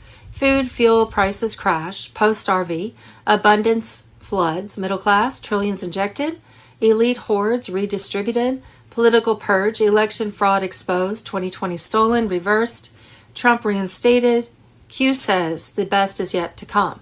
Surveillance smashed. No more digital chains. QFS tracks every transaction, but only cabal theft. Privacy for patriots. CBDC, deep state trap rejected. Final red pill strike. Jassara isn't coming, it's here. This is revolution. You earn every cent. Cabal screams silence. Safe havens collapse. Media blackouts hide panic. Trump commands, alliance executes, humanity freed. Stay frosty, monitor comms, redemption imminent, eyes wide. Share this dossier. The golden age dawns now. Storm unleashed, victory is ours. What we think we know as of Friday, November 7th. On Monday, November 3rd, and as Q Drop 4414 said, the storm is upon us. Jassara began activating in phases for the 209 nations which signed the Paris Accord trap and were now flipped to freedom and a debt jubilee where all debts were wiped. Mortgages, loans, and credit cards zeroed out. In the U.S., the IRS would be abolished, with no tax on income and taxes on the sale of new items only. On Friday, November 7th, the Global Military Alliance would take over the major fake news media while making mass arrests around the world. 10 days of communication darkness would follow, with documentaries shown about the fall of the cabal over the new Starlink satellite system on TV, phones, and computers. All would end on Sunday, November 16th, 2025 evening. We would awake Monday morning, 17th of November, to a whole new world: politics, health, education, money system of the global currency reset. And Thursday, November 6th, we have a link. Surprise Supreme Court victory. Riots will erupt. Thursday, November 6th, Operation Mockingbird. The CIA lied to you this whole time. Thursday, November 6th, profits over lives. U.S. corporations and the Nazis. Forgotten history. Thursday, November 6th, truth about the Gulf of Tonkin incident. Forgotten history.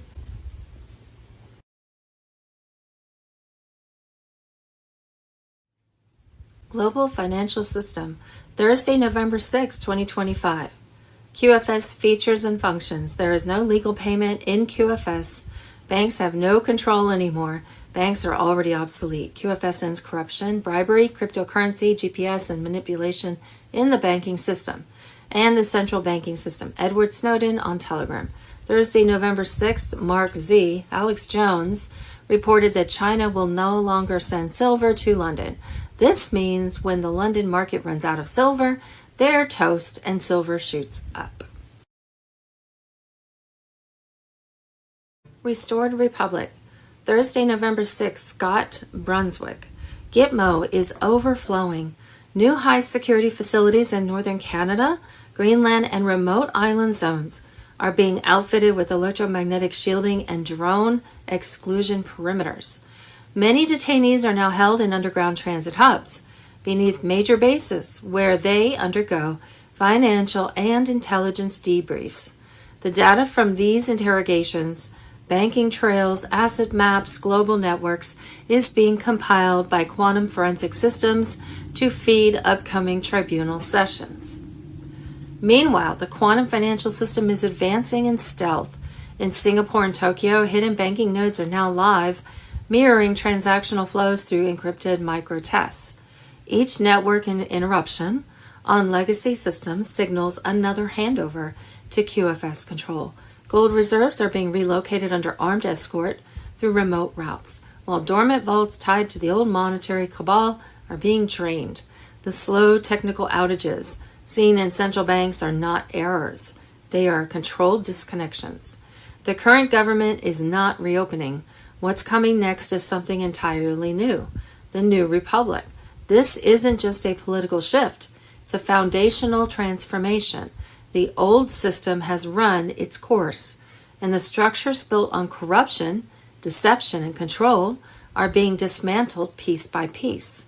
When the New Republic emerges, it will operate under truth, transparency, and constitutional law for the people. Thursday, November 6, India's digital ID system has become a warning to the world.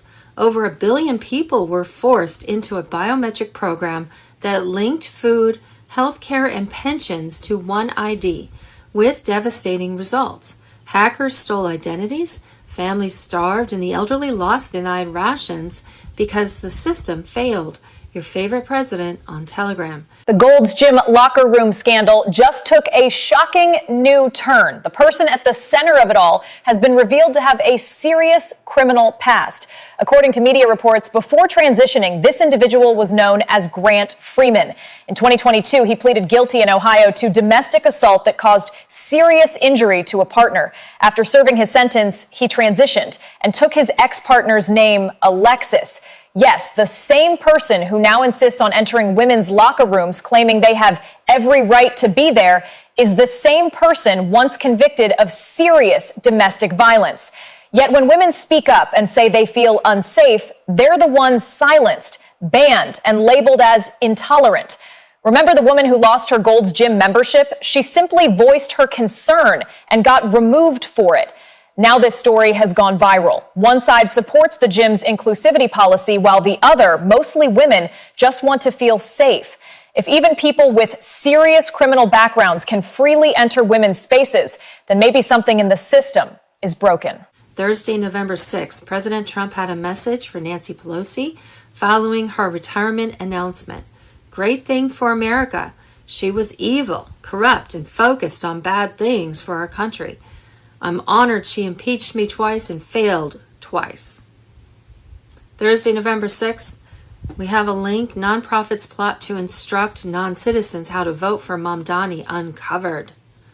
Thursday, November 6th, Tory Says Show, never-ending story of Obama. 9/11 Files, the CIA's secret mission gone wrong, Episode 1. This is all YouTube. 9/11 Files, the cover-up commission, Episode 2. 9/11 Files, they could have stopped it, Episode 3. The 9/11 Files, from cover-up to conspiracy, Episode 4. And the 9/11 Files, from tragedy to tyranny, Episode 5.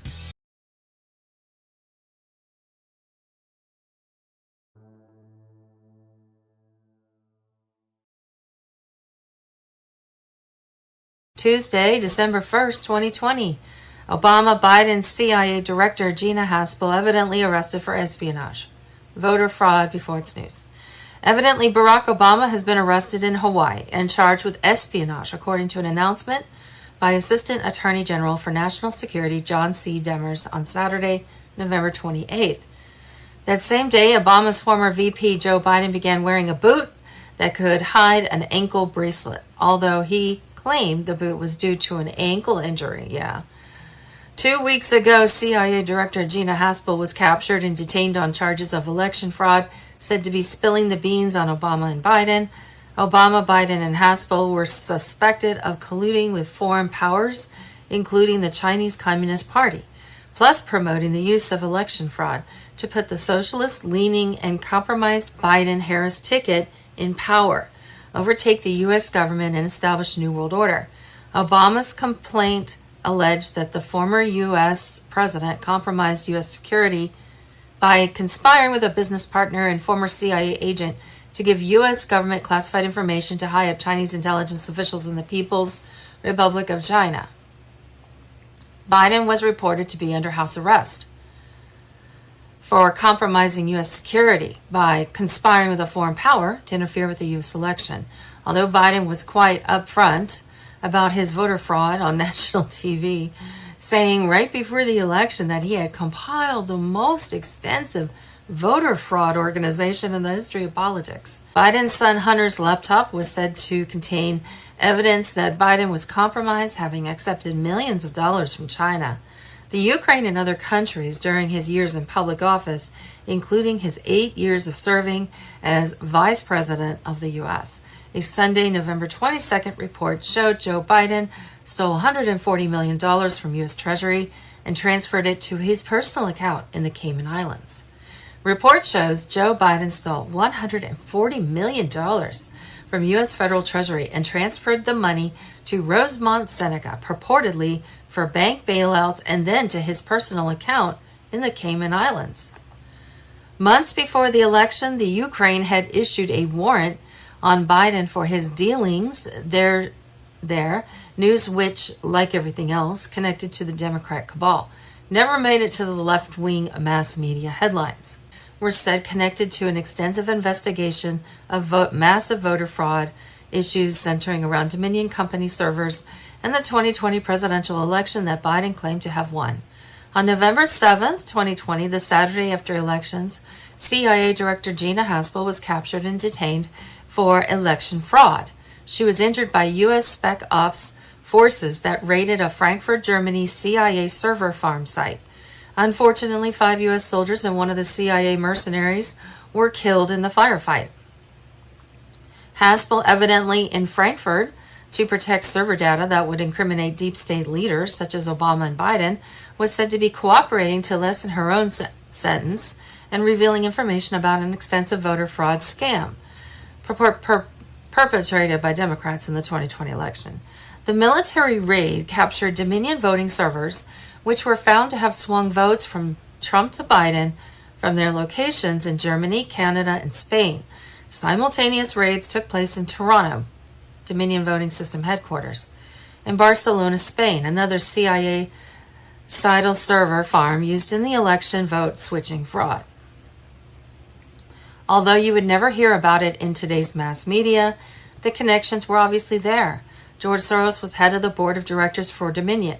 Since the November 3rd election, a boatload of evidence has come forth around George Soros-owned CIA-developed Dominion voting machines that tabulated the U.S. election results. The tabulation was done on easily compromised servers in Germany, Canada, and Spain, which were hooked up to the internet. The Dominion programs were said to be designed to throw millions of Trump votes to Biden.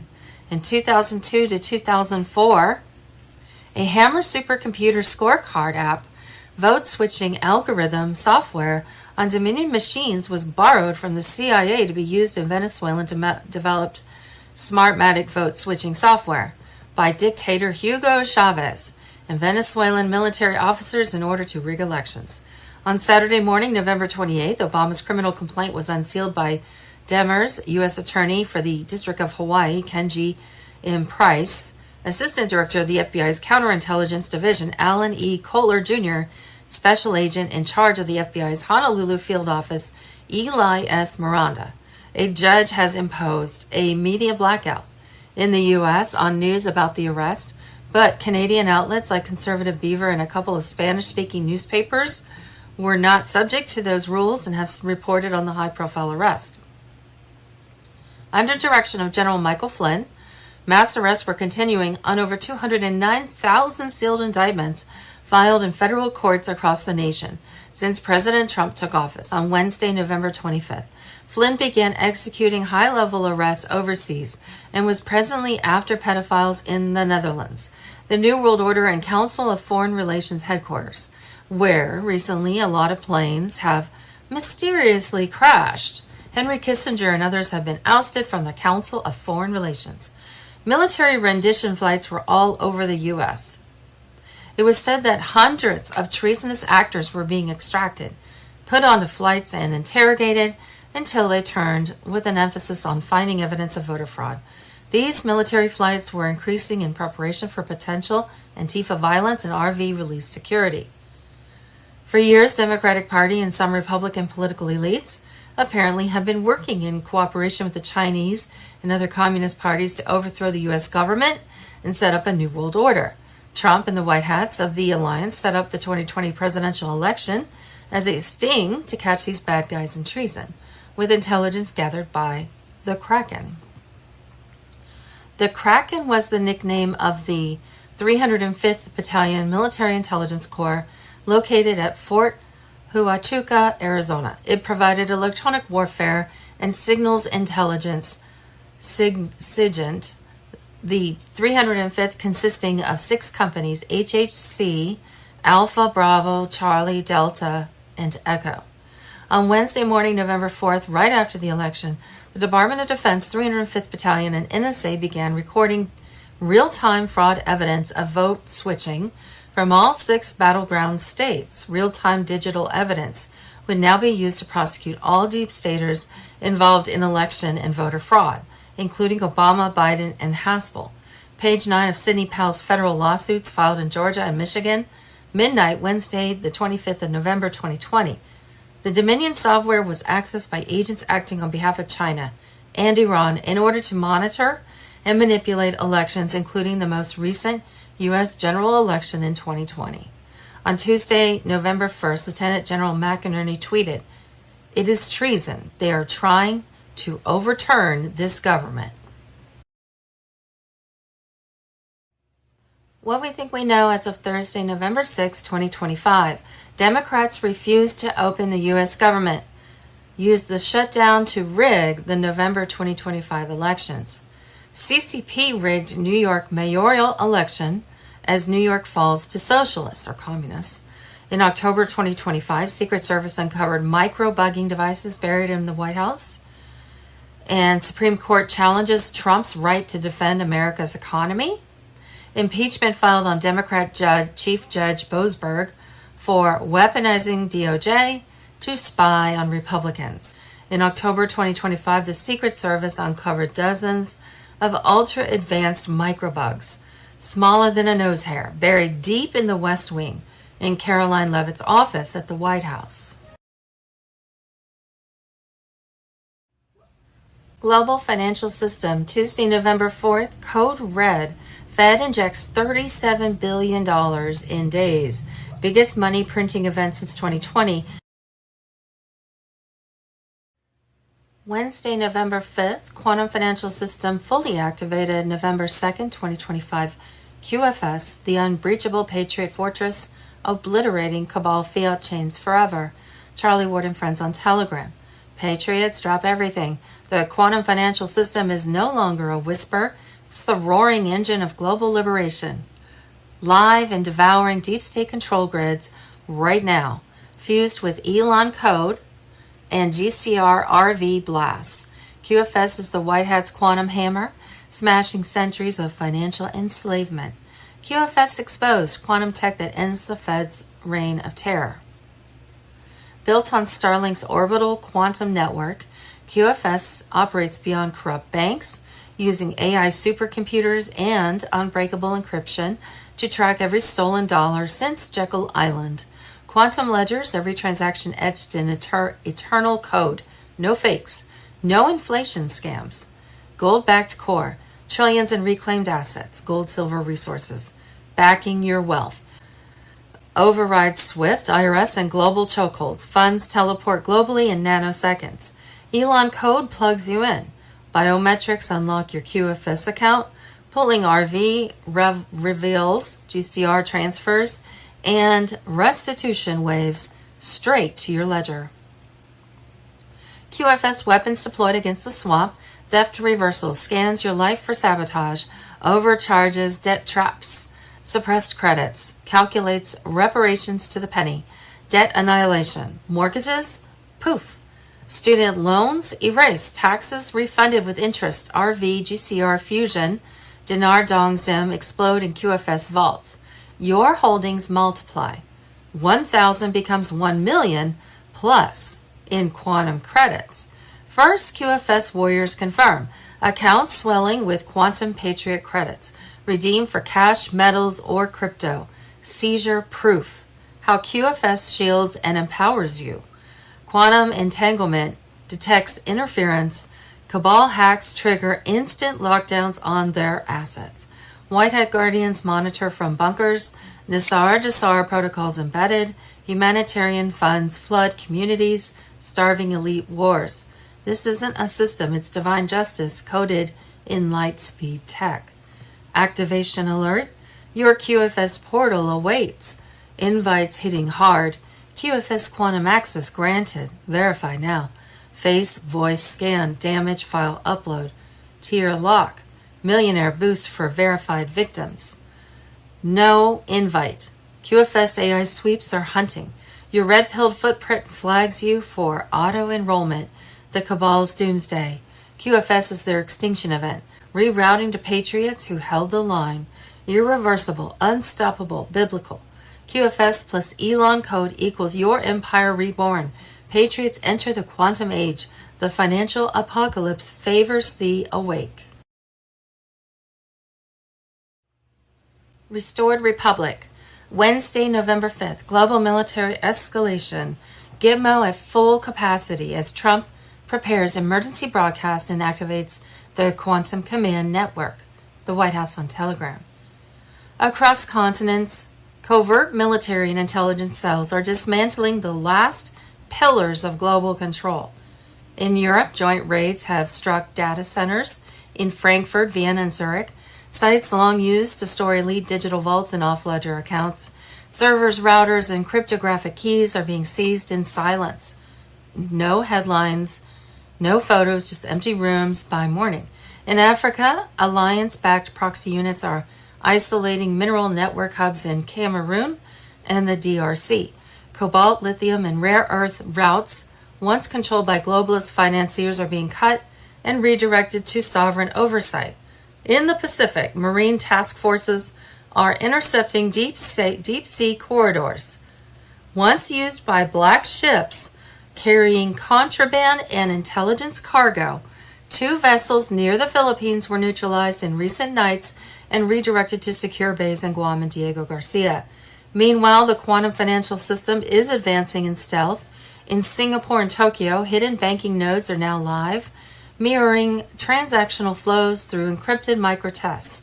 Each network interruption on legacy systems signals another handover to QFS control. Gold reserves are being relocated under armed escort through remote routes, while dormant vaults tied to the old monetary cabal are being drained. The slow technical outages seen in central banks are not errors. They're controlled disconnections. At the borders, tactical operations continue. In Texas, Arizona, and New Mexico, mixed units of federal and military agents are neutralizing infiltration corridors. Ground radar exposes ancient tunnels, once used for trafficking and covert transfers. Micro-implosive charges collapse them internally, concealing the mission from public view. Cartel remnants are being encircled, some captured alive, others eliminated. It is an open war, but a silent one fought in the shadows. Gitmo is overflowing. New high-security facilities in northern Canada, Greenland, and remote island zones are being outfitted with electromagnetic shielding and drone exclusion perimeters. Many detainees are now held in underground transit hubs beneath major bases, where they undergo financial and intelligence debriefs. The data from these interrogations, banking trails, asset maps, global networks, is being compiled by quantum forensic systems to feed upcoming tribunal sessions. The emergency broadcast system is in continuous rehearsal. Satellite relays, ground loops, and encrypted handshake protocols are tested daily. Brief blackouts and flickers across local grids are not random. They're dry runs. These tests ensure signal synchronization across continents when the activation order arrives. Mesh networks and backup satellites are being aligned for communication redundancy with encrypted off-grid channels already active. Deep state remnants are fighting back through sabotage and cyber warfare. In South Asia, major media conglomerate servers were wiped clean after decades of political blackmail. Epigenetic manipulation burned after drone intervention. Its data already seized. Across Europe, procurement offices tied to surveillance contracts have been infiltrated and fed false directives to collapse their coordination. What's delaying the full reveal is precision. EBS synchronization must reach perfect alignment. Cartel pockets in Central Asia and South America must be sealed. And tribunal infrastructure, legal, technical, and digital, must be verified for public broadcasts. The alliance cannot afford leaks or timing errors. Everything is in motion. Financial grids, border control, detainee logistics, and global communications have reached final convergence. The public still sees calm, but behind that calm is the largest coordinated operation in modern history. Tomorrow I will be bringing 2 bills before the Senate.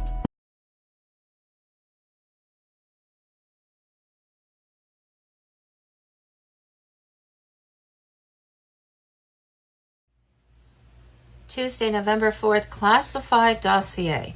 Gitmo expansion. 2 new underground wings live. Elite tribunals accelerate. Executions underway. Deep state panic as White Hat seize the night. Gitmo TV on Telegram. Patriots, the storm is here. Gitmo isn't a vacation spot. It's the blade dropping on the cabal's neck. 2 massive underground wings opened October 28, 2025, straight from Trump's Iron Command.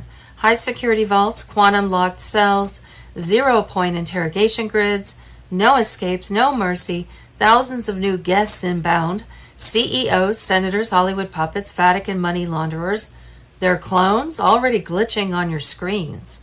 Military tribunals aren't rumors, they're raging.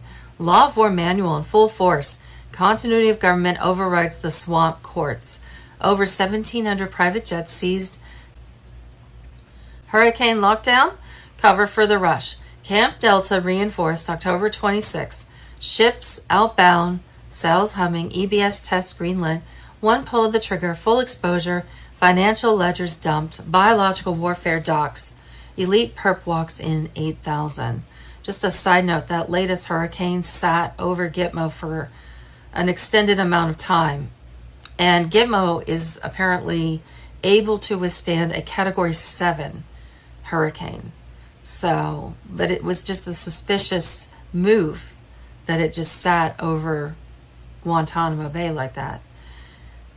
November surge, 300 plus indictments unsealed, under seal, treason, sedition, crimes against humanity. Nuremberg 2.0, execution silent but stacking. Insiders whisper 47 since September. No appeals, no media leaks. Jassara backbone locked, 85% global QFS tie-in. Banks crumbling, Australia, Switzerland folding. Debt erasure, algorithms firing. Your stolen wealth, quantum cards testing now. Trump's the only commander. Biden's ghost regime nullified. 2021 to 2024, executive orders shredded. White House ballroom counter sigil pulses. DC grid dead. Vatican banks choked. Brussels backups raided. London triad fracturing. Feel the quake? Wildlife fleeing Gitmo perimeter. Frequencies spiking. Remote viewers confirm. Aura shift massive. Cabal spells shattered. Their 2030 cage. Digital IDs. 5G mind traps. Obama serpents. Tagged for transport. Mayorkas treason flood. Next docket. James election witch hunt. Disbarments too soft. Gitmo gallows. Besig's Uganda echo. Global sink. Military political prisoners worldwide rising. The fertilizer machines hum. Wings fill with screams. The president commands. Justice drops like thunder. This is the Great Awakening. Miss it? Truth bombs detonating now.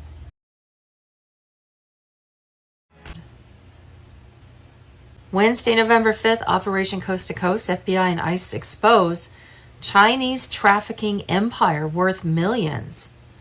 Wednesday, November 5th, FBI and ICE arrest 5,000 in Chicago raid on Sinaloa and CJNG, 4 tons of fentanyl seized.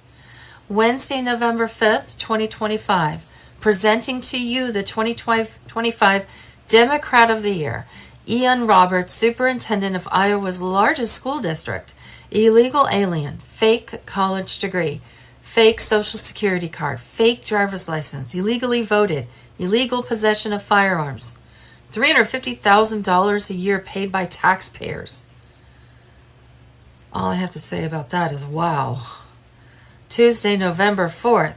Just now, Intel dossier, November 4th, Trump's final warning to the GOP. Terminate the filibuster now. Tuesday, November 4th, just in. The 14th block. Senate Democrats refuse for the 14th time to reopen government. Tuesday, November 4th, Pentagon leak. Fauci and Gates targeted for military tribunals.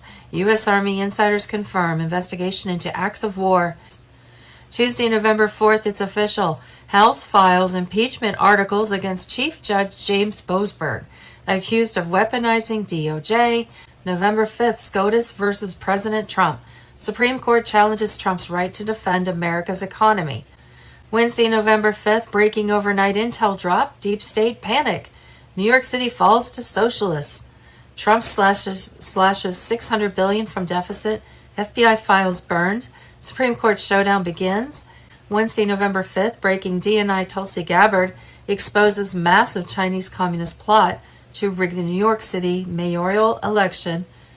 Director of National Intelligence Tulsi Gabbard has exposed a sophisticated, massive Chinese communist plot that rigged the New York City mayoral election in favor of socialist Mamdani. The Chinese Communist government infiltrated the DS-200 ballot scanner systems manufactured by Election Systems and Software, ES&S. Tuesday, November 4th, Kash Patel's FBI arrested 2 Muslim men in Dearborn, Michigan, and were charged in a ISIS-inspired terror attack that allegedly would have involved a massacre in Detroit suburb on Halloween. Muhammad Ali of Dearborn, Michigan, and Mahed Mahmoud are accused of the plot. Wednesday, November 5th, 2025, President Trump, Fox News. Remember when the blood-sucking Democrats hired 87,000 IRS agents to hunt down the American taxpayer? It's official. Internal Revenue Service agents are now detailed to the Department of Homeland Security under an agreement between DHS Secretary Kristi Noem and Treasury Secretary Scott Bessent. The purpose is to provide an additional immigration enforcement manpower. These agents have been authorized under Title 8 of the U.S. Code to hunt down and apprehend criminal illegal aliens for civil violations of immigration law. Secretary of Homeland Security Kristi Noem, instead of using Biden's 87,000 IRS agents to take more money from Americans, I've directed them to help taxpayers save money by assisting ICE in rounding up criminal illegal aliens for deportation. Just a side note, remember the videos coming out when they hired those 87,000 IRS agents and they were being trained to like break down doors and SWAT houses to get to seize, IRS tax funds and basically SWAT American citizens. So I guess those skills will come in handy when they're doing ICE raids. Wednesday, November 5th, Speaker Johnson is livid after discovering Democrats have filed a lawsuit against the USDA for trying to find out how many illegal immigrants are receiving welfare benefits. They actually sued the Department of Agriculture for simply asking how many illegals are enrolled in welfare programs across states like California and New York. They sued them. Can you believe that? We're working to make government more transparent and efficient for the American people. Yet Democrats keep blocking us with political stunts. No wonder Americans are frustrated. Wednesday, November 5th, Florida. DEA, FBI, and ICE raid drug cartel in Florida. 51 dirty officers exposed. $21 million seized. YouTube. Wednesday, November 5th, 5 brothers, 5 countries. $500 billion. The Rothschild strategy that lasted 210 years. Wednesday, November 5th, how Wall Street built the Nazi war machine. Wednesday, November 5th, the opium fortunes. How America's elite families got rich selling drugs to China. Wednesday, November 5th, Wisconsin. ICE storms Wisconsin criminal cartel. 24 arrested and victims rescued. Wednesday, November 5th, Tennessee. 2 minutes ago, massive DEA raid shakes Tennessee. Cartel leaders arrested, assets seized. The controllers got 90% of one payment, 80 to 90% of one payment. They missed the second paycheck. On Thursday, they get an email pay stub that'll show what their next payment is going to be. So this Thursday, they'll get an email that shows that their pay stub is a big fat zero. Many of the controllers said, a lot of us can navigate missing one paycheck. Not everybody, but a lot of us can. None of us can manage missing 2 paychecks. So if you bring us to a week from today, Democrats, you will see mass chaos, you will see mass flight delays, you'll see mass cancellations, and you may see us close certain parts of the airspace because we just cannot manage it because we don't have the air traffic controllers. And we start with breaking news out of Washington this afternoon. The FAA just announcing that it is starting the process of reducing flight capacity by 10% in 40 major locations across the country. The reductions will start on Friday. The move is meant to reduce the stress on air traffic controllers that they say is being caused by the government shutdown. They have not received a full paycheck in weeks, and some airports have been forced into lengthy delays due to air traffic controller shortages. We don't yet know which locations will see the reduction in capacity. That is expected to come out sometime tomorrow.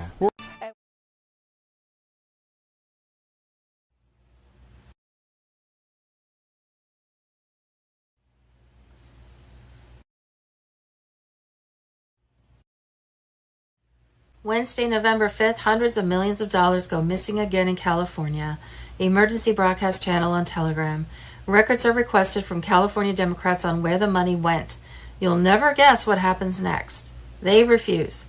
Hundreds of millions of dollars of our public pensions have gone missing. The state took $468 million from California cops, firefighters, teachers, and handed it to a secret green energy fund. On March 31st of this year, it was found that this fund is now worth $138 million. Play that back. $468 million, now worth $138 million. 71% of that money is gone. When reporters asked CalPERS. Which companies failed?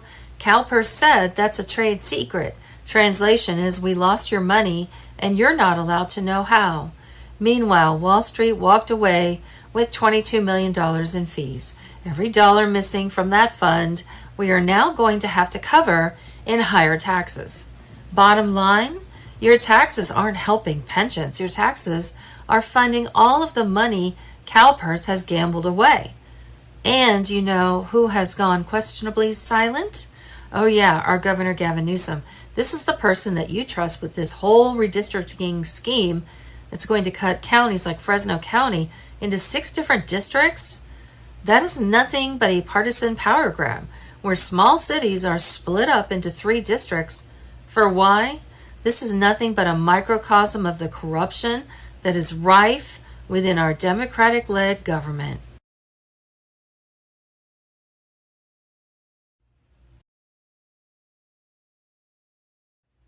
Wednesday, November 5th, Hillary Clinton, John Podesta, the Clinton Foundation, and Uranium One. Is Hillary Clinton the most corrupt politician in U.S. history since Lyndon B. Johnson? 20% of U.S. uranium went to the Russians, $145 million to the Clinton Foundation, $35 million to John Podesta. A U.S. interagency committee, including the State Department, in which Hillary Clinton was the head of, approved Rosatom's 2010 acquisition of Uranium One, a Canadian firm with U.S. mining rights.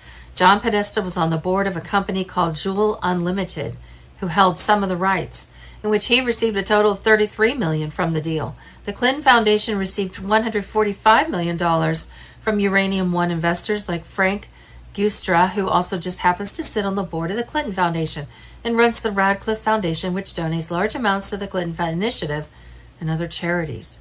Frank Gustra is also the founder of Lionsgate Entertainment, a major film production studio in Hollywood, and has extensive ties to third world countries, Haiti, etc., through not only the Radcliffe Foundation and the Clinton Foundation, but an organization called the Alpida Project. The Alpida Project, which funds and facilitates mass migration in Europe, also has connections to foster children from all over the world, and just happens to use an almost exact match to an FBI-confirmed pedo symbol for their organization's official logo.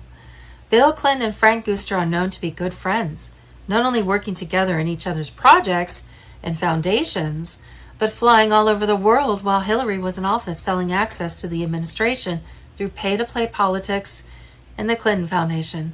This is how the money was moved. You want access, you make a charitable donation. This is just one way and layer to how they make and move their money. These people are all connected. They all benefit from their dealings, not you, not America themselves. A massive network of dark money through money laundering, pay-to-play politics, child trafficking, drug trafficking, and you ain't in it. You don't want to be either. Do the Clintons, especially Hillary Clinton, take the title of being the most corrupt politicians in history? Here is Patriot Street Fighter, and I believe he's on Rumble, probably YouTube as well, talking about Uranium One and the 16-year plan and how HRC was going to use Uranium One and what they did with it to bring about the 16-year plan, this nuclear war that was supposed to take place. What happened was the military intelligence intercepted a 16-year plan by the cabal to take down the United States.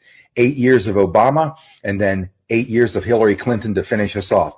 Obama took us to the brink. We were basically over the edge. Hillary was mop-up operations. And I'm going to get down through some of the timeline of events that you're aware of that I can tie into this so you can understand. You've seen it unfold. You just didn't know what it meant until tonight. At any point, when Hillary Clinton was going to come into power, the NSA unrigged the election. It was already rigged for Hillary Clinton to win. She was mop-up operations. During the time of her running the State Department, you know about Uranium One. Uranium One was a scandal where the State Department under Hillary Clinton, Vladimir Putin, which is bullshit, he's not our enemy. In any case, they sold this uranium to Vladimir Putin. The purpose for selling him that uranium was They skimmed the uranium off the top of that stockpile. If you ever seen the movie The Sum of All Fears with Ben Affleck, Morgan Freeman, you'll understand this. If you haven't, go watch it and you'll get it. They skimmed uranium off of that stockpile before they sold it to them. They flew 3 planes to North Korea, Iran, and Syria, where the CIA, the rogue CIA, responsible for all the wars and all the regime changes around the world, they built nuclear weapons. Under Hillary's tenure, they were going to launch a nuclear weapon on U.S. soil, and they were going to trace the signature back to the Vladimir Putin stockpile, blame him, launch a thermonuclear retaliatory strike on Moscow, and kick the whole thing off. That was going to be their whole thin the herd on the planet. Now, military intelligence stopped that. Of course, they approached Donald Trump. They knew he couldn't be bought. They knew he had his own money. They knew he was a patriot. And they needed, for the first time, they needed to have the power of the executive branch to take this down a final step to launch a massive attack on the deep state power structure and bring the whole thing down once and for all. Save the country, save the world. Monday, October 27th, Speaker Mike Johnson just confirmed what every American already felt in their gut. The government shutdown wasn't chaos, it was strategy. Democrats met behind closed doors and chose pain. They weaponized suffering to empower Marxist extremists and cripple the nation from within. Behind the speeches and sound bites, a deal was struck in silence. Schumer and his operatives decided that hurting Americans was the most effective political weapon they had left. They didn't miscalculate, they planned it. Johnson revealed the words that echo like confession. They sat in a back room and made the calculation they'd rather shut the government down and impose pain on the American people. That is not leadership, that is treason masked as politics. According to Johnson, this entire operation was built on a simple lie, that the radicals matter more than the workers who built this country. The Marxists, the far left, and the base are more active than hardworking Americans. That single admission reveals everything. The Democratic Party no longer serves the people, it serves a revolution, one that thrives on crisis and grows through destruction, leveraged through suffering, the core of the Marxist playbook. A leaked quote from their own operatives says it all. Every day gets better for us. We'll use the pain for leverage. This is not governance. It is a psychological warfare. And the lie goes deeper. The funding resolution Democrats blocked was a clean CR, the same budget they already voted for months ago. Nothing changed except their agenda. If it wasn't about money, then what was it about? Control? The chaos is deliberate, the suffering is tactical. While they pretend to fight for the poor, they are crushing the system to force obedience. A nation exhausted, divided, and broke is easier to control than a free one. The fallout is real. Hundreds of thousands of federal workers are going unpaid. SNAP benefits are frozen for 1 in 8 Americans. Air traffic systems are collapsing under staffing shortages. Morale across the country is sinking as inflation rises and security fades. This isn't mismanagement, it's method, a government held hostage from within, the kind of internal sabotage that precedes collapse. And yet, through all the noise, one figure still stands between the people and the abyss. Donald J. Trump. No backroom betrayal, no deals with radicals, just direction, clarity, and resolve. While others sell the country for political gain, he holds the line for those who still believe in law, order, and America itself. This is not a partisan fight anymore. It's a survival test. The enemy is not across the ocean. It is inside the chamber. These are not mistakes of policy. They are acts of intent. The suffering of a nation